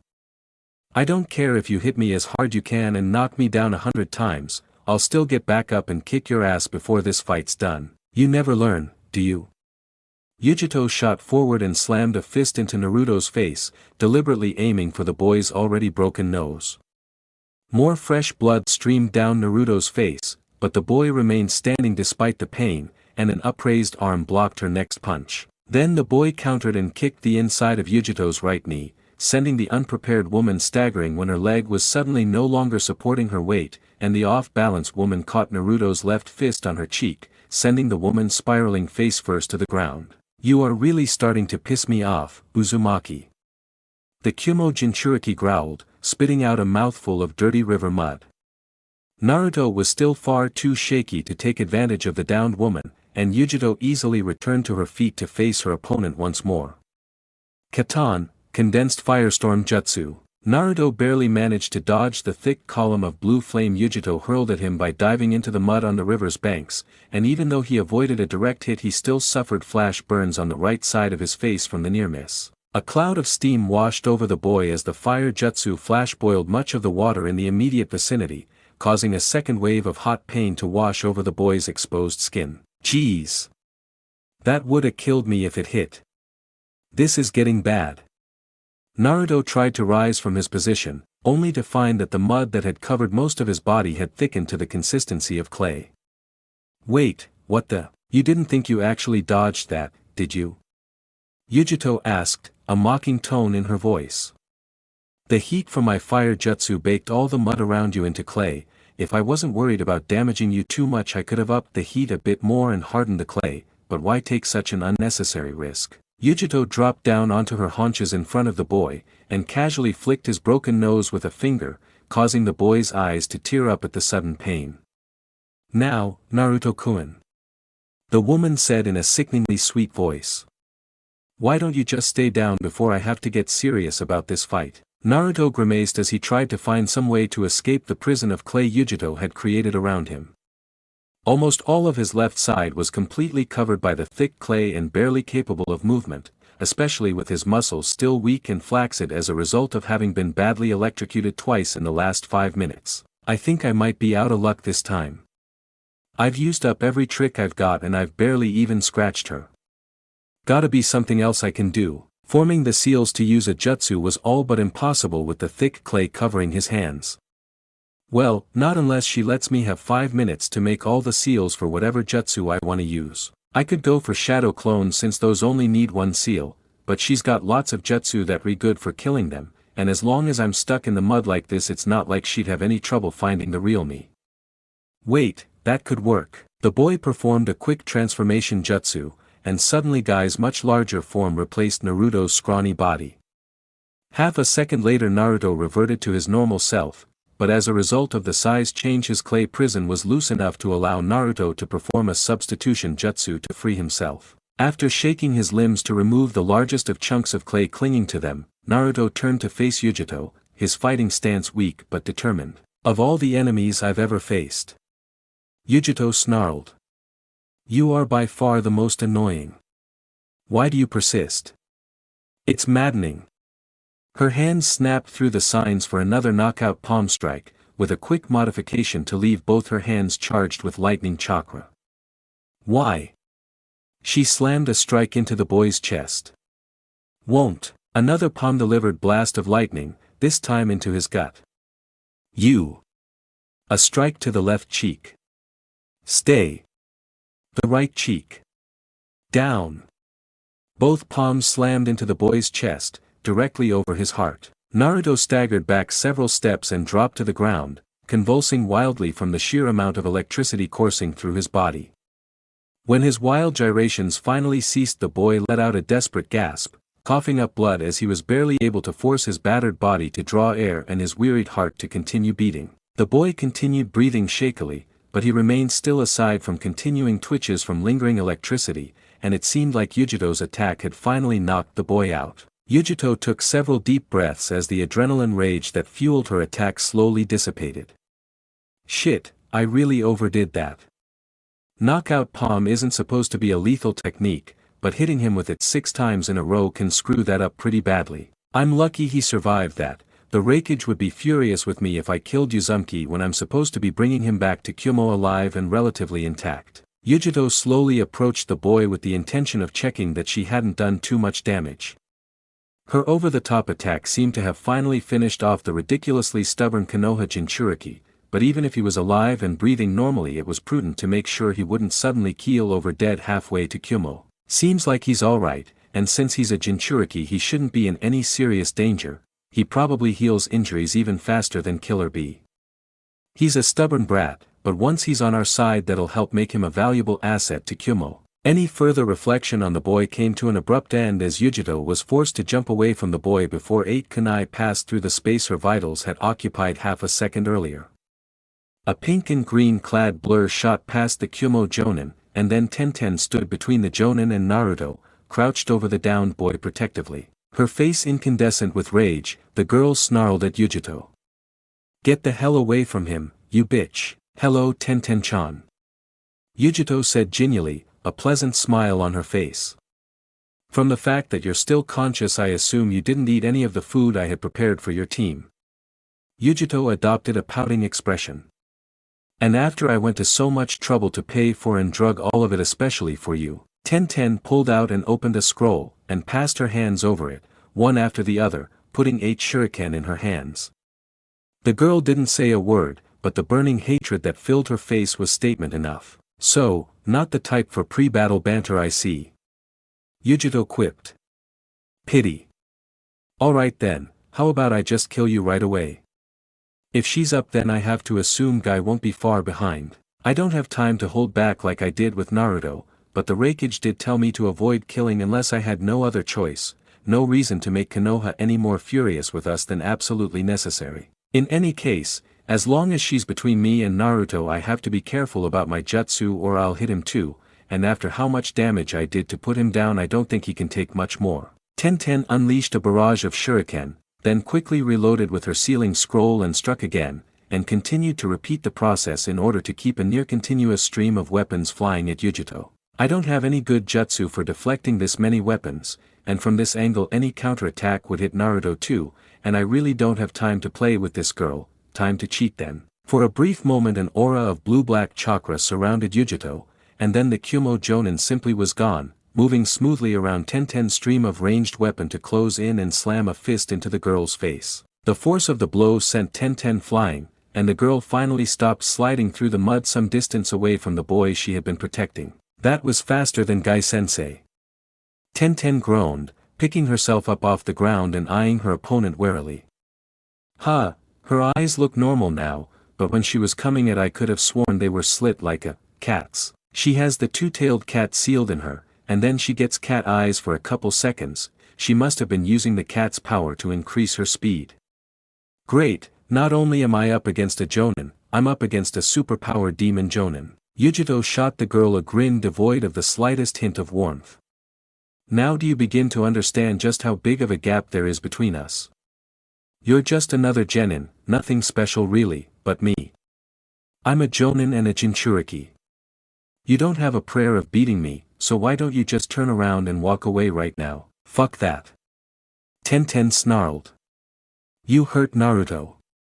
You're dead. Temper, girl. Yujito chided. Surely your etiquette and civilian customs instructor told you that kunoichi aren't supposed to use coarse language like that. Etiquette and civilian customs was my worst class. Tenten answered, a tight smile on her face. I never really saw the point of it. I'm a kunoichi, why would I want to know how to pretend to that I was some worthless shirking violet of a housewife who can't take care of herself? I like this one's attitude. So, you're out for my blood now that I've hurt your little boyfriend, is that it? Yujito sneered. Naruto's not my boyfriend. Tenten shot back. Boyfriends are stupid boys you have a crush on for a couple months, and then forget about when someone new and cooler shows up. What Naruto and I have isn't something shallow and meaningless like that. Good for you. Yujito hissed condescendingly. But as delightful as this conversation is, you must realize you signed your death warrant when you got in the way of my mission. I'm not afraid of you. Tenten replied, her eyes narrowed in a glare at the Kyumo Jinchuriki. I'm not afraid to risk death fighting you. Because I know, if our positions were reversed, nothing short of his own death would stop Naruto from ripping your heart out. Yujito gave a derisive snort of laughter. Nice little speech, but I think I've wasted enough time playing with my food. The cat's chakra flared around the jonin again, and before Tenten had time to react Yujito was within striking distance and had finished the last seal for her jutsu. One knockout palm strike later, Tenten was down on the ground convulsing just like Naruto had been when he got hit by the jutsu. Yujito turned her back on the fallen girl and returned her attention to Naruto. At least this time I won't have worry about the Jinchuriki healing factor letting her shake of hits that ought to put her down, okay? Ow! Yujito eyed the kunai that had somehow implanted itself into the back of her leg, then turned about to regard Tenten incredulously. Nice throw. The jonin congratulated with a pained growl, before yanking the weapon out. Normally removing a weapon like that was unwise since it would make the wound and lead to increased blood loss, but the edges of Yujito's wound were already starting to knit back together thanks to the power of the two-tailed cat. Fast healing really is quite useful. Not really. Tenten supplied, trembling from the after effects of Yujito's jutsu. I was aiming for your head. Muscle spasms do tend to make precise aim a little more difficult. Yujito supplied cheerfully. Note to self, once this mission's over I need to work on improving the knockout palm strike. The people I hit with it seem to have a distressing tendency to not actually be knocked out. So, tell me something Tenten-chan, are all Konoha ninjas so ridiculously stubborn? At first I thought it was just Naruto, but now it looks like you're getting in on the act too. The dozen kunai Tenten sent in response answered Yujito's question well enough, and soon the girl was unleashing another stream of thrown weapons. With the power of the two-tailed cat coursing through her, Yujito had no trouble dodging the barrage of kunai and shuriken that Tenten sent in her direction. The girl was obviously still suffering from being hit by a knockout palm, as several of the kunai struck the ground instead of coming anywhere close to hitting Yujito, but most of the attacks were still quite well aimed. Not bad, especially after the hits you've taken. Yujito said. But not nearly good enough. You think you can beat someone on my level just by tossing out a bunch of pointy bits of metal? Not at all. Tenten replied glibly. That's why I tossed a dozen kunai with explosive tags wrapped around the handles into the ground, and then made sure to aim the rest of my weapons so that when you dodged them you'd end up standing right on top of the bombs. Clever girl. Yujito declared with a pleased grin, right before the tags detonated with an earth-shaking explosion. Mud and dirt went flying all over the battlefield, and the force of the detonation was enough to knock Tenten off her feet. When the smoke began to clear, the girl saw that her bombs had produced a muddy crater that was rapidly filling with water. Just when Tenten thought she'd finally managed to take the jonin down, possibly even kill her, she saw an aura of flickering blue-black chakra flames, and then a virtually unscathed Yujito casually strode out of the wreckage and destruction as though she hadn't just been in the middle of a dozen explosive tags. I've never seen somebody surrounded by that much chakra before. And, are those ears? And a tail? That can't be good. If I'd been a normal jonin that might have actually hurt me. Yujito declared conversationally, before shooting the girl a smirk. Unfortunately for you, I'm anything but normal. Sure, I could have just dodged the explosion instead of using a chakra cloak to shrug most of it off and heal the bits of damage I did take, but I think it's past time I impressed upon this girl just how badly outmatched she really is. Tenten only thought Yujito had been fast before, now with her strange chakra cloak the woman was moving so quickly Tenten could barely even see her. Defense was completely impossible, and the blow that struck her in the chest felt more like a blow from a particularly massive sledgehammer than a fist. When Tenten hit the ground her entire chest clenched in agonizing pain, and every breath the girl took sent fresh waves of white-hot agony lancing through her body. Crap. I'm pretty sure that broke some ribs. You should thank me for pulling that punch. Yujito said smugly as the chakra cloak that had surrounded her began to disperse. One time I saw Killer Bee blow a man's entire chest apart with a hit like that. Don't worry, I'm sure a good medical ninja will be able to put your ribs back together. Tenten slowly staggered to her feet, biting back the cries of pain she desperately wanted to unleash, and slowly drew out a single kunai. With weak, staggering steps, the girl slowly moved to place herself between the Kumo Jinchuriki and Naruto once more. You have to be joking. Yujito scoffed. Look at you, you can barely even stand. You gave me a hell of a fight and I'm sure your sensei will be proud of you, but it's over. Do you really want to die that badly? The only way you'll get to Naruto, the girl gasped out, the words thick with suppressed pain. Is over my dead body. Yujito looked the girl over, then gave a resigned sigh. If you insist. The jonin closed in on Tenten, and with contemptuous ease batted the kunai out of her hands. The girl snapped a desperate punch at Yujito, but the Jinchuriki casually dodged the attack, then captured the girl's arm in a lock. A little pressure was more than enough to keep Tenten's arm pinned, and when Yujito increased the pressure the bones of the girl's arm began to crack, and then with a sickening crunch gave way completely. Tenten let out a piercing scream that choked off into a series of pained gasps as when the pain of her broken ribs reasserted itself. Yujito released the girl, who collapsed to the ground, cradling her shattered arm as pain racked her body. Stupid girl. If you hadn't forced my hand I wouldn't have been compelled to use such extreme measures to take you out. And over such a pointless gesture too, you never had a chance of beating me or stopping me from taking Naruto. Besides, there was no reason to even fight me in the first place. Naruto will be better off in Kumo than he ever would have been in Konoha. Is that Tenten-chan?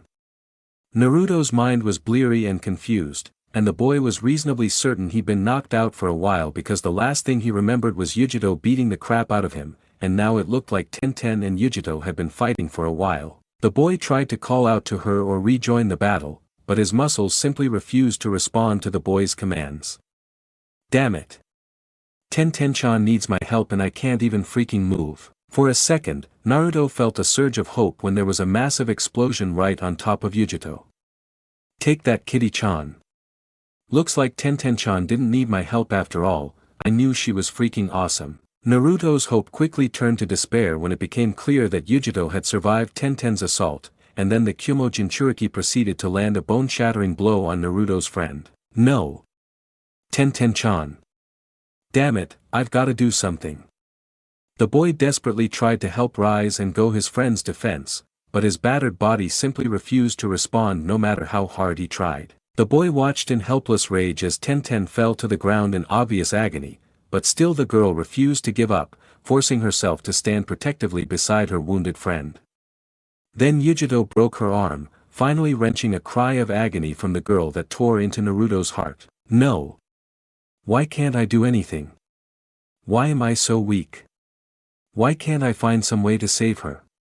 Helpless rage welled up in the boy's heart, mixed with burning hatred for the woman responsible for Tenten's injuries. He would do anything, give up anything, just to have the power to save his friend and punish Yujito, to make her pay for daring to lay a hand on Tenten. Hey, where's that laughing sound coming from?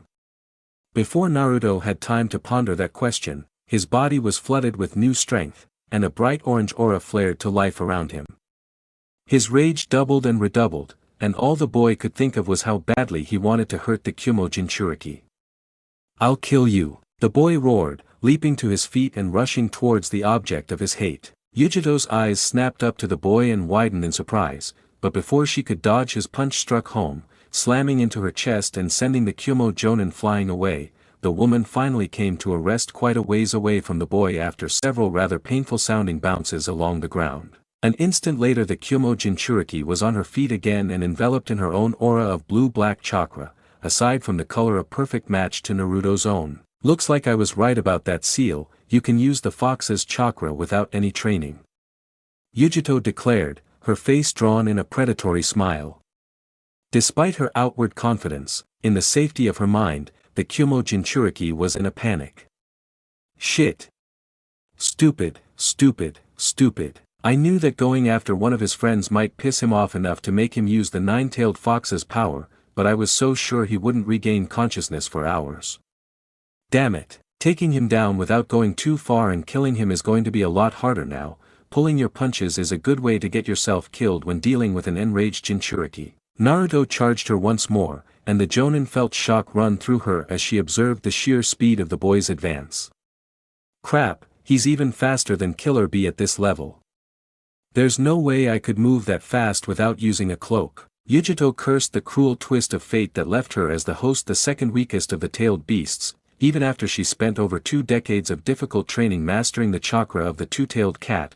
Naruto was an even match for her as a Jinchuriki by simple virtue of the sheer might of the nine-tailed fox. Yujito dodged several of Naruto's attacks. The boy's rage-driven offensive was reckless. There were dozens of openings in the boy's defenses that Yujito could have used to launch a counterattack, but the sheer speed of his assault left her with no chance to exploit her opportunities. The boy's chakra-fueled speed and power made up for the skill gap between the two ninjas, and while Yujito was still reasonably certain she could beat him, the battle would be neither quick nor easy.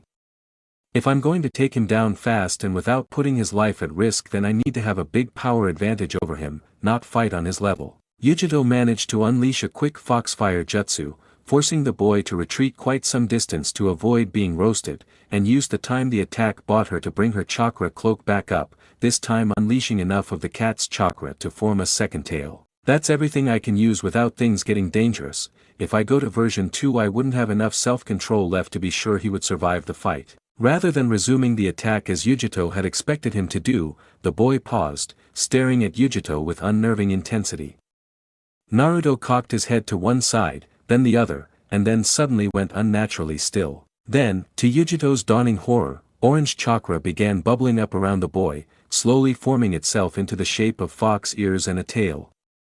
Fuck.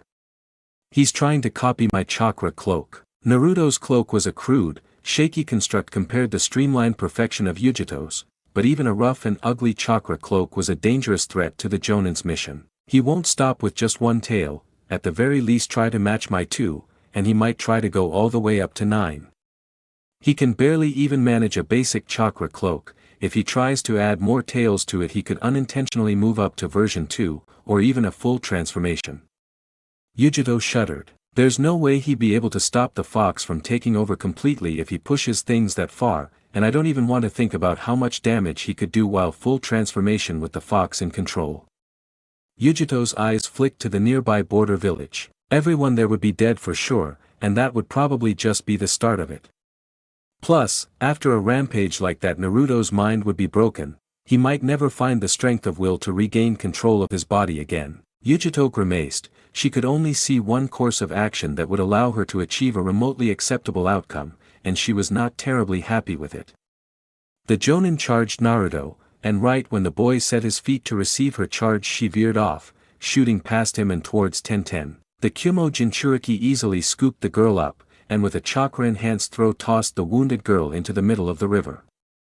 With a broken arm and several shattered ribs Tenten had no hope of swimming, and the wounded girl began frantically struggling in a desperate attempt to keep her head above the water. The power of the two-tailed cat allowed the Kyumo Jonin to hop across the river with no difficulty, and she beat a hasty retreat back into the heart of Lightning Country. For a brief instant Naruto was tempted to pursue the woman, to rip his vengeance out of her quivering flesh until she begged him for forgiveness and pleaded for his mercy.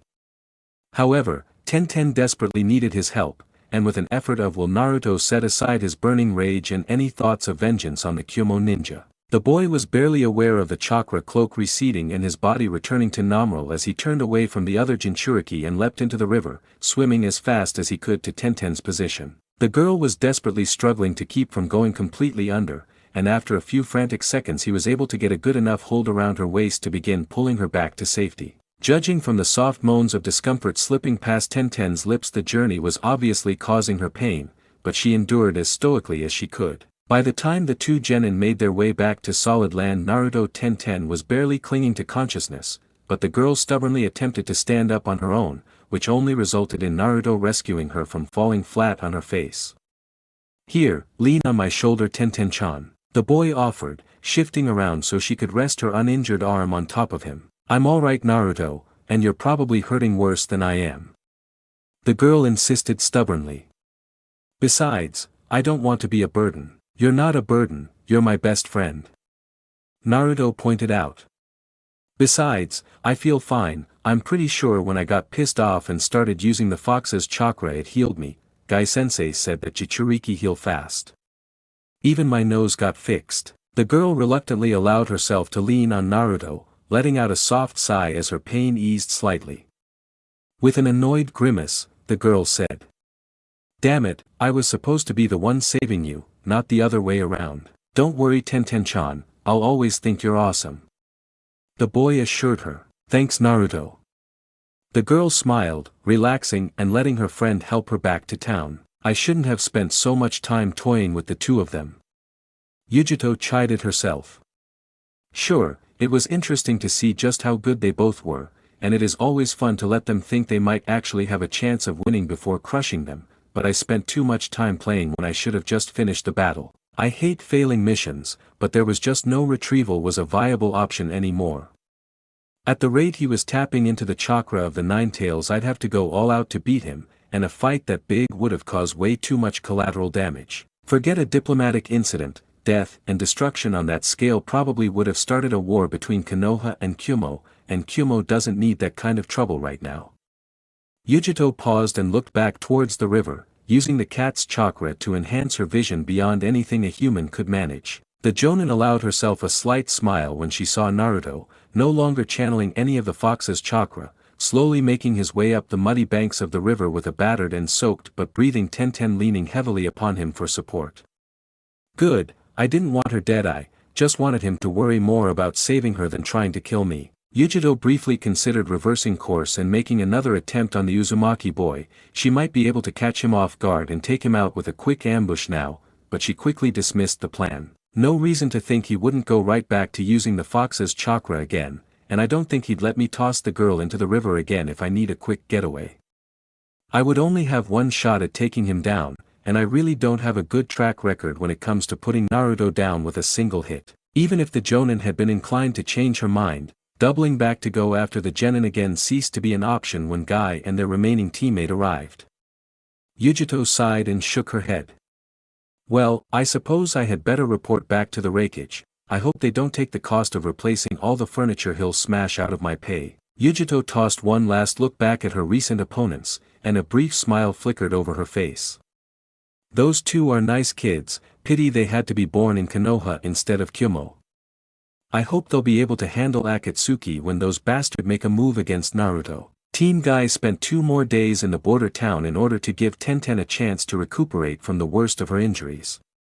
The wait could easily have been quite a bit longer if Guy had not spent the entire day of their wait checking in with every group of Konoha ninjas patrolling the border until he found a group that included a medical ninja. While Tenten's arms set and otherwise tended with basic first aid, only medical ninjutsu was capable of setting broken ribs, and without the bone-fusing jutsu to speed the process it would have taken weeks for her ribs to heal on their own. Even after Tenten's ribs had been set and fused, the medical ninja ordered Tenten to refrain from engaging in anything more strenuous than walking back to Konoha at a leisurely pace for the next 2 weeks. Tenten had gone to Guy in the hopes that he might relax the medical ninja's restrictions, and was quite surprised when he immediately agreed with the medic's timetable, and sternly told the girl that trying to train before she finished recovering could make her injuries worse. Guy had made a few efforts to talk to Naruto about everything that had happened, but while the boy had provided a detailed description of his and Tenten's battles with Yujito, he had become evasive when Guy asked if they discussed anything before the fighting started.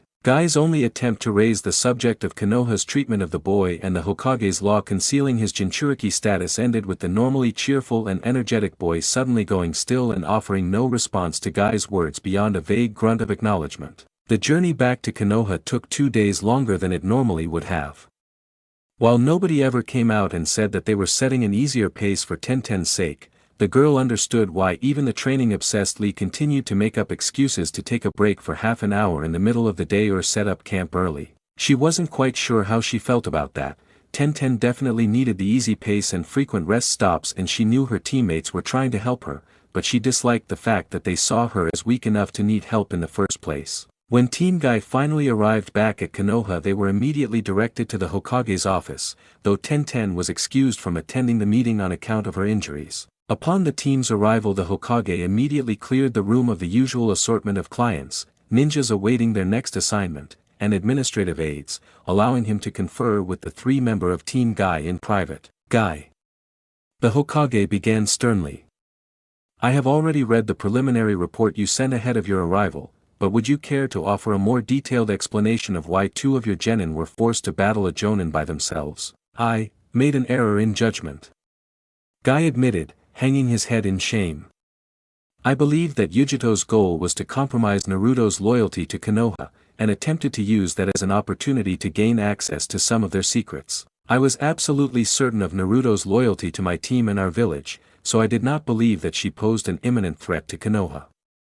I failed to anticipate that she would use force against Naruto, or that she would have taken preemptive action against the rest of my team. Guy sighed and summarized. I expected her to act as a spy instead of a kidnapper, which allowed her to catch me off guard. I have no excuse. The Hokage gave a grave nod, and then declared. The only ninjas who never make mistakes are the ones who never make decisions. I believe that you made the best decisions you could with the information you had available, and you came to reasonable, if incorrect, conclusions. I trust that you have learned a valuable lesson from this experience that will allow you to better aid your students in the future. Yes, Hokage-sama. Guy intoned softly, his head still low as he wallowed in shame. Very good then. The Hokage turned his attention from the jonin and addressed the team as a whole.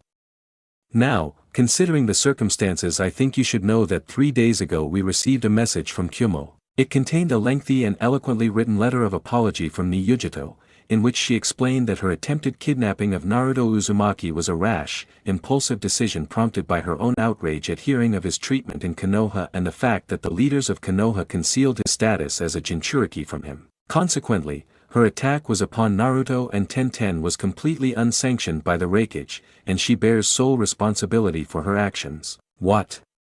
Naruto shouted. But that's a complete load of crap. I am quite certain you are correct. The Hokage agreed. But do you have any way to prove that she was, in fact, executing a fully sanctioned mission? The Uzumaki boy paused in thought, then grimaced and shook his head. You see the problem then, her explanation is plausible enough that we can't disprove it. The wording of her apology would also make pursuing any complaint against Kyumo problematic. Her claim that the attack was an emotional reaction to Konoha's misdeeds and some of my own policies could substantially muddy the issue. Noting the less than pleased look on Naruto's face when he mentioned this point, the Hokage decided he would have to speak with the boy once the meeting was over. In any case, the Hokage continued. Her apology, however insincere, provides us with a way to close the issue and save face without forcing a confrontation with Kyumo. If we did challenge Kyumo, it could lead to a conflict that is not in Konoha's best interests at this time. The Third Great Shinobi War was horrifying enough. There is no way I will allow a fourth one to break out if I can avoid it. Besides, even if Danzo and the other Hawks wanted to use this as a pretext for war, there are many within Konoha who would refuse to start a conflict with Kyumo over an attack on Naruto. So that's it? Naruto demanded incredulously. She just sends us a fake apology full of lies, and then nobody does anything. What the hell is going on here? Politics.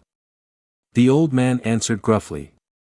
I understand that Yujito attacked you and wounded one of your comrades, but there are only a limited number of responses available to us. Do you think that I should start a war where thousands of people might die, just because one Kyumo ninja hurt your best friend? Naruto considered the Hokage's question and with a sigh answered. No, that wouldn't do anybody any good. I am glad you understand. Hiruzen replied. Resuming a gruff, businesslike manner, the Hokage continued. Now, while your mission was originally classed as a C-rank mission, a battle with a foreign jonin who was also a Jinchuriki would normally be an S-ranked mission. Because of this, the mission will officially be recorded as S-rank, and you will all receive the appropriate pay for a mission of that magnitude. With a slight smile, the Hokage added, you might be pleased to know that Yujito forfeited the last pay she earned on her last 5 missions as punishment for her actions, and the Raikage provided those funds to us as compensation for the attack. I think it is quite appropriate that your additional pay comes from at the expense of your attacker. Lee suddenly spoke up. Hokage-sama. I did not participate in the fighting, nor was I able to do anything significant to assist my comrades. The boy's head dropped in shame. I am not worthy of receiving the additional pay you offer us. Please divide my share between Naruto-kun and Tenten-san, they deserve it far more than I do. A noble gesture, but are you certain you wish to do this? The Hokage asked. The standard pay for an S-ranked mission is a considerable sum to a young genin. I am sure you could put it to good use. I would take no pleasure from spending money I did not rightfully earn. The boy answered firmly. Next time I'll be right there fighting by Naruto and Tenten's side. I won't let a simple mistake hold me back and stop me from helping my friends. Very well. The Hokage agreed with boy's request. You will still receive the standard wage for a C-ranked mission though. According to your sensei's report you performed quite well during the course of your original mission. Impressed by his students' actions, Guy immediately volunteered to give up his share of the bonus pay as well. With the addition of Guy and Lee's shares, the bonus Naruto earned from the mission was twice as much as Naruto had earned in all the missions the boy had been on since making genin put together. Awesome. I can get, more than 1,000 bowls of ramen with this much. After a moment's consideration the Hokage offered Naruto a second envelope filled with money, then said. I can trust you to deliver Tenten's pay to her, correct? Sure. I was gonna go check on her once we were done anyway. The boy answered. Excellent. Turning his attention to the other 2 members of Team Guy, Hiruzen said. If the 2 of you will excuse us, I need to have a word in private with Naruto. Guy and Lee offered the Hokage respectful bows and departed. Once they were gone, Naruto turned to Konoha's leader and asked. Hey, Hokage-sama, we're totally in private and nobody else can hear us talking, right? That's correct, Naruto. Hiruzen confirmed, removing his hat and setting it aside in an effort to set a less formal tone for the meeting. Speak freely. What the hell, old man? The boy shrieked, scowling at Hiruzen. Why didn't you freaking tell me that I had the 9-tailed fox sealed inside of me? I believed it was in the best interests of the village to do so. Hiruzen answered simply, that's it? Naruto demanded. You completely screwed me over. I saw the kinda stuff Yujito could do, 'cause she'd been trained to use her tailed beast, and she was so much better than me it was completely nuts. If she'd really wanted to, she coulda killed me in 5 seconds flat without even breaking a sweat. Why wasn't anybody teaching me that sort of stuff? Hell, why wasn't anybody teaching me anything? The people who would have been assigned to any special training program would not have had the proper outlook. The Hokage answered calmly. I made a judgment call, and decided that you would benefit more from enjoying a relatively normal and stable childhood than from any training program geared towards maximizing your potential as a Jinchuriki. Danzo still has far too much influence in Konoha. The only result of giving him special would have been for Naruto to end up as one of Danzo's pawns, and I would never allow that to happen. A normal childhood? Naruto shouted, repeating the Hokage's words with shocked incredulity. You think I had a normal childhood? Bullshit.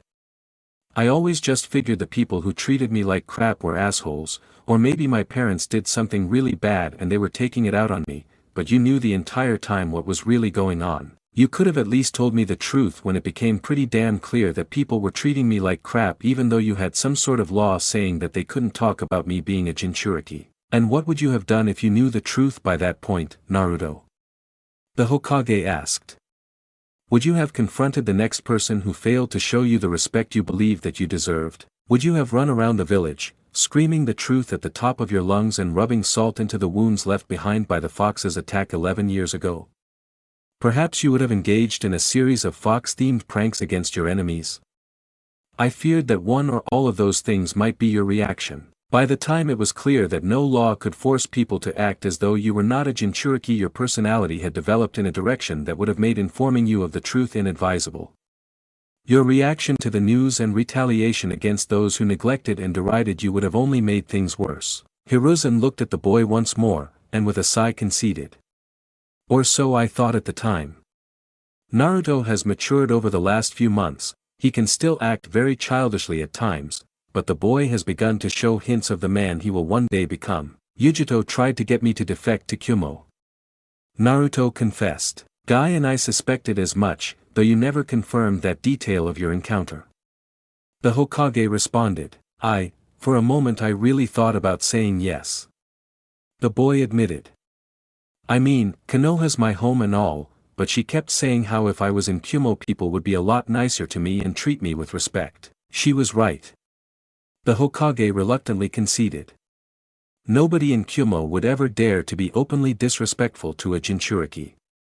Killer Bee is the Rakige's brother, and anyone who dares to speak against him faces swift and brutal punishment, often delivered by the Rakige himself. Jinchuriki receive a great deal of respect in Kumo, but one must wonder how much of that respect is truly genuine.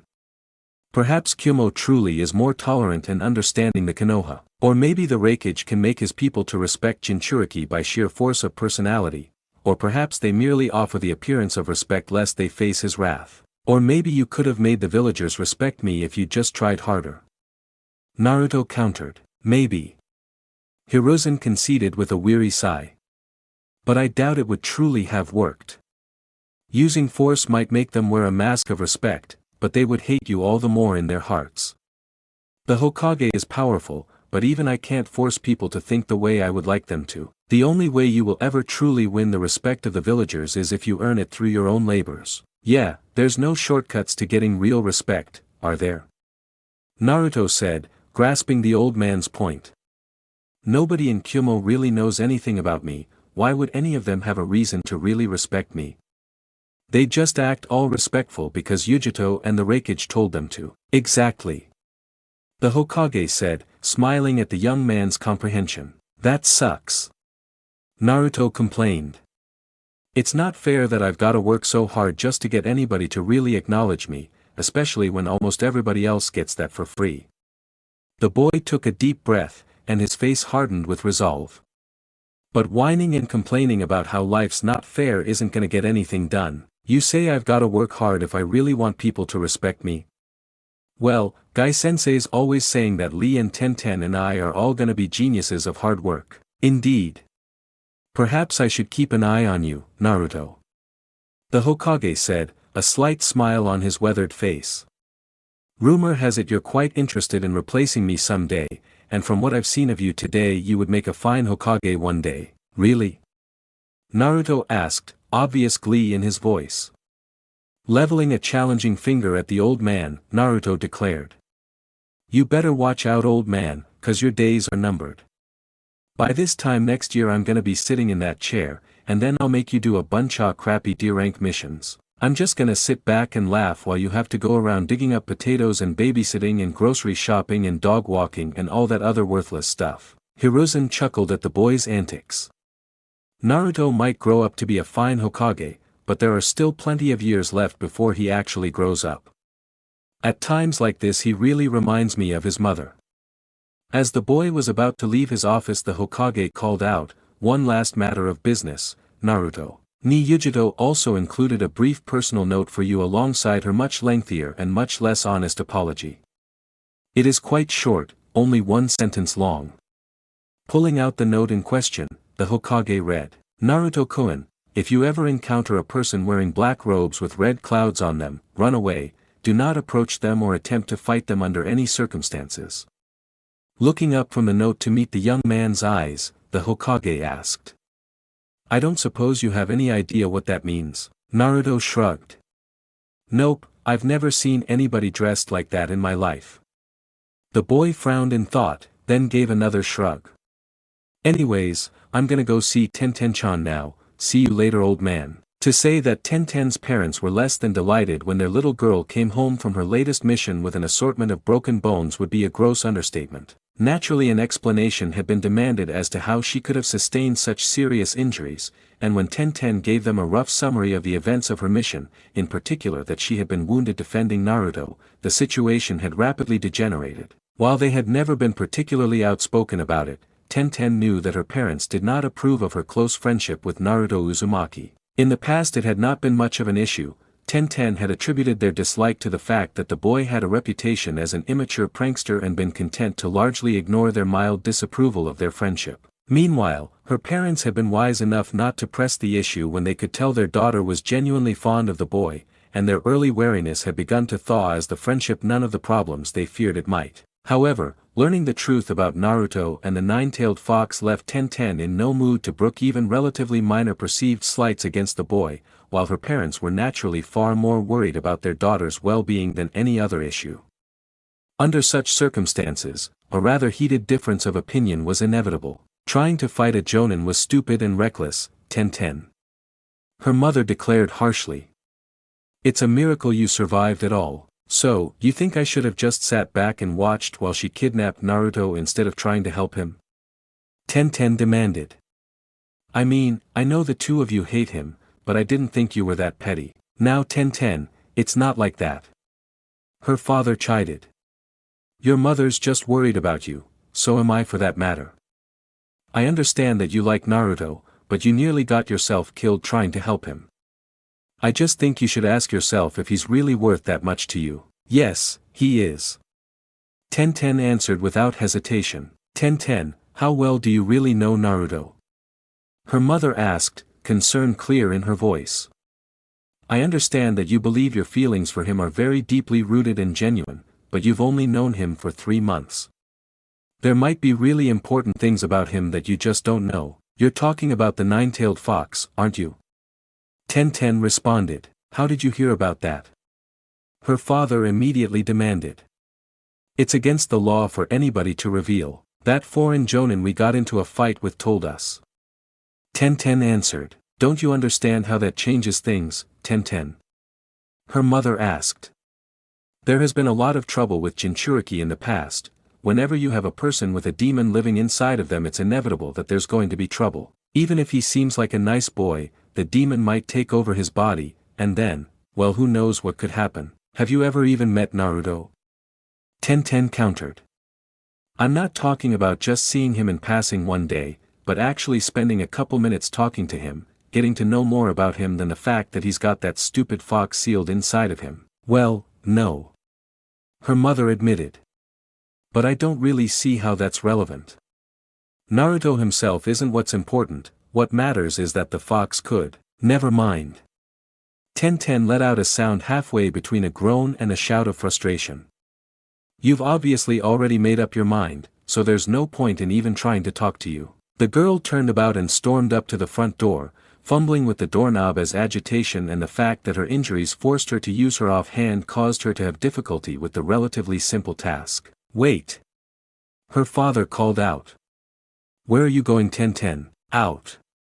The girl replied shortly, finally managing to yank the door open. What about dinner?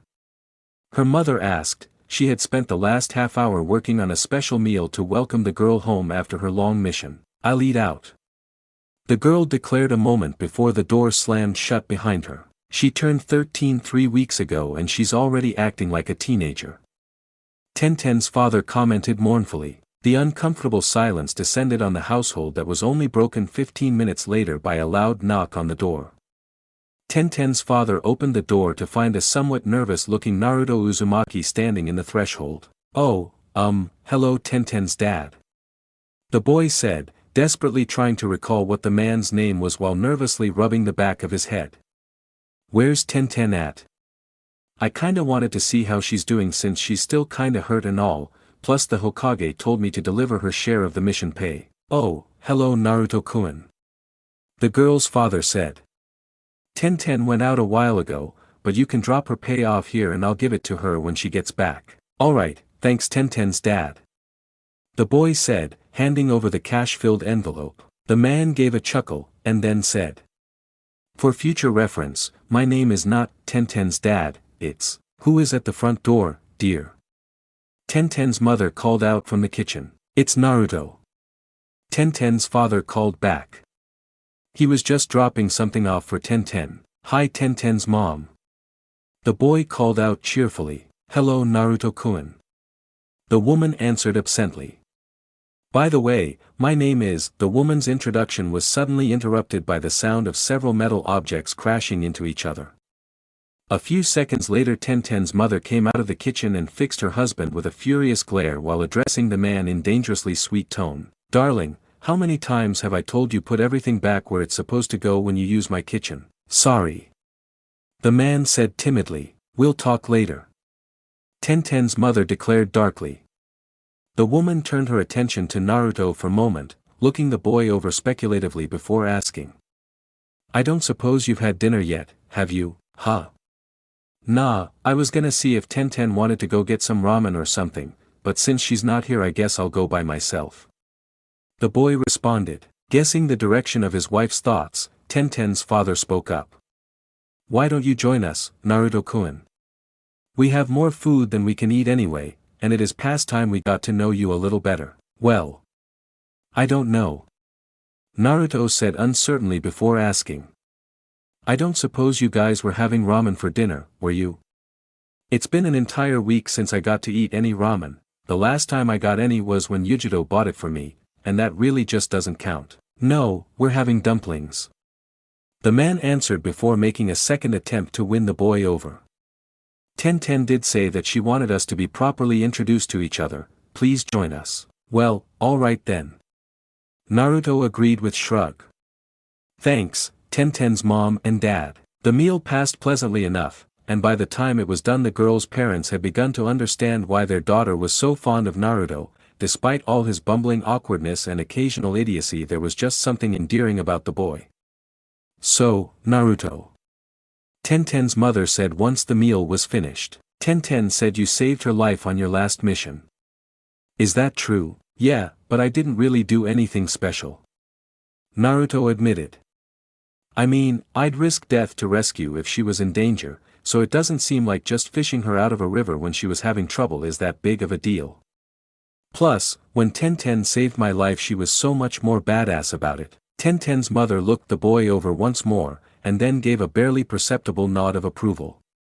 "I think I have some dessert in the refrigerator," she declared, departing the room to return to the kitchen. Naruto leaned in to whisper conspiratorially with Tenten's father while her mother was out of the room. "By the way, what are your names again?" The boy plastered a sheepish grin on his face as he admitted. "I kinda forgot. Actually, I don't think we ever had the chance to tell you." Tenten's father told him with a smile. "My name is..." Tenten-chan's parents seem like they're pretty nice. Naruto mused idly. "I wonder what she's up to anyways." "Lee, I'm really not sure that's a good idea," Tenten informed her teammate.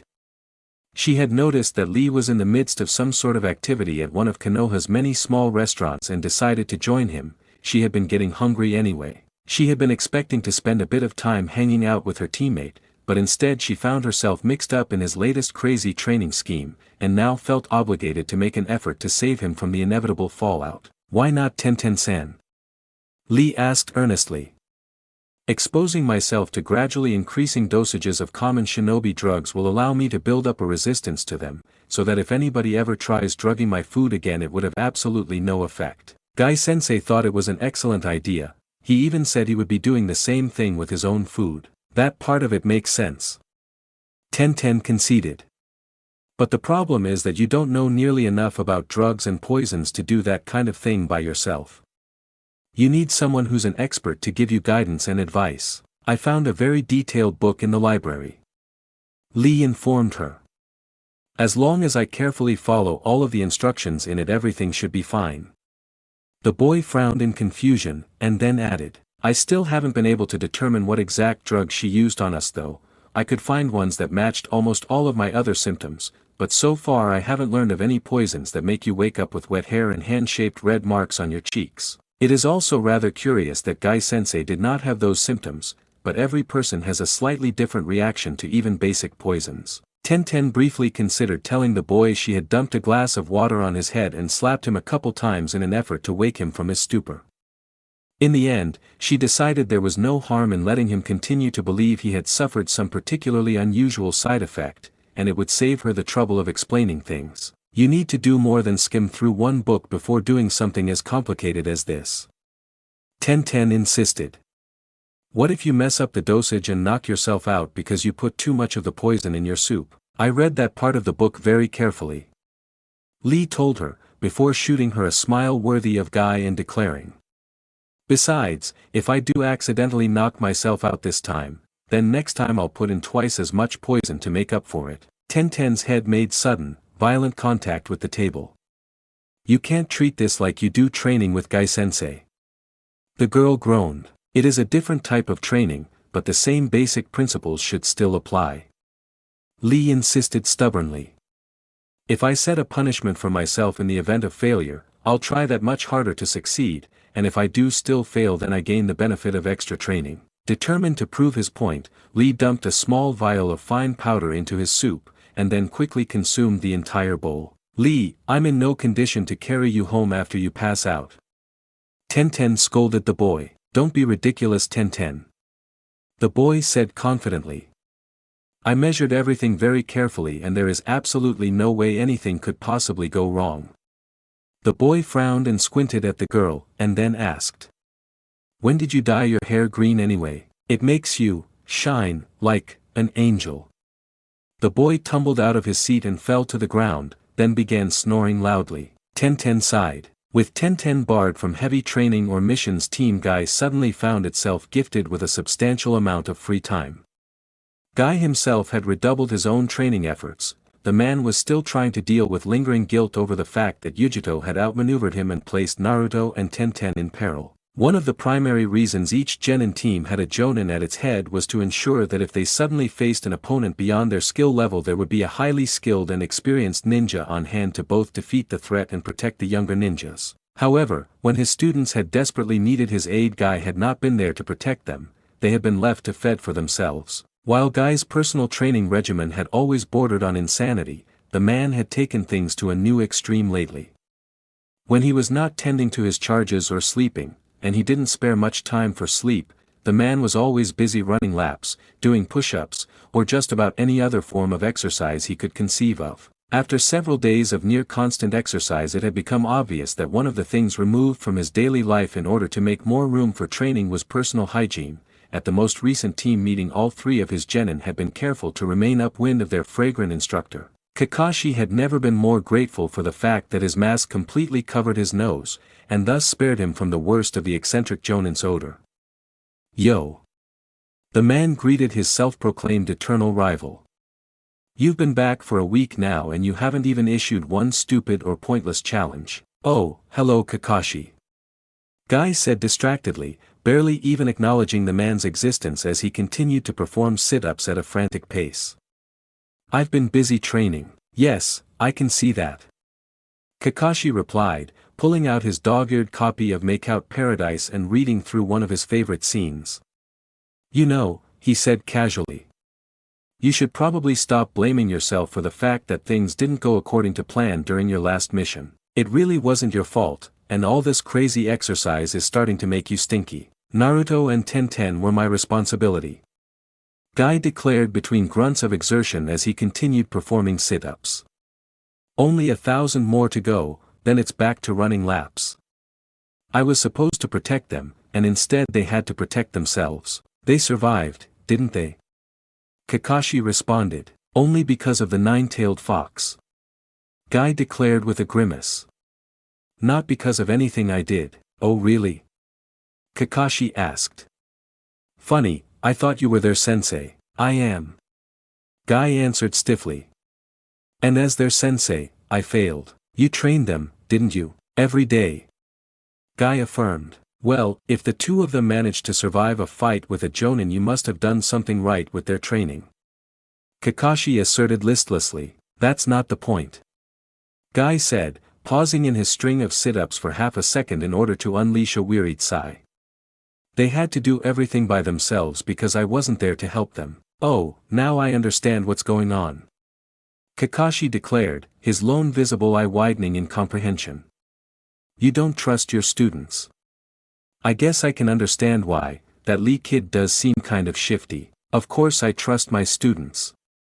Guy snapped, fixing his fellow jonin with a glare. As long as you're there to keep an eye on them you can trust them, but once they're out of your sight, well, who knows what could happen? Kakashi asked. Exactly. Guy agreed with his rival. If I make the same mistake again, one of them might die. Well then, I suppose you better keep an eye on all three of them all the time then, right? Kakashi suggested. After all, it's not like you plan to train them into highly skilled warriors who can stand up for themselves and fight their own battles. Guy halted in the middle of a sit-up, then bolted upright and unleashed a triumphant laugh. Ah, what a fool I've been. All this time I've been thinking that I needed to train myself to become a better ninja so I could protect my precious students, when what I should have been doing was training them so that next time they find themselves within the maelstrom of battle they'll be prepared. Thank you, my eternal rival. The eccentric Jonin bolted off into the distance, passing by Naruto on his way, who gave the still fragrant Jonin a wide berth before noting Kakashi and waving to him energetically. Hey Kakashi-san. Naruto called out in greeting. Haven't seen you around for a while. The young man's eyes widened, and then he began frantically digging through his tool pouch. Hey, I just remembered, I've still got that old scroll of yours. I know you kept saying it wasn't yours and I ought to read it, but when I did I found out that it definitely wasn't mine, so I'd kinda like to give it back to you now. Kakashi's one visible eye blinked in dull shock. You have to be kidding. He's had that scroll for over a month and he still hasn't figured out that gave it to him, accidentally, on purpose. Naruto. Kakashi explained as though he was speaking to a particularly dim-witted child. I meant to give that scroll to you. Guy doesn't use ninjutsu much, so I thought I would give you a bit of help with that. Oh. Naruto said, his eyes widening with sudden comprehension. Well, why didn't you just say so instead of being all weird about it? I'm not your sensei. Guy is. Kakashi told the young man. If I was openly helping you when you've already got a sensei, it would seem like I was saying Guy wasn't capable of teaching his own students. So, when I give you tips I need to exercise a degree of subtlety or else I'll be insulting Guy. Subtlety? The boy asked, frowning in confusion. What's that? I can't tell if he's being sarcastic or if he really is that dumb. While the 6 months that had passed since Team Guy's encounter with Niujito had been relatively calm, they had been anything but boring. Guy had taken the team's training up to a new level of insanity, and things soon reached the point where the team began to see actual missions as a welcome break from his brutal training schedule. Spending a week or so protecting a traveling merchant from bandits was easy when measured against one of Guy's workouts, especially since none of their missions had resulted in anything more strenuous than the occasional skirmish with a group of woefully outmatched robbers. While all of the genin had improved enormously, Rock Lee had undergone the most dramatic change. When Lee finally abandoned his fruitless efforts to become proficient in ninjutsu or genjutsu in favor of focusing exclusively on taijutsu, the boy finally began to close the gap that existed between him and his teammates. While Lee lacked any sort of natural talent for hand-to-hand combat, his sheer determination to succeed and Lee's willingness to devote almost every waking hour of every day for the last 6 months to constant practice had turned the boy into a brilliant shinobi. While Tenten and Naruto had not improved quite as rapidly as Lee, mostly because Lee had been so far behind them to begin with, the duo had also improved their skills substantially. Tenten had added an impressive array of weapons to her collection and developed her skills to the point where she had mastered almost all of them. The barrage of thrown weaponry the girl could toss out with pinpoint accuracy was devastating enough to pin down an entire enemy squad, and the girl had recently worked out a way to attach chakra threads to her weapons to give her even more control. Avoiding the girl's attacks had been difficult enough before she could alter the course of her weapons in mid-flight, and now it had become almost impossible for Lee and Naruto to dodge her attacks with any degree of consistency. Much to the girl's annoyance, Naruto had gone to his secret sensei for a solution to his inability to dodge Tenten's attacks. She still had no idea why Kakashi Hatake was so interested in the boy, the only answer she had ever managed to get out of the Jonin was that he was helping Naruto because he was bored and did not really have anything better to do with his spare time. The answer was an obvious lie intended to avoid the question, but the girl had no idea what the truth could possibly be. Trying to pin the Jonin down and force a straight answer out of him had proven to be a fruitless endeavor. When she could actually find the slippery Jonin, the man simply pulled out his favorite book and proceeded to ignore Tenten's presence and her attempts to badger him. Tenten still did not know what Kakashi had given the boy to counter her throwing skills. While Naruto was normally willing to share the other Jonin scrolls with her, he had categorically refused to let Tenten know what he was working on, stating that he wanted to surprise her with a new secret weapon. All of the tricks she normally used to make him do what she wanted had failed. Not even ramen bribes had been able to sway him into revealing his secrets. Tenten was not sure what Naruto could be working on, but odds were it was either a long-range attack designed to let him fight her at her preferred distance or something to let him close in quickly and turn the battle into a close-range engagement. Tenten was a solid melee fighter, but Naruto had a much better chance of beating her at hand-to-hand than he did in a contest of throwing weapons. Tenten had gone so far as to attempt to spy on the boy's training a few times, but all she had been able to determine was that he seemed to be using lots of shadow clones for whatever he was working on. It has to be something more than just swarming me with clones though, that wouldn't really be anything new or unexpected. He's already pretty good at using clones as a distraction to let him close in on me during a fight, so if he's just improving his skill with them, that wouldn't warrant all this secrecy. He might have just used them all throw shuriken at him while he worked on dodging, but that isn't really worth keeping secret either. What is he up to? Maybe it has something to do with the nine-tailed fox. If he learned how to use it as well as Uchiha used her tailed beast, then that would definitely give him a big advantage in a fight against me. He'd be fast enough to dodge my attacks even when I was going all out, and he'd be strong enough to beat me in hand-to-hand with no trouble. I know he's been working on how to improve his skills as a Jinchuriki a lot ever since the fight with Uchiha. It's the only training we don't usually do together.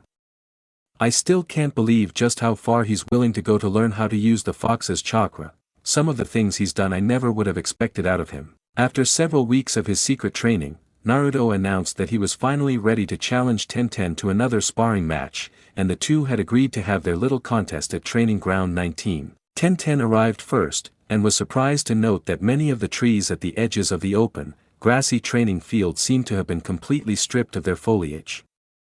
This is where Naruto's been doing most of his training. Could the fact that there are several trees with no leaves on them be some sort of effect of this new jutsu of his? What does it mean? It doesn't look like the trees were burned or damaged. It's almost like somebody just plucked off all the leaves one by one, but why would somebody do that? Hey Tenten-chan! Naruto shouted upon his arrival. Ready to get your ass kicked? There's no way you're gonna beat my new awesome skills. The boy paused, then looked the girl over and offered a discontented frown. Hey, you've gotten even taller than me than you were before since the last time I saw you. Quit doing that. It's bad enough that you're taller than me already, you don't have to keep making it worse. Maybe you just need to start growing faster. Tenten shot back with a grin. Ruffling the boy's already messy hair, the girl assured him. Don't worry, I'm a year older than you, so if you just wait a bit I'm sure you'll catch up. Yeah, I'll probably end up being even taller than you in a couple years. Naruto declared. Let's not get too crazy, short stuff. Tenten said with a smirk. I'm always gonna be bigger than you.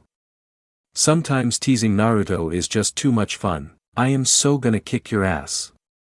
Naruto muttered under his breath. I'll kick it so hard that by the time I'm done you'll be shorter than I am. That doesn't even make sense, Naruto. Tenten declared. Oh yeah? The boy asked hotly. Well, I'm still gonna kick your ass anyway. Nice comeback. Tenten said dryly. The girl reached into her pouch of ninja tools and removed her sealing scrolls filled with practice weaponry. You ready? I was born ready. Naruto declared confidently. Then why did you need to practice like crazy for a month to get ready for this fight? Tenten asked with a smirk. Naruto stumbled. Failing to find an appropriate bit of banter to counter the girl, the young man finally just declared. Screw it, let's fight already. I really gotta work on coming up with badass things to say before the fight starts. Rather than waste time with a verbal response, the girl sent a handful of shuriken at him, hoping that the unexpected attack might force him to reveal whatever he had been up to for the last month. This is Naruto I'm dealing with, so trying to anticipate what new trick he has up his sleeve is almost certainly not going to work. He's just too unpredictable. The best thing to do is pressure him into revealing it as soon as possible, that way I'll have more time to figure out what his new trick is and how to deal with it. Unfortunately for the girl's plans, Naruto seemed to have improved his dodging skills along with developing whatever his new secret weapon was, and he managed to evade all the weapons without giving anything away. Tenten gradually increased the tempo of her attacks, but the boy was still weaving through the hail of kunai and shuriken without too much difficulty. When it became clear that simple kunai and shuriken would not work, Tenten decided to take things to the next level. Mixed in with the next barrage of kunai was a group of several knives with thin metal wire strung between them. The wire was thin enough that it would be almost impossible for Naruto to see in time to dodge, and while the wires themselves would do no damage to the boy, they would tangle Naruto up badly enough to stop him from dodging her next attack and force him to reveal his new trick. At first things went exactly as the girl anticipated. Naruto was so intent on dodging the kunai themselves that he did not even notice the wire strung between them until it was too late. However, instead of revealing his new trick, the boy unleashed several shuriken of his own to counter the attack. While striking all of Tenten's weapons in mid-air would have been impossible even for Tenten herself, it was easy to strike the net of wire strung between the knives. The thin wire snapped when struck by Naruto's shuriken, and Tenten's trap fell apart without capturing the boy. Since explosive tags were not an option for a friendly sparring match and her wire net trick had not worked, Tenten decided it was time to unleash her best attack and see how Naruto dealt with it. If his new trick was as good as the boy seemed to think it was, he would probably win the match. But by this point Tenten was so curious to find out what he was up to that losing a friendly sparring match was a small price to pay to get some answers. After practicing together for the better part of a year, Tenten and Naruto had sparred enough times that wins and losses had stopped mattering to the girl a long time ago. When she did not even bother keeping track of a win-loss record, losing one more match became fairly meaningless. Of course, that did not mean she planned to make things easy on Naruto, and she did have one more trick up her sleeve that might catch the boy off guard even if he could block her when she was using her best attack. The girl removed a pair of weapon scrolls, and after running through the appropriate hand seals tossed them both into the air. The two scrolls went up in parallel spirals, unrolling as they rose. When the scrolls reached the top of their flight path, the girl leapt straight up between the two scrolls and began unsealing and hurling weapons at a lightning-fast pace. No matter how much time Naruto had spent improving his dodging skills, there was simply no way he had gotten good enough to evade her twin rising dragon's attack. Even Guy had to push himself to avoid taking any hits from the sheer number of thrown weapons the girl could unleash. Naruto did not waste any time trying to dodge, and Tenten was gratified to see his hands quickly snap through an unfamiliar sequence of seals. "Now I'll finally see what you've been up to, Naruto." Tenten's eyes widened in surprise when the boy announced his jutsu. Futon, Disruption Wave. The air around Naruto began whirling in a chaotic mass of conflicting air currents, and none of Tenten's weapons were able to get past the intense maelstrom the boy's jutsu had created. Tenten dropped back down to the ground, a look of frustration on her face as she viewed the results of her failed attack. "Pretty awesome, isn't it?" Naruto asked once his jutsu ended. "It's still not perfect. According to scrolls I got from Kakashi-san, once I get really good at it you'll barely even be able to tell it's there, but it's still good enough to block all of your attacks." The boy grinned, and then declared, "Looks like you're never gonna get to beat me again, doesn't it, Tenten?" "Naruto." The girl began, wearing a smile of her own. "Considering how many times you've told people not to underestimate you, I wouldn't have expected you to make that exact same mistake yourself." Tenten activated the chakra thread she had attached to most the weapons she had unleashed during her twin rising dragon's attack, and with a quick flick of her wrist sent them all rushing towards the boy once more. "Whoa!" The boy cried out in surprise before frantically performing another jutsu. Futon, Great Breakthrough. A massive burst of wind erupted around Naruto, scattering Tenten's weapons an instant before they would have hit him. Tenten let the weapons fall to the ground and decided to wait the wind to die down before trying again. Hopefully the wind jutsu would not last too much longer, by this point her chakra stores were getting a little low since performing twin rising dragons had taken up a lot of her energy, and keeping chakra threads attached to her small arsenal of weapons was not an easy task. However, Naruto never gave her the chance to continue her attack, performing a third jutsu before his second faded. Futon, Wind Bullet. A blast of compressed air slammed into Tenten, knocking the wind out of the girl and sending her flying to the ground. The blow also disrupted her concentration, snapping the chakra threads she had been maintaining on her weapons. The girl lifted a hand to signal that she was conceding the match, and took a few deep breaths before slowly returning to her feet. "So that's what you were up to," Tenten declared once she caught her breath. "All that secret training was you learning wind manipulation and wind jutsu?" The girl frowned in sudden confusion, and then demanded, "How did you learn to do of that in 1 month? Nature manipulation isn't easy learn even if you have a strong natural affinity for your element, and I know you hadn't even started on it a month ago. There's no way you could have learned how to use wind chakra and 3 different jutsu all in 1 month. Actually, it's 4 jutsu so far," Naruto declared sheepishly. "I also know vacuum sphere. It's kinda like wind bullet, except smaller and nastier. It's not the sort of jutsu you'd use in a friendly sparring match." Noting that Tenten was looking impatient for an explanation at this sudden explosion in his learning speed, Naruto got to it. "Anyway, Kakashi-san decided to see what element I was good with to see if there were any jutsu I could learn to counter all your throwing weapons, and it turns out it was wind. So, at first it looked like it was gonna take a long time to learn how to use wind chakra, but then I was thinking one day that whenever a shadow clone goes away I find out anything it learned while it was around, so if I had a whole bunch of shadow clones working on learning to use wind chakra, you could learn things that would take months in a matter of hours." Tenten finished. "Naruto, that's incredible."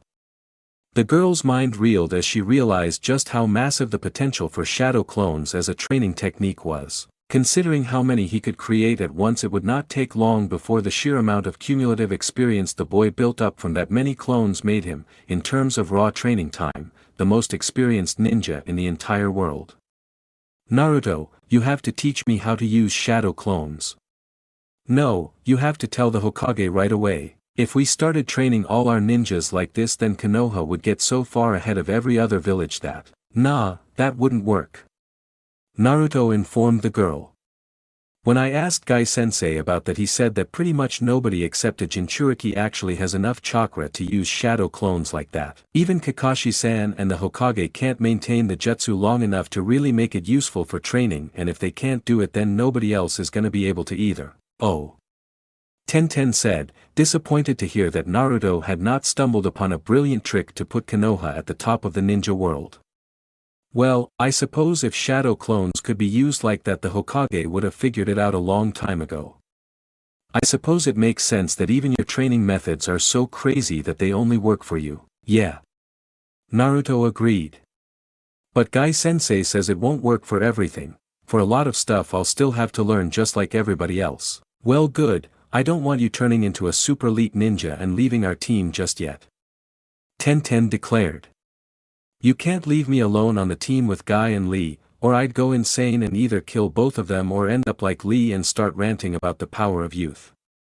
The two shared a laugh at that image before Tenten commented, "You know, when you said you were working on a new secret weapon I thought you might have finally managed to figure out how to use the nine-tailed fox's power." Naruto's countenance darkened. "No, I still haven't had any luck with it." The boy's frustration with his lack of progress was obvious. "I know lots about what I can do, but I've got no freaking clue how I'm supposed to do it. I can't even manage to repeat all the stuff I could do in the fight with Yujito, probably 'cause I don't remember much of the details of what happened, just that I was really, really pissed at her. I tried just remembering how pissed I was and seeing if that's what the trick was, but remembering it's not the same as when it actually happened. I'm sure you'll figure it out eventually," Tenten reassured him. "Like Gai-sensei's always saying, you can solve any problem with enough hard work and dedication." "Yeah," the boy agreed uncertainly, before perking up and declaring more enthusiastically, "Yeah. Now that I've got this wind stuff down, I'll bet I can figure out how to deal with this stupid fox with no problems. I'm gonna go work on it right now. See you later, Tenten-chan," let's go get some ramen tonight. Sounds good Naru, never mind, you've already run off, can't hear anything I'm saying. Tenten chuckled as she watched the boy's rapidly receding form. Always running around. Well, I'll have plenty to keep me busy while he's working on the fox. If I ever want to win another sparring match with Naruto, I really need to work out some way of getting past his new wind chakra tricks. Naruto was quite certain that anybody who knew him from the academy would have been very shocked to learn of his current activities. There were times when Naruto could hardly believe it himself. Even Tenten had been stunned when she found out where his efforts to gain a better understanding of his relationship with the nine-tailed fox had led him. It had all been the Hokage's idea, and Naruto continued to blame the crazy old man for his current suffering, and for placing him in this ridiculous situation to begin with. Stupid, crazy old man. It had all started when, after weeks of trying on his own with no results, Naruto had gone to the Hokage in the hopes of getting some help on his Jinchuriki training.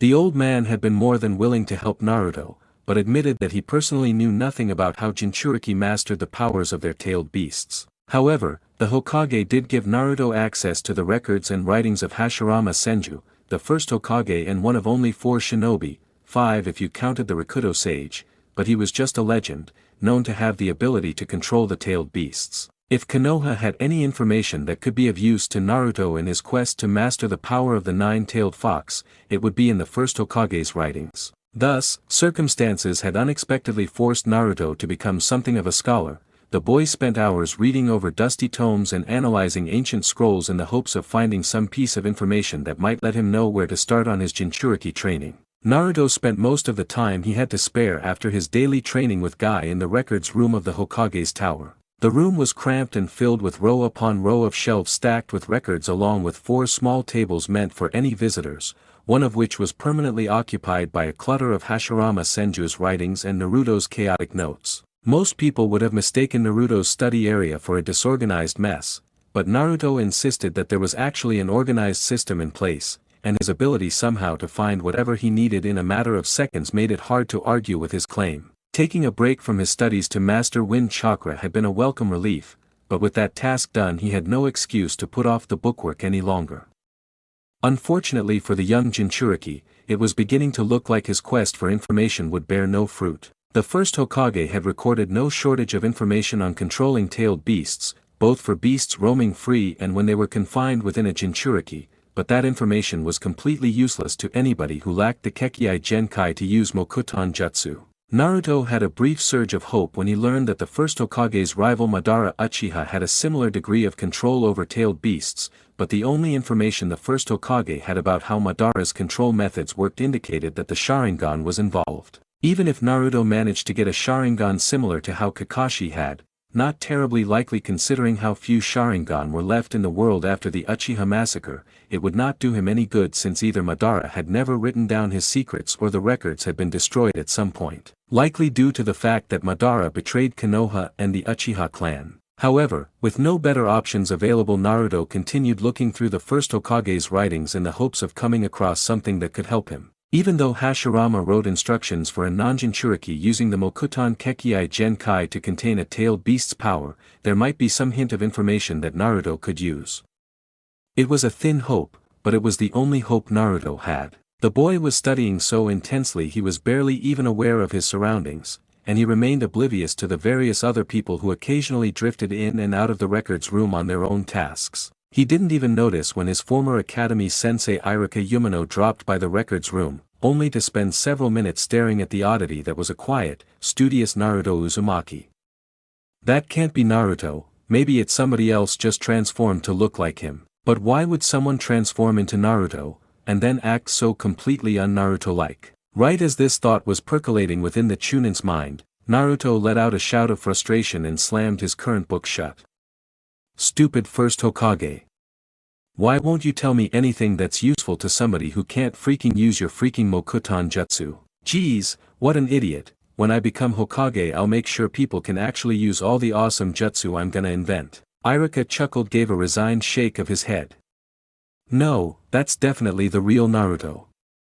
He briefly considered approaching the boy, but decided that anything important enough to make Naruto spend so much time reading and studying was also probably too important to distract him from. Irika finished his business quickly and quietly, and then left the boy to continue his work in peace. Naruto had been reading through the first Hokage's writings for a couple hours and was just about ready to give up again when the third Hokage sought out the young Jinchuriki and politely but firmly asking the two other people who were in the records room at the time to leave him alone with the boy. "I thought you would be back again sooner or later, Naruto," the Hokage said, announcing his presence to the boy.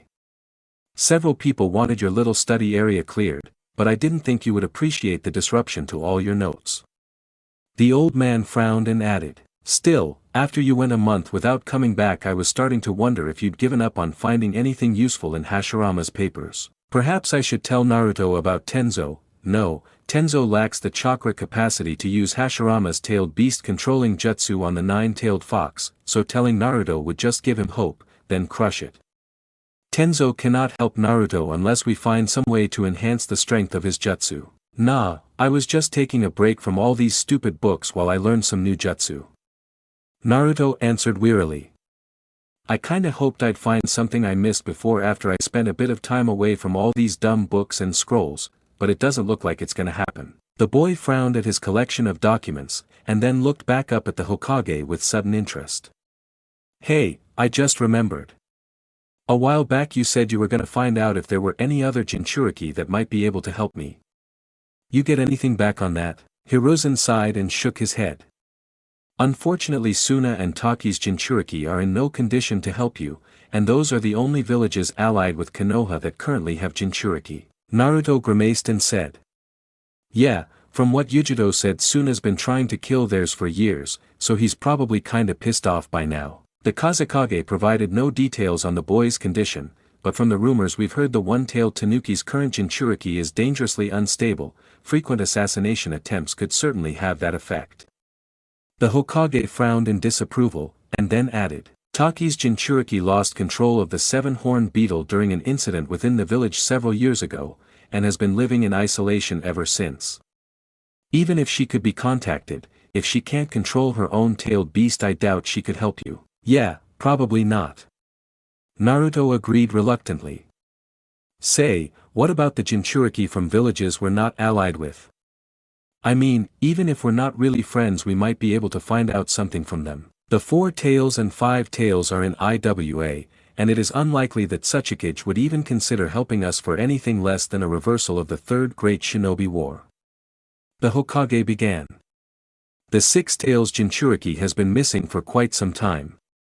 As for the 2 tails and 8 tails, Kumo," the boy answered flatly. "Indeed," the Hokage answered grimly. "Several years ago Kumo offered to train you exchange for the secrets of several of Konoha's jutsu and Kekkei Genkai. I doubt their price has grown cheaper, and considering Kumo's recent actions we can hardly trust them to honor any bargain even if the price they offered were more reasonable." The Hokage gave a mirthless smile, and added, "A few days after Kumo's chief negotiator conveyed the rakeage offer to train you the diplomat was killed while trying to steal the Hyuga clan's Kekkei Genkai." Naruto had not known about that incident, but he nodded in agreement with the sentiment the story conveyed. "Yeah, there's no way we can trust Kumo to keep any deal we make with them." A thoughtful look passed over the boy's face, and he asked, "Hey, what about the 3 tails? You never said anything about its host." "The 3 tails is also not an option," the Hokage said simply. "I hoped Naruto would not notice I left him out." "Why not?" Naruto inquired. "Who's its host?" "The 4th Mizukage, Yagura," Hiruzen answered reluctantly. "Really?" Naruto said, enthusiasm clear on his face. "A Jinchuriki Kage? That's awesome. Wait, where have I heard of him before?" Naruto's eyes widened in sudden glee. "Of course. The 4th Mizukage is one of the 4 ninjas who can completely control a tailed beast. He could probably teach me all kinds of neat tricks for dealing with the fox, right?" "I would rather have you be trained by Killer Bee," the Hokage declared sternly. "Kiri has acquired an extremely unsavory reputation under the 4th Mizukage's rule. From everything we have heard their practices are barbaric. There is a reason many people call it Bloody Mist Village now instead of Hidden Mist Village." "Oh yeah, I remember hearing about that stuff, always sounded kinda nuts to me." Naruto frowned in confusion and asked. Hey, isn't Kiri supposed to be, like, really secret and stuff?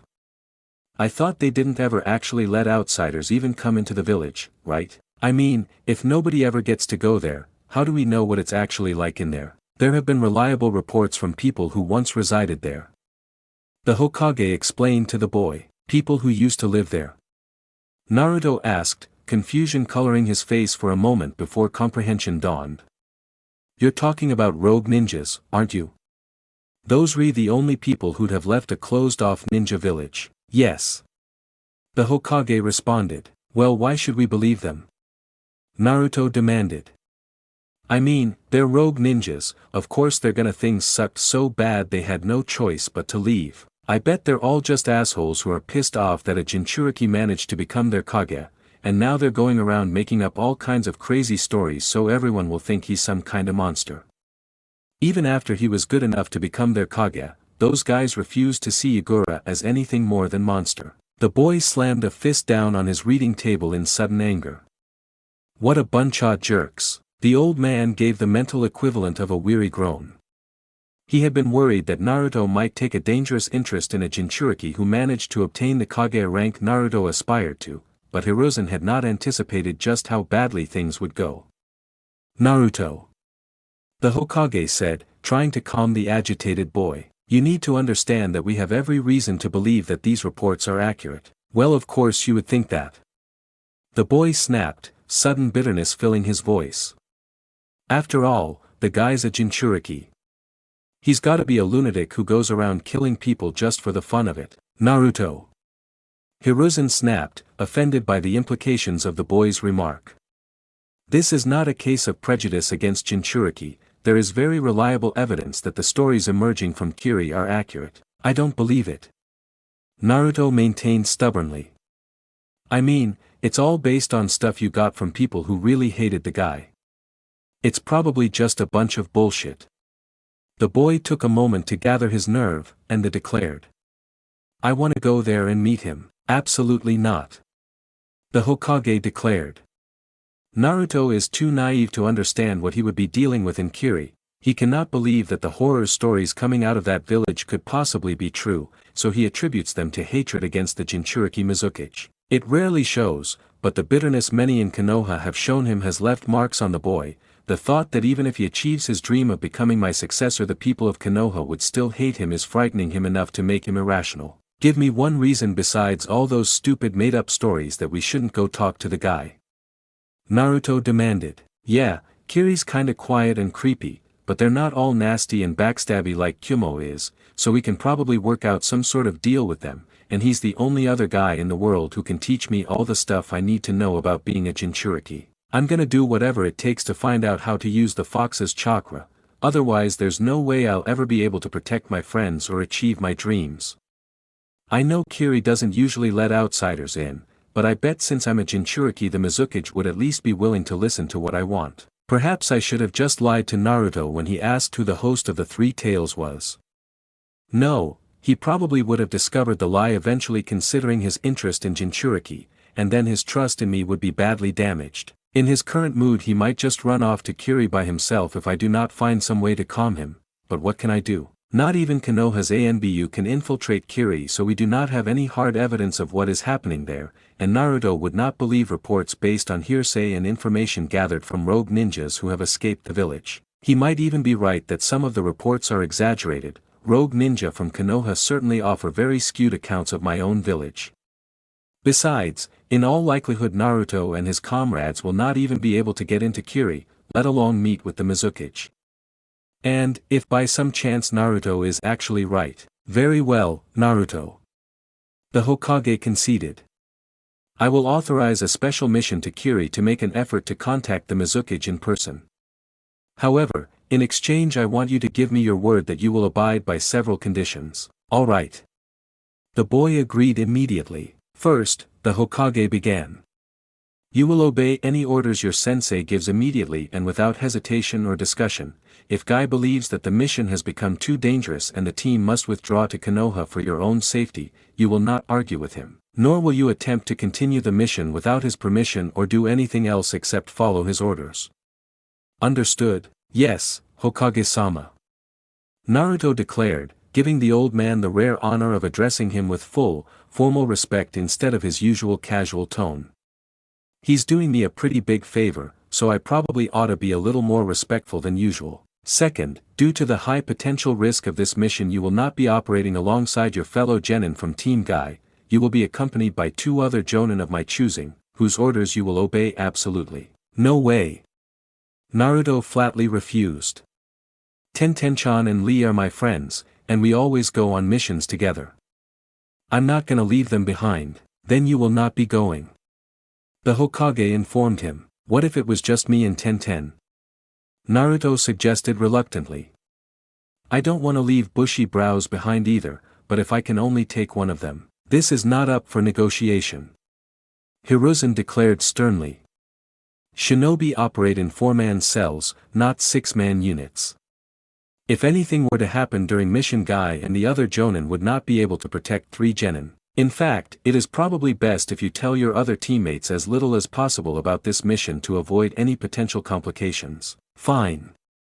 Naruto reluctantly agreed, already dreading Tenten's reaction when she found out she would not be participating in the mission. After a few moments of silence another potential issue occurred to the boy. What if Guy-sensei gives me one order, and these other jonin give me a different one? Naruto asked. You did kinda say I have to obey them both. Guy will be the team leader, so his orders take precedence. The Hokage answered. That's fine with me. Good, I'd rather have Guy-sensei running things than some other person I don't really know. And the final condition, the Hokage announced. If you wish to perform this mission, you will forfeit half of your mission pay from now until the time you make Chunin. What?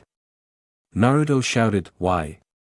You don't need to take away my money like that. Half of a genin's pay is substantially less than the normal commission price for an S-ranked mission.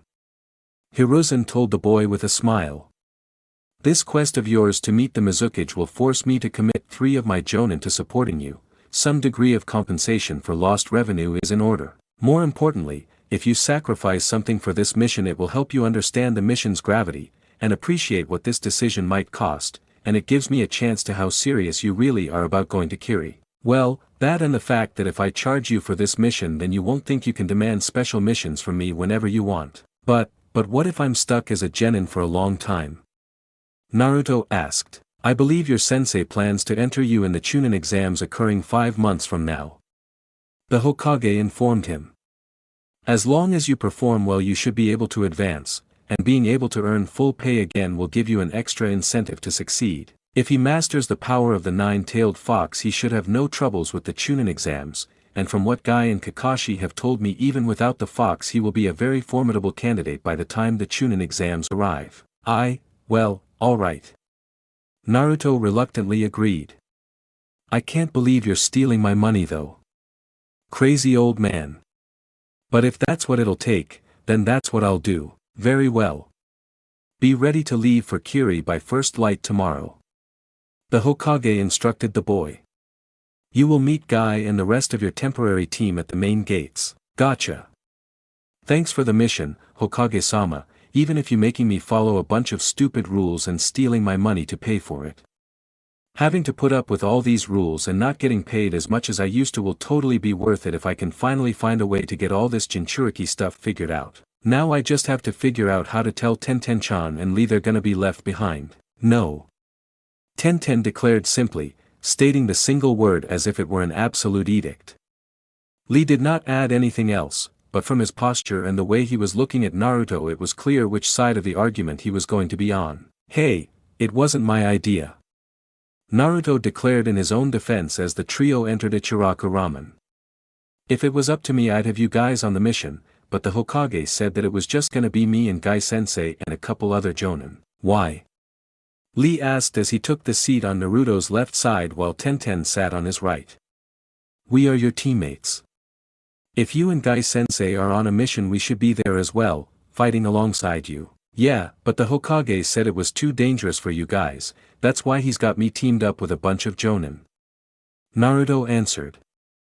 Half a second after the words left his mouth he realized that he probably should have worded things differently if he wanted to persuade his teammates to stay behind with no trouble. Telling Tenten and Bushy Brows that my mission's so dangerous I'll need 3 Jonin keeping an eye on me probably wasn't such a hot idea. Now they'll want to come more than ever. If the mission is that dangerous surely you should have your comrades fighting alongside you. Lee answered. 6 ninja are better than 4, and our teamwork is excellent. We could fight at your side more effectively than a Jonin you have never worked with before. Yeah, but the Hokage said that the Jonin wouldn't be able to protect you guys if anything went wrong. Naruto said, only to curse his own thoughtlessness a moment later. Tenten hates it when people treat her like she's weak or she can't take care of herself. Lee and I are shinobi just like you, we don't need to be protected. Tenten snapped, glaring at Naruto. What is this mission you're going on anyway? The girl demanded. You haven't really told us any of the details. Conversation came to a brief end when their ramen arrived, and Naruto focused on eating steadily so he would have an excuse to avoid answering Tenten's question. However, even after the boy had consumed 4 bowls of the best food in the world, Tenten was still looking at him expectantly, and the boy admitted to himself that no amount of delaying was likely to make the girl forget her question. Yeah, the Hokage said I really shouldn't tell you guys anything about this mission. Naruto admitted reluctantly. Tenten casually glanced around the ramen bar, and then leaned in close to Naruto and muttered. Alright, but the Hokage isn't here right now, is he? Tenten. The boy yelped in surprise. You can't. I'm not gonna disobey a direct from the Hokage. I mean, I think it's a stupid order and all, but he still told me not to say anything, so that's what I'm gonna do. If I don't do what the old man says he'd probably cancel the mission on me, and finally managing to figure out how I'm supposed to use the 9-tailed fox is way too important to mess up. Well, you can at least give me a little hint. The girl suggested, hoping that she could manage to wheedle enough information out of Naruto to figure things out if he would not just tell her directly what the mission was.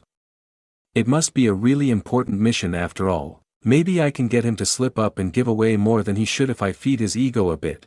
Naruto always likes being praised and acknowledged for his ninja skills. Nope. Naruto said, shaking his head vigorously before shooting Tenten a cheeky grin. Not gonna fall for that this time. I kinda had to get used to keeping stuff from her when I was figuring out how to use wind chakra, so I'm pretty good at figuring out all her tricks for getting info out of me. It was worth a shot. Tenten declared, shrugging philosophically. When I first met him Naruto would have given up the information for a kind word or a bowl of ramen. He's gotten a lot kagier ever since that run-in with Uchiha. You will at least let me and Lee see you off at the gate, right? Course I will. Naruto agreed. That could have gone a lot worse. Tenten's taking this a lot better than I thought she would. Do you know who the other Jonin on your team will be, Naruto? Lee asked curiously. You mentioned Gai-sensei would be involved, but who will the other 2 be? Dunno. Naruto answered with a shrug. The old man's picking them. I kinda hope Kakashi-san might be one of them since he's the only other Jonin I really know, even if he is a bit of a weirdo pervert. I just hope he and Gai-sensei don't spend all their time constantly doing all sorts of crazy stupid challenges. I think Gai-sensei cuts down on that kinda stuff when things get really serious, so maybe it won't be too bad. Well, Gai-sensei is Konoha's best taijutsu user, and Kakashi is the best at ninjutsu thanks to his Sharingan. Tenten declared, frowning in thought. A genjutsu specialist would kind of make sense for the 3rd person, but Konoha hasn't had any really good genjutsu users for a while. Or at least, none of the ones we have are very prominent. Why not? Naruto asked. I mean, I'm not that good at genjutsu, but you'd think there would be other people who'd want to get really good at it. Well, a lot of Konoha's best genjutsu users were in the Uchiha clan since the Sharingan is a very powerful tool for genjutsu users. Tenten responded. And before that several of our best genjutsu users died in the 3rd Great Shinobi War. So that's why we don't really have anybody who's really good with genjutsu. Naruto said, nodding vigorously. Makes sense I guess. Kinda hard to get people who are real good at it when all the folks who ought to be teaching them keep dying and stuff. In that case maybe we'll get somebody with an awesome Kekii Genkai or something. The boy's eyes widened as a sudden thought occurred to him. It'd be really awesome if there was someone who could use Mokuton Jutsu, but that was kinda the first Hokage's thing and I've never heard of anybody else with it. Many of Konoha's clans have very powerful ninja with unique jutsu. Lee pointed out.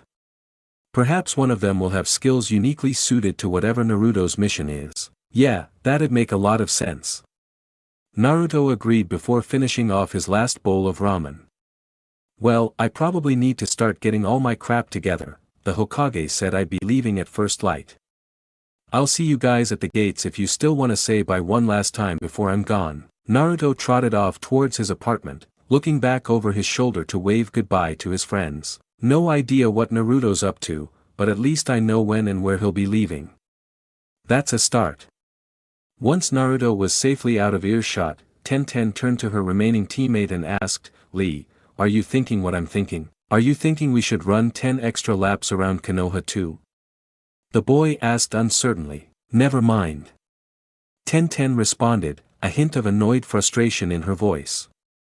I swear, sometimes Lee's almost as bad as Naruto. You're right, 10 laps is not nearly enough. Lee said, misinterpreting the reason for her displeasure with his suggestion. We should do at least 20, Tenten sighed. What if we went up to 50 laps?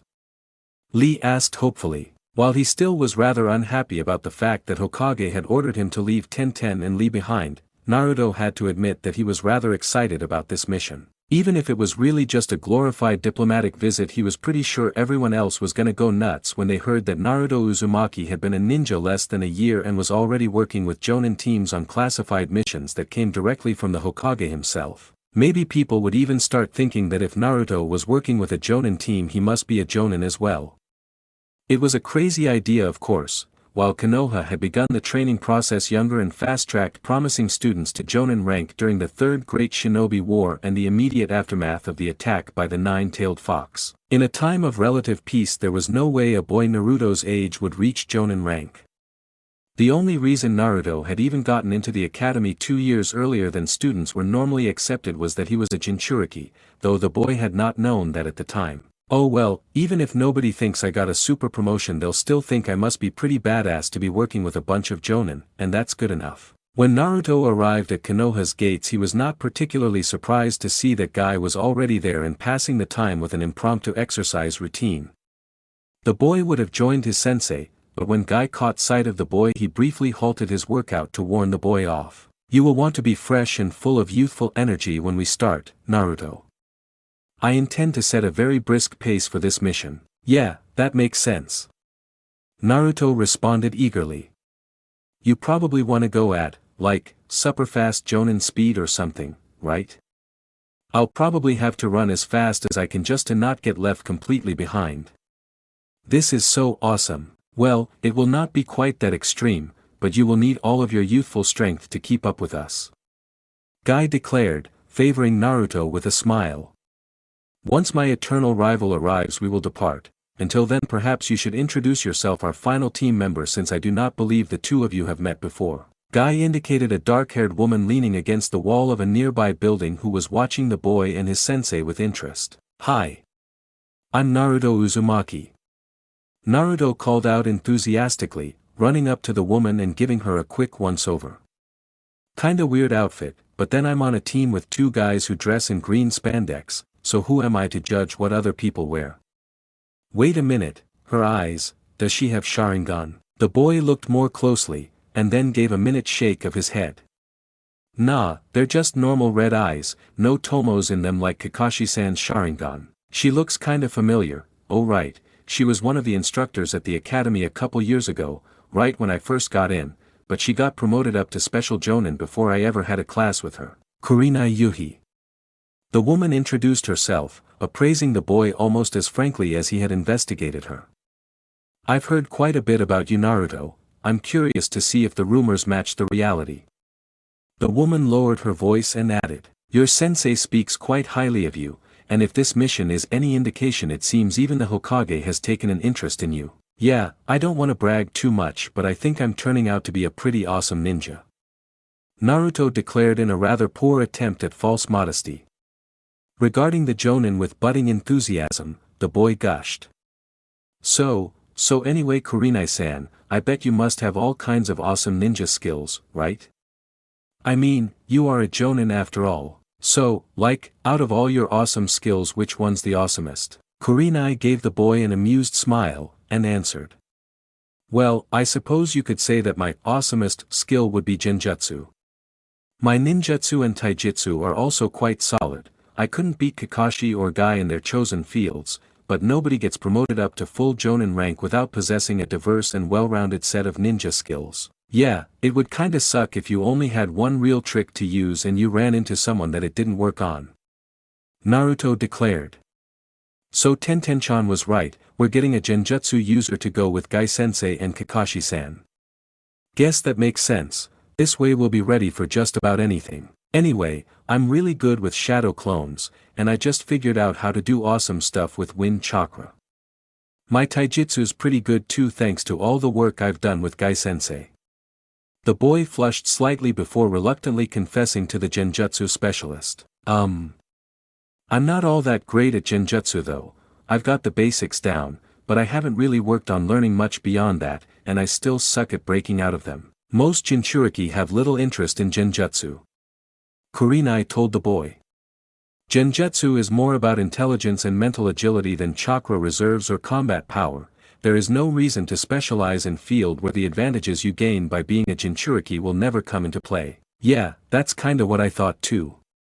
Naruto responded, nodding vigorously in the hopes that the Jonin would believe he had seriously considered improving his genjutsu skills. I'm pretty good with the transformation jutsu though. I might have gotten better if Tenten hadn't threatened to never buy me ramen again after I told her about my sexy jutsu idea. It seems like a harmless prank to me, but she really didn't see the humor in it. Then again, she had a point that I'd be kinda weirded out if she had a jutsu that turned her into a naked guy. Any further musing on the subject was interrupted by the arrival of the girl who had been subject of Naruto's thoughts, along with their other teammate. Hey Tenten-chan, bushy brows. Naruto called out, waving eagerly to his two comrades. Tenten and Lee made their way to the boy's side, looking at Kurenai with undisguised curiosity. Naruto spared her the trouble of making an introduction by relaying most the information she'd given about herself, though with a great deal more energy and volume than the Jonin had used. So this is Guy's genin team. I can still hardly to believe that once the current crop of academy students graduate next month I'll have a team of my own just like this. Kurenai's eyes took in Lee's haircut and outfit, frowning as she noted that the boy seemed to be imitating his sensei as much as possible. Well, hopefully they won't be exactly like Guy's students. You did remember to pack all your tools, right Naruto? Tenten asked. And food, you'll be gone for a while so you'll need some trail rations. What about some spare clothes? If anything happened to your jumpsuit and you didn't have anything else to wear then, geez, I'm fine Tenten-chan. The boy grumbled. She's doing her crazy nurturing thing again, I better just put up with it or I'll hurt her feelings. While Naruto continued to grumble that he was fine, he did not strenuously object to Tenten's barrage of questions and demands, assuring her that he was absolutely, completely, 100% prepared for his mission. Naruto's resolve to tolerate Tenten's well-intentioned but annoying actions broke when she tried to get into his pouch of ninja tools to make sure he had not forgotten anything. I didn't forget anything, Tenten-chan. Why'd you gotta bug me so much anyways? Sorry Naruto. The girl apologized absently, not sounding the slightest bit abashed. Oh, you should probably have a couple explosive tags, just in case. If you didn't remember to pack any then I've got a couple right here. The girl did not even wait to hear Naruto's response before she began reaching back into her pouch of ninja tools, presumably for the tags in question. I already told you, like 2 or 3 times that I've got enough of everything. Naruto whined. Naruto desperately looked to the rest of the people to find someone to save him from the girl's smothering mothering, but there was no help to be found. Lee and Guy seemed occupied in an intense discussion of Lee's training regimen for the time while Guy was away, while Kurenai was just watching the proceedings with an amused smile. Naruto tried to use eye movements and body language to send a nonverbal signal to Jonin that he desperately needed her help, but all that seemed to accomplish was making her quickly cover her mouth to prevent herself from laughing at the boy's plight. Man, women can be really cruel sometimes. Rescue finally came in the form of a listless declaration of, "Hey guys, now that I'm here we should probably get started on the mission. Naruto had never been more grateful to see Kakashi Hatake, and was especially delighted that the odd-eyed man had turned up exactly on time instead of being incredibly late. If he had to put with 3 hours of crazy, clingy, nurturing Tenten because of Kakashi, Naruto might have ended up finally snapping like Lee had and turning into another copy of Guy. I think we could spare a minute or two for Tenten and Naruto to finish saying their goodbyes, Kurenai suggested. Kakashi turned a lazy eye on the two genin, and then gave a slight shrug, taking in the boy's pleading look. Well, I suppose we can give them however long they need.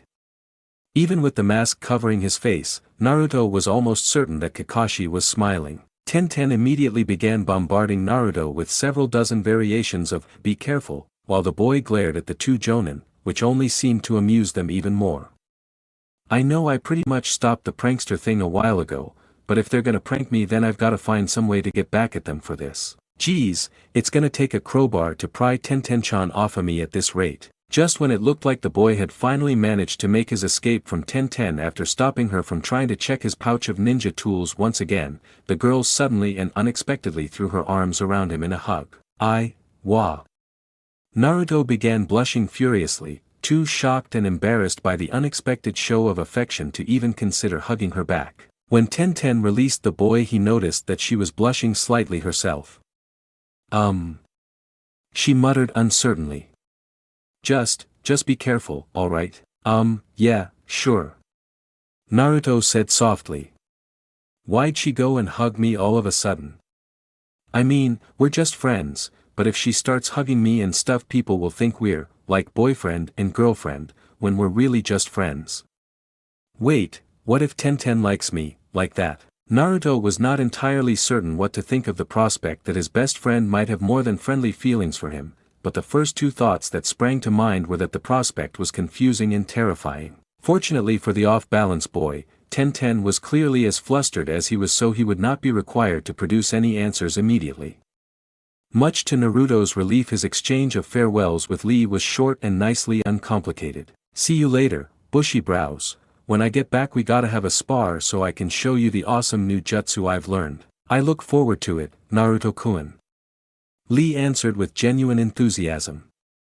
Lee and Naruto's friendship might not be as deeply developed and complicated as the one between Naruto and Tenten, but in the Jinchuriki's opinion there was a lot to be said for a friendship that was no more complicated than a bit of friendly competition and a shared love of training and developing new skills.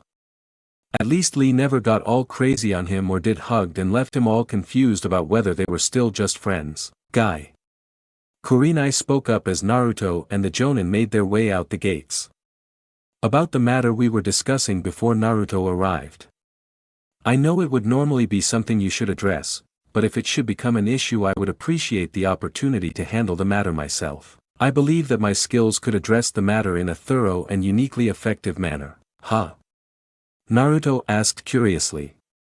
What are you guys talking about? Is it anything that I can help with, Kurenai-san? Oh, it's nothing important, Naruto.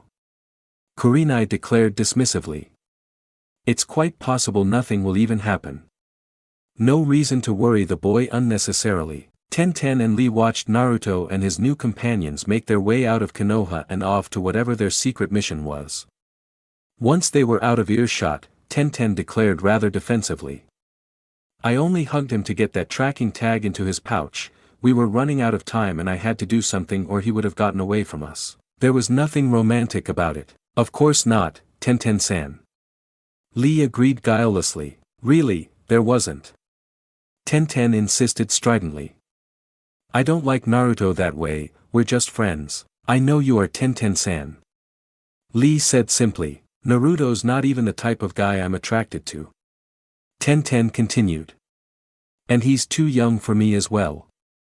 There's just no way I could possibly be interested in him. Why does Tenten-san keep insisting she is not interested in Naruto when I have already agreed with her? Lee wondered. Tenten and Lee tracked Naruto and his jonin escorts for 2 days, by which point the genin had determined from the group's direction that their destination must be in Kiri. So far, a mixture of luck, skill, and caution had kept the duo from being detected by the jonin they were tailing, though there had been several close calls. Lee nearly had a panic attack when it seemed like Guy was looking directly at their position for several seconds yesterday, but given the man's lack of reaction it appeared that had not noticed the pair Genin trailing his team. Tenten-san. Lee suggested hesitantly as the two ate a quick breakfast of cold trail rations in a small clearing. Fire Country was the most heavily forested of the 5 great nations. The warm, temperate climate for which the land was named encouraged trees to grow very large very quickly, and small clearings like the one the two Genin currently occupied were often used as campsites. A quick look over the area revealed the remains of several somewhat recent campfires, indicating that previous travelers had used this very spot for their own camps. I think that perhaps we should consider turning back when we reach the borders of Fire Country. I understand your concerns, but we would not want to interfere with Naruto's mission. We're not interfering, Lee. Tenten told the boy. Naruto is our teammate, we should be on this mission with him, not left behind in Konoha. The Hokage does not seem to agree with you. Lee pointed out. The Hokage doesn't know either of us or how good our ninja skills are. Tenten countered. We can take care of ourselves, we wouldn't be getting in the way, nor would we need the Jonin to protect us. Naruto probably just said something foolish to make the Hokage think we weren't capable of taking care of ourselves, or maybe he just misinterpreted what the Hokage really meant. The girl sighed, and miserably added, I can't just stay back in Konoha and do nothing while Naruto's going out on a dangerous mission where he might get hurt or even killed. I have to help him, I have to be there if he needs me. Tenten-san, Lee said earnestly. I know you well enough to understand that one of the things you truly hate is when others view you as weak or incapable of holding your own as a shinobi. If you hate being seen as weak and incapable so greatly, then why do you look at Naruto that way, huh? Confusion was clear on Tenten's face. What are you talking about, Lee? The boy was silent for a moment as he gathered his thoughts, and then said. Guy-sensei once told me that the hardest part of being a sensei was not training us to be great ninjas, or any the battles we fight. The hardest task that he ever faced as a sensei was accepted that he had to place his students in danger, that as his students grew he would have to rely upon us to take care of ourselves rather than constantly attempt to protect us on the battlefield. Guy-sensei's instincts told him to protect us and keep us safe from the dangers of the ninja world, but in time he realized that the only way we would ever grow into brilliant shinobi would be if we faced those dangers on our own. Tenten gazed at Lee, pondering the brief tale he had conveyed to her. I think I understand what you're trying to say, Lee. The girl sighed, and reluctantly admitted. I worry about Naruto. The thought that he might be hurt or killed. I just can't stand it. I have to be there if he needs me, to protect him, to help him, to keep him safe. I remember when we were both still in the academy, when he was the worst student in the class and I somehow wound up becoming his tutor. But he has grown since then, Tenten-san. Lee told her. Naruto is strong, even if I take off my weights he usually wins our sparring matches thanks to his ninjutsu, and you told that in your last sparring match he defeated you quite easily by using his new skills with wind chakra. He is not the same Naruto you had to guide through basic lessons at the academy. Tenten stared in the general direction of Naruto's camp and sighed. You're right, Lee, Naruto has gotten a lot stronger. I already knew that, I've known it since the fight with Uchiha, but I don't think I ever really, truly accepted it. In a lot of ways, I still think of him as the same goofy little idiot who couldn't figure out how to throw a kunai or use a clone jutsu without my help. Your head knows that Naruto is strong and capable, but your heart had not accepted that he no longer needed you to help and protect him. Lee said sagely. Lee. The girl snapped at her friend. How many times do I have to say that my heart has nothing to do with Naruto? We are just friends. Tenten-san, Lee began. We are also friends, correct? Of course we are, Lee. The girl responded immediately. But, if I were the one going on this mission instead of Naruto, would you be so concerned for my well-being that you would be out in the woods following me against orders? Lee asked bluntly. No. Tenten reluctantly confessed after taking a few moments to consider the question. I wouldn't. The girl sighed, and continued, struggling to find the right words to articulate her feelings. Naruto is special. He just. I don't know. You know what he's like, how he's just so open and honest, how you can take one look at him and tell how much he cares. I was the first real friend he ever had, and every time I look at him I can see how much that means to him. How can I just be anything like a normal friend to him when he's that devoted to me? Tenten gave a humorless chuckle and continued.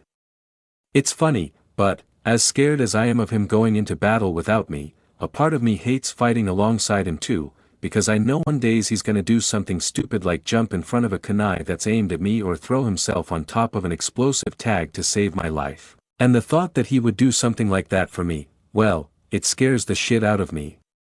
The girl paused, and admitted, what's even scarier is that I'd probably do the same thing for him. You love him.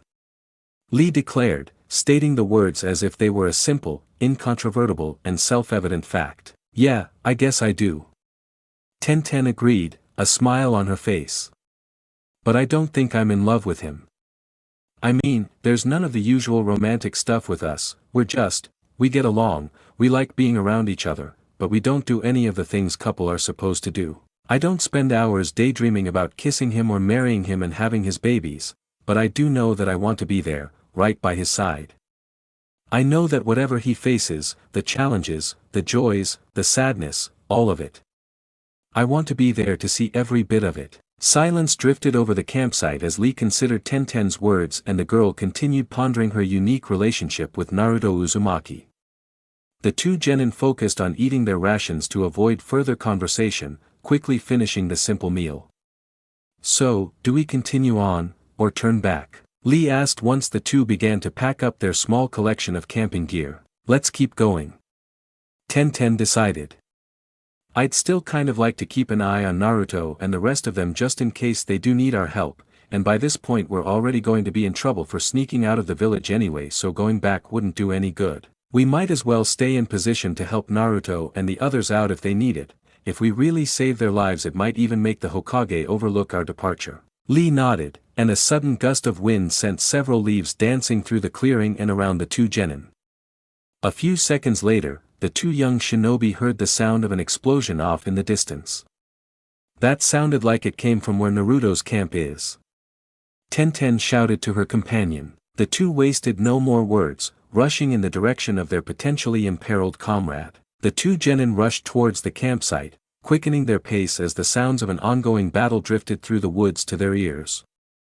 When they finally arrived, they saw the four Konoha ninjas battling a group of rogue ninjas who had them outnumbered by at least a 2-to-1 margin. The genin immediately rushed into the fray, double-teaming a rogue ninja that had been trying to sneak up on Naruto and hit him from behind. Huh? Naruto turned about and stared at his two friends. Tenten-chan. Bushy brows. What are you guys? The boy's question cut off in a startled gasp as his distraction allowed one of the rogue ninjas to plant a kunai in the boy's chest. Tenten gasped in horror as she saw the explosive tag attached to the knife ignite, and before she could even try to save her friend the tag detonated with a horrific blast, shredding Naruto's body. Tenten gasped in shock as freshly shed blood splattered over her face and arms. Not just any blood, Naruto's blood. No. No.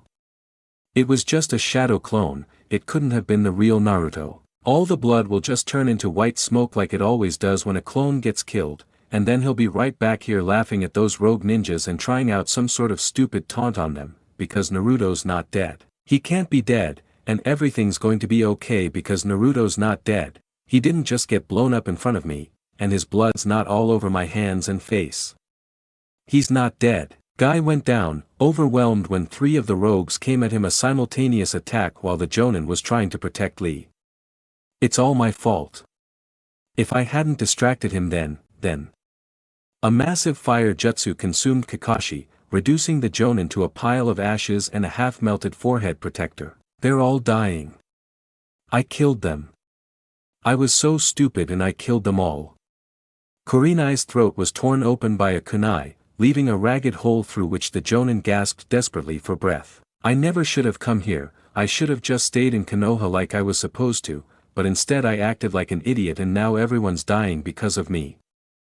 I killed Naruto. Kurenai slowly turned to regard Tenten, trying to draw breath through a shredded throat that continued spurting blood.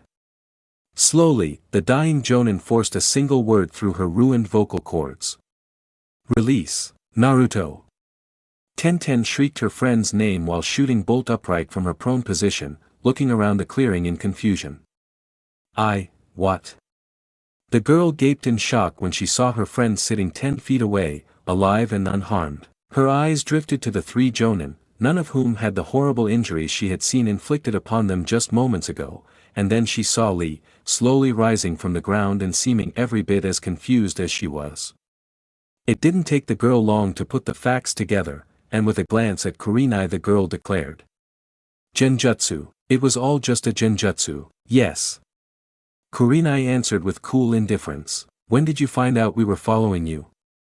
Tenten asked. As soon as the Hokage informed me that you would not be participating in this mission, I was concerned that your youthful enthusiasm might lead to some questionable decisions. Guy informed the girl. I shared my concerns with the other jonin. Kurenai-san and I also saw you plant the tracking tag on Naruto. Kakashi said casually. Smart move hiding it among his explosive tags. If you had put it anywhere else it might have taken Naruto a lot longer to notice it himself. As it was he didn't find it until he was double-checking his inventory on our first night of camping. So, you knew we were there the entire time. Lee declared, stating the obvious. We did. Kurenai answered. I thought it would be best to confront you as soon as you left Konoha, but Guy-san hoped that your... What did he call it? The jonin paused in thought for a moment before she recalled the eccentric man's exact words. Ah, right. He hoped that your misguided youthful exuberance would fade in time and you would return to Konoha without incident. Meanwhile, Kakashi-san said you were being idiots, but we should give you a chance to figure out how stupid you were being on your own before going to the trouble of pointing it out to you. However, when you didn't give up after 2 days, right? Tenten sighed. So, how much trouble are we in? Kurenai glanced towards Guy and gave a slight nod. I told you I would take care of the two of them if it became necessary. The woman declared grimly. Guy sighed and slowly shook his head, solemnly stating. They're my students. I'll see to Lee. You and Kakashi can deal with Tenten. The jonin grasped Lee's arm firmly and guided the boy to his feet, then led him out of the clearing and deep into the woods, until the two were out of sight. So, what's going to happen to us? Tenten asked, worried by how grim all of the others looked, even Naruto. Tenten-chan. The boy said heavily. You and Lee, you guys left the village without permission. You abandoned Konoha. It's really bad. You guys are, well according to the rules you and Bushy Brows are both rogue ninjas now. Wah. We're rogue ninjas? Tenten gasped. But when rogue ninjas get captured the penalty is... The girl barely managed to force the words past the lump in her throat and out of her mouth. Rogue ninjas are executed on sight, yes. Kurenai said grimly, slowly drawing a kunai. I'll make it as quick as possible. The woman said, trying to make her tone as reassuring as the words could allow, though the resolved intent to kill written on the woman's face made it impossible for Tenten to take any comfort in the words. No. Tenten gasped in horror. The girl tried to rise to her feet and flee, but her limbs were so weak with shock and terror that they refused to answer her body's call. The girl trembled in horror when she heard Guy shout something deep in the woods, followed by a pained cry from Lee. No. I didn't, we aren't. I didn't think. It's pretty obvious you didn't think. Kakashi said mildly.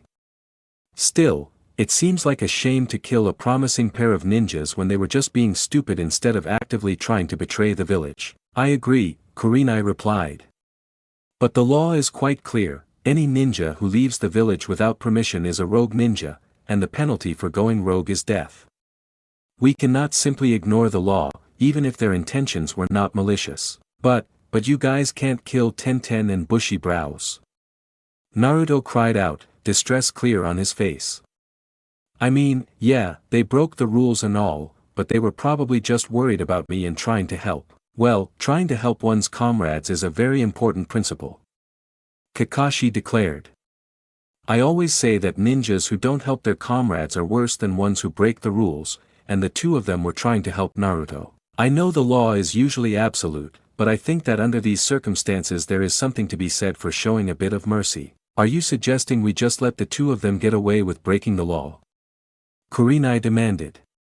After considering the matter for a few moments, the woman slowly nodded and conceded. I suppose that execution is a bit harsher than they really deserve, even if that is the law. The woman paused in thought and then said reluctantly, I suppose we could send them to the Hokage with a note explaining the situation. We might be bound by the law, but the Hokage has more flexibility in affairs like this, and if the full circumstances were explained to him he might agree that this is a special case. Yeah, the old man wouldn't want to kill Tenten and bushy brows. Naruto stated, a relieved look making its way onto his face as he realized his friends were not going to die. What about Lee? Tenten asked, worried about the comrade she had dragged into her plans. Did Guy-sensei, is Lee already? Kakashi's one visible eye widened, and the Jonin quickly sprinted off into the woods to find Guy. A short time later he returned, Guy and Lee in tow. The young genin was sporting a rather large bruise on his cheek whose shape was quite similar to that of Guy's fist, and seemed quite ashamed of himself. Oh thank goodness, Guy just punched him instead of killing him. Kurenai jotted down a quick note and handed it to Tenten. Give this to the Hokage. Now, I imagine that the two of you can make your own way back to Konoha without any more delays or side trips. If you hurry you might be able to get back before an ANBU kill team is assembled to track you down for going rogue. We'll leave right away. Tenten assured the Jonin, quickly taking the offered note and securing it in her pouch of ninja tools. For what it's worth, Lee and I are really sorry about this, and we didn't mean to do anything bad, we just... The girl paused and shook her head, then corrected herself. I just got a little stupid, and Lee came along to try and stop me from causing too much damage. Just go. Guy said sternly. If the Hokage decides that you are still worthy of being ninjas we can discuss the matter further when I return to Konoha. The two genin quickly fled the clearing with no further prompting.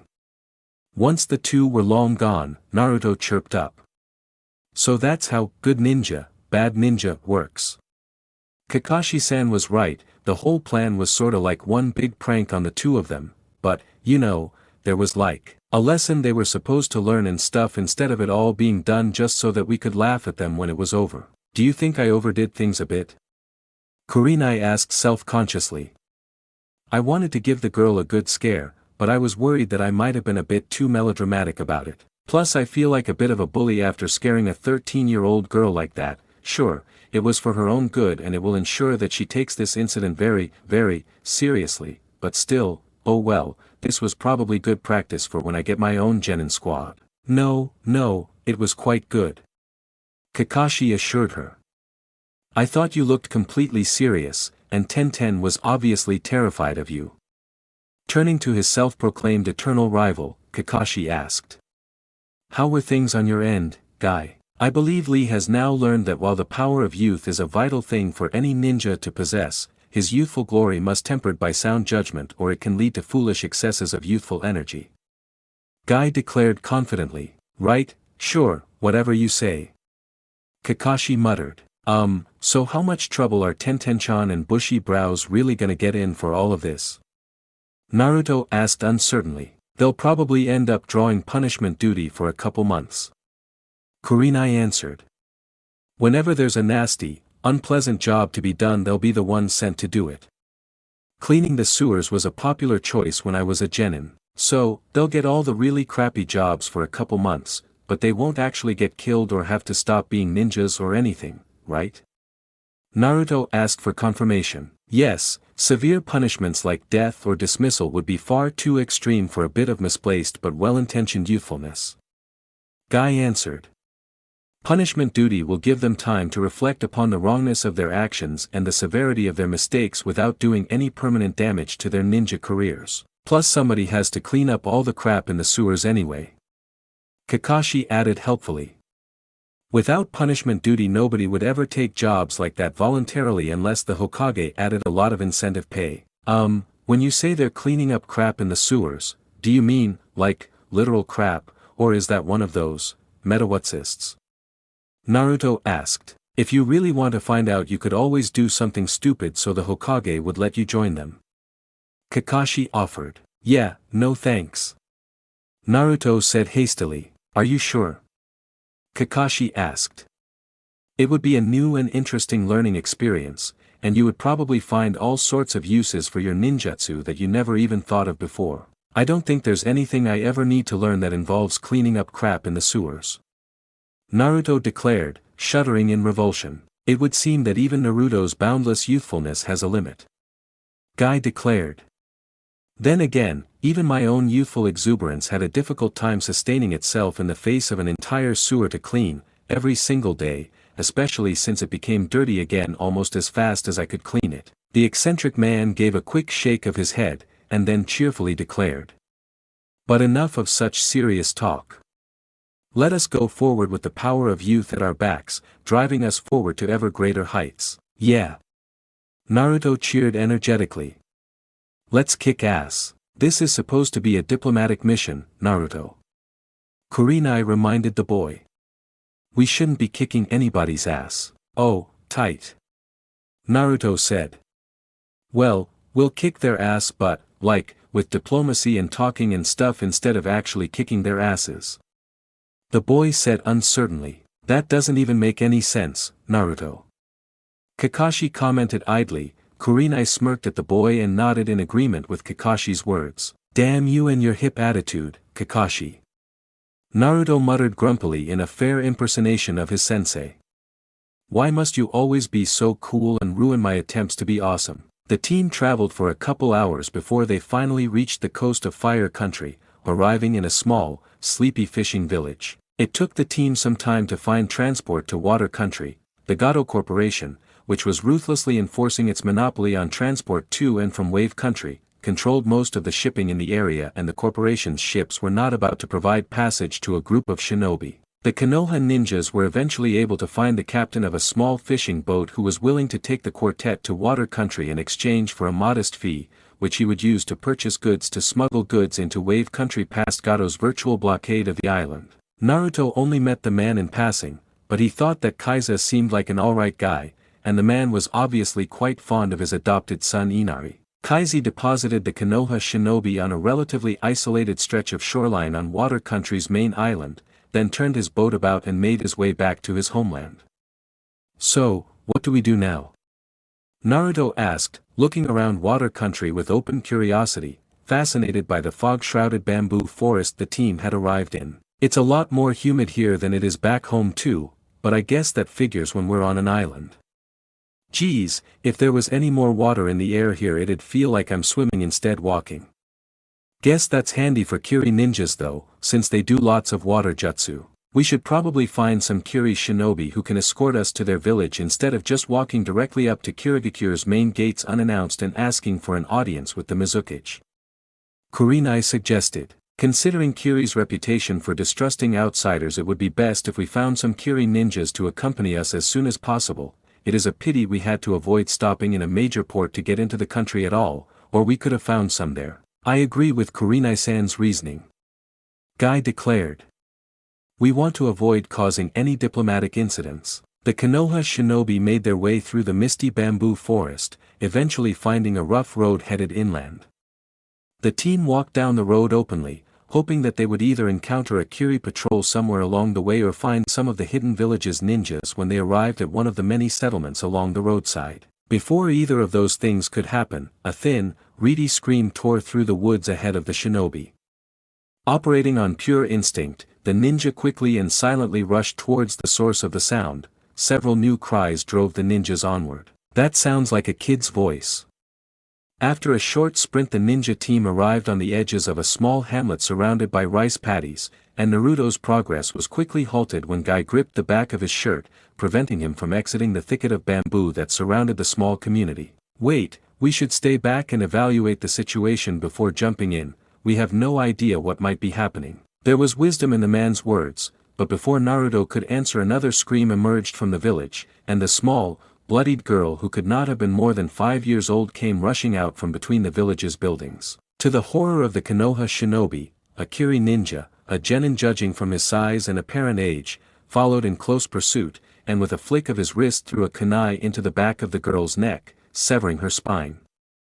The girl died in a matter of seconds. Guy's grip on Naruto's shirt went slack with shock, and an instant later the boy burst out of the edges of the bamboo forest and slammed a fist into the Kiri ninja's face. "What the hell do you think you're doing?" the boy demanded furiously. "Konoha." The Kiri ninja replied in stunned surprise, his gaze fixed on Naruto's headband. "What are Konoha ninjas doing in water country?" Naruto slammed another punch into the Kiri ninja's face. "I'm the one asking questions here. Why the hell did you kill that girl?" The rest of the Konoha shinobi arrived at Naruto's side, but when Kurenai moved to intervene, Guy halted her with a slight gesture of his hand. The Jonin's face was drawn in a furious scowl, and it was clear that even though Naruto's actions had been dangerous and impulsive, Guy shared the sentiments that led to them. Rather than interrupt Naruto's interrogation, the Jonin kept a careful watch of the area, keeping eye out for the rest of the Kiri ninja's squad. "Kekii Genkai." The Kiri ninja responded. "That village had to purged of the bloodline curse, or else many more would have died." The Kiri Genin's face clouded with confusion, and he asked. "Surely Konoha does the same. Otherwise those who possess Kekii Genkai would rain terror death down upon your village as well." You killed her for having a Kekii Genkai?" Naruto asked in shock. But she was 5 years old." "You killed a 5-year-old girl. What the hell is wrong with you?" "It was necessary." Naruto looked up from the Kiri ninja he had captured to see 2 more Kiri ninjas, one male and one female, who seemed to be around his age, accompanied by an older, experienced-looking man with a weathered face framed by dark hair and a thin beard. "Guess they must be a Kiri Genin team." Naruto's Jonin escorts eyed the Kiri ninjas warily, but made no overtly hostile movements. "Unhand my subordinate, Konoha ninja," the Kiri Jonin demanded. "Why the hell should I do anything you ask me to?" Naruto snapped back. "You freaks run around killing little kids. We do what is necessary to preserve the safety and security of our people," the Kiri countered. "If the bloodline curse is allowed to go unchecked, many more innocents will die as those possessing Kekii Genkai plunge our nation into fire and death. I take no pleasure in killing children, but if that girl had been allowed to live, dozens more would have died. Now, unhand my subordinate, Konoha ninja." "No way in hell will I do anything you tell me to," Naruto shouted back. "I'm gonna take you sick freaks down, and I bet when the Mizukage find out what you've been up to you'll pay for what you did here today." Guy took a step forward and gave quick, sharp nod, showing his support for his student's words, while the other 2 Jonin adopted a casual ready stance that placed their hands in the perfect position to form hand seals for their jutsu as quickly as possible. The Kiri team leader eyed Naruto and the other Konoha shinobi with a mixture of confusion and alarm, until his eyes widened in sudden comprehension. "Ah, I think I understand. Konoha's ways are not our ways, and you think we are simply bandits or killers." The man slowly reached into his pouch of ninja tools with careful, exaggerated motions, and then removed a small scroll. He carefully unrolled the scroll and showed the Konoha ninja that it was merely a written message and that there were no seals or other traps contained within it, then rolled the scroll back up, placed it on the ground, and sent the scroll rolling to Guy's feet with a carefully measured nudge of his foot. Guy bent to pick up the scroll, never taking his eyes off the Kiri ninja during the process. The Jonin unrolled the scroll, and carefully read it over before announcing. "These Kiri ninja are executing an official mission authorized by the Mizukage himself. Naruto, release the Kiri Genin." "What?" Naruto asked in shock. But that can't be right." "Let me see that, Guy-sensei." Naruto released his prisoner and rushed up to Guy's side, standing up on the tips of his toes to read the scroll in Guy's hands. "Team Tsubasa is hereby ordered to proceed to the village of Harima and eliminate all inhabitants, in order to ensure that none who possess the Rantun Kekii Genkai survive. This is a C-ranked mission. Yagura, 4th Mizukage of Kirigakure." "What, but... Guy-sensei, this is a fake or something, right?" Naruto asked in confusion. This can't be right.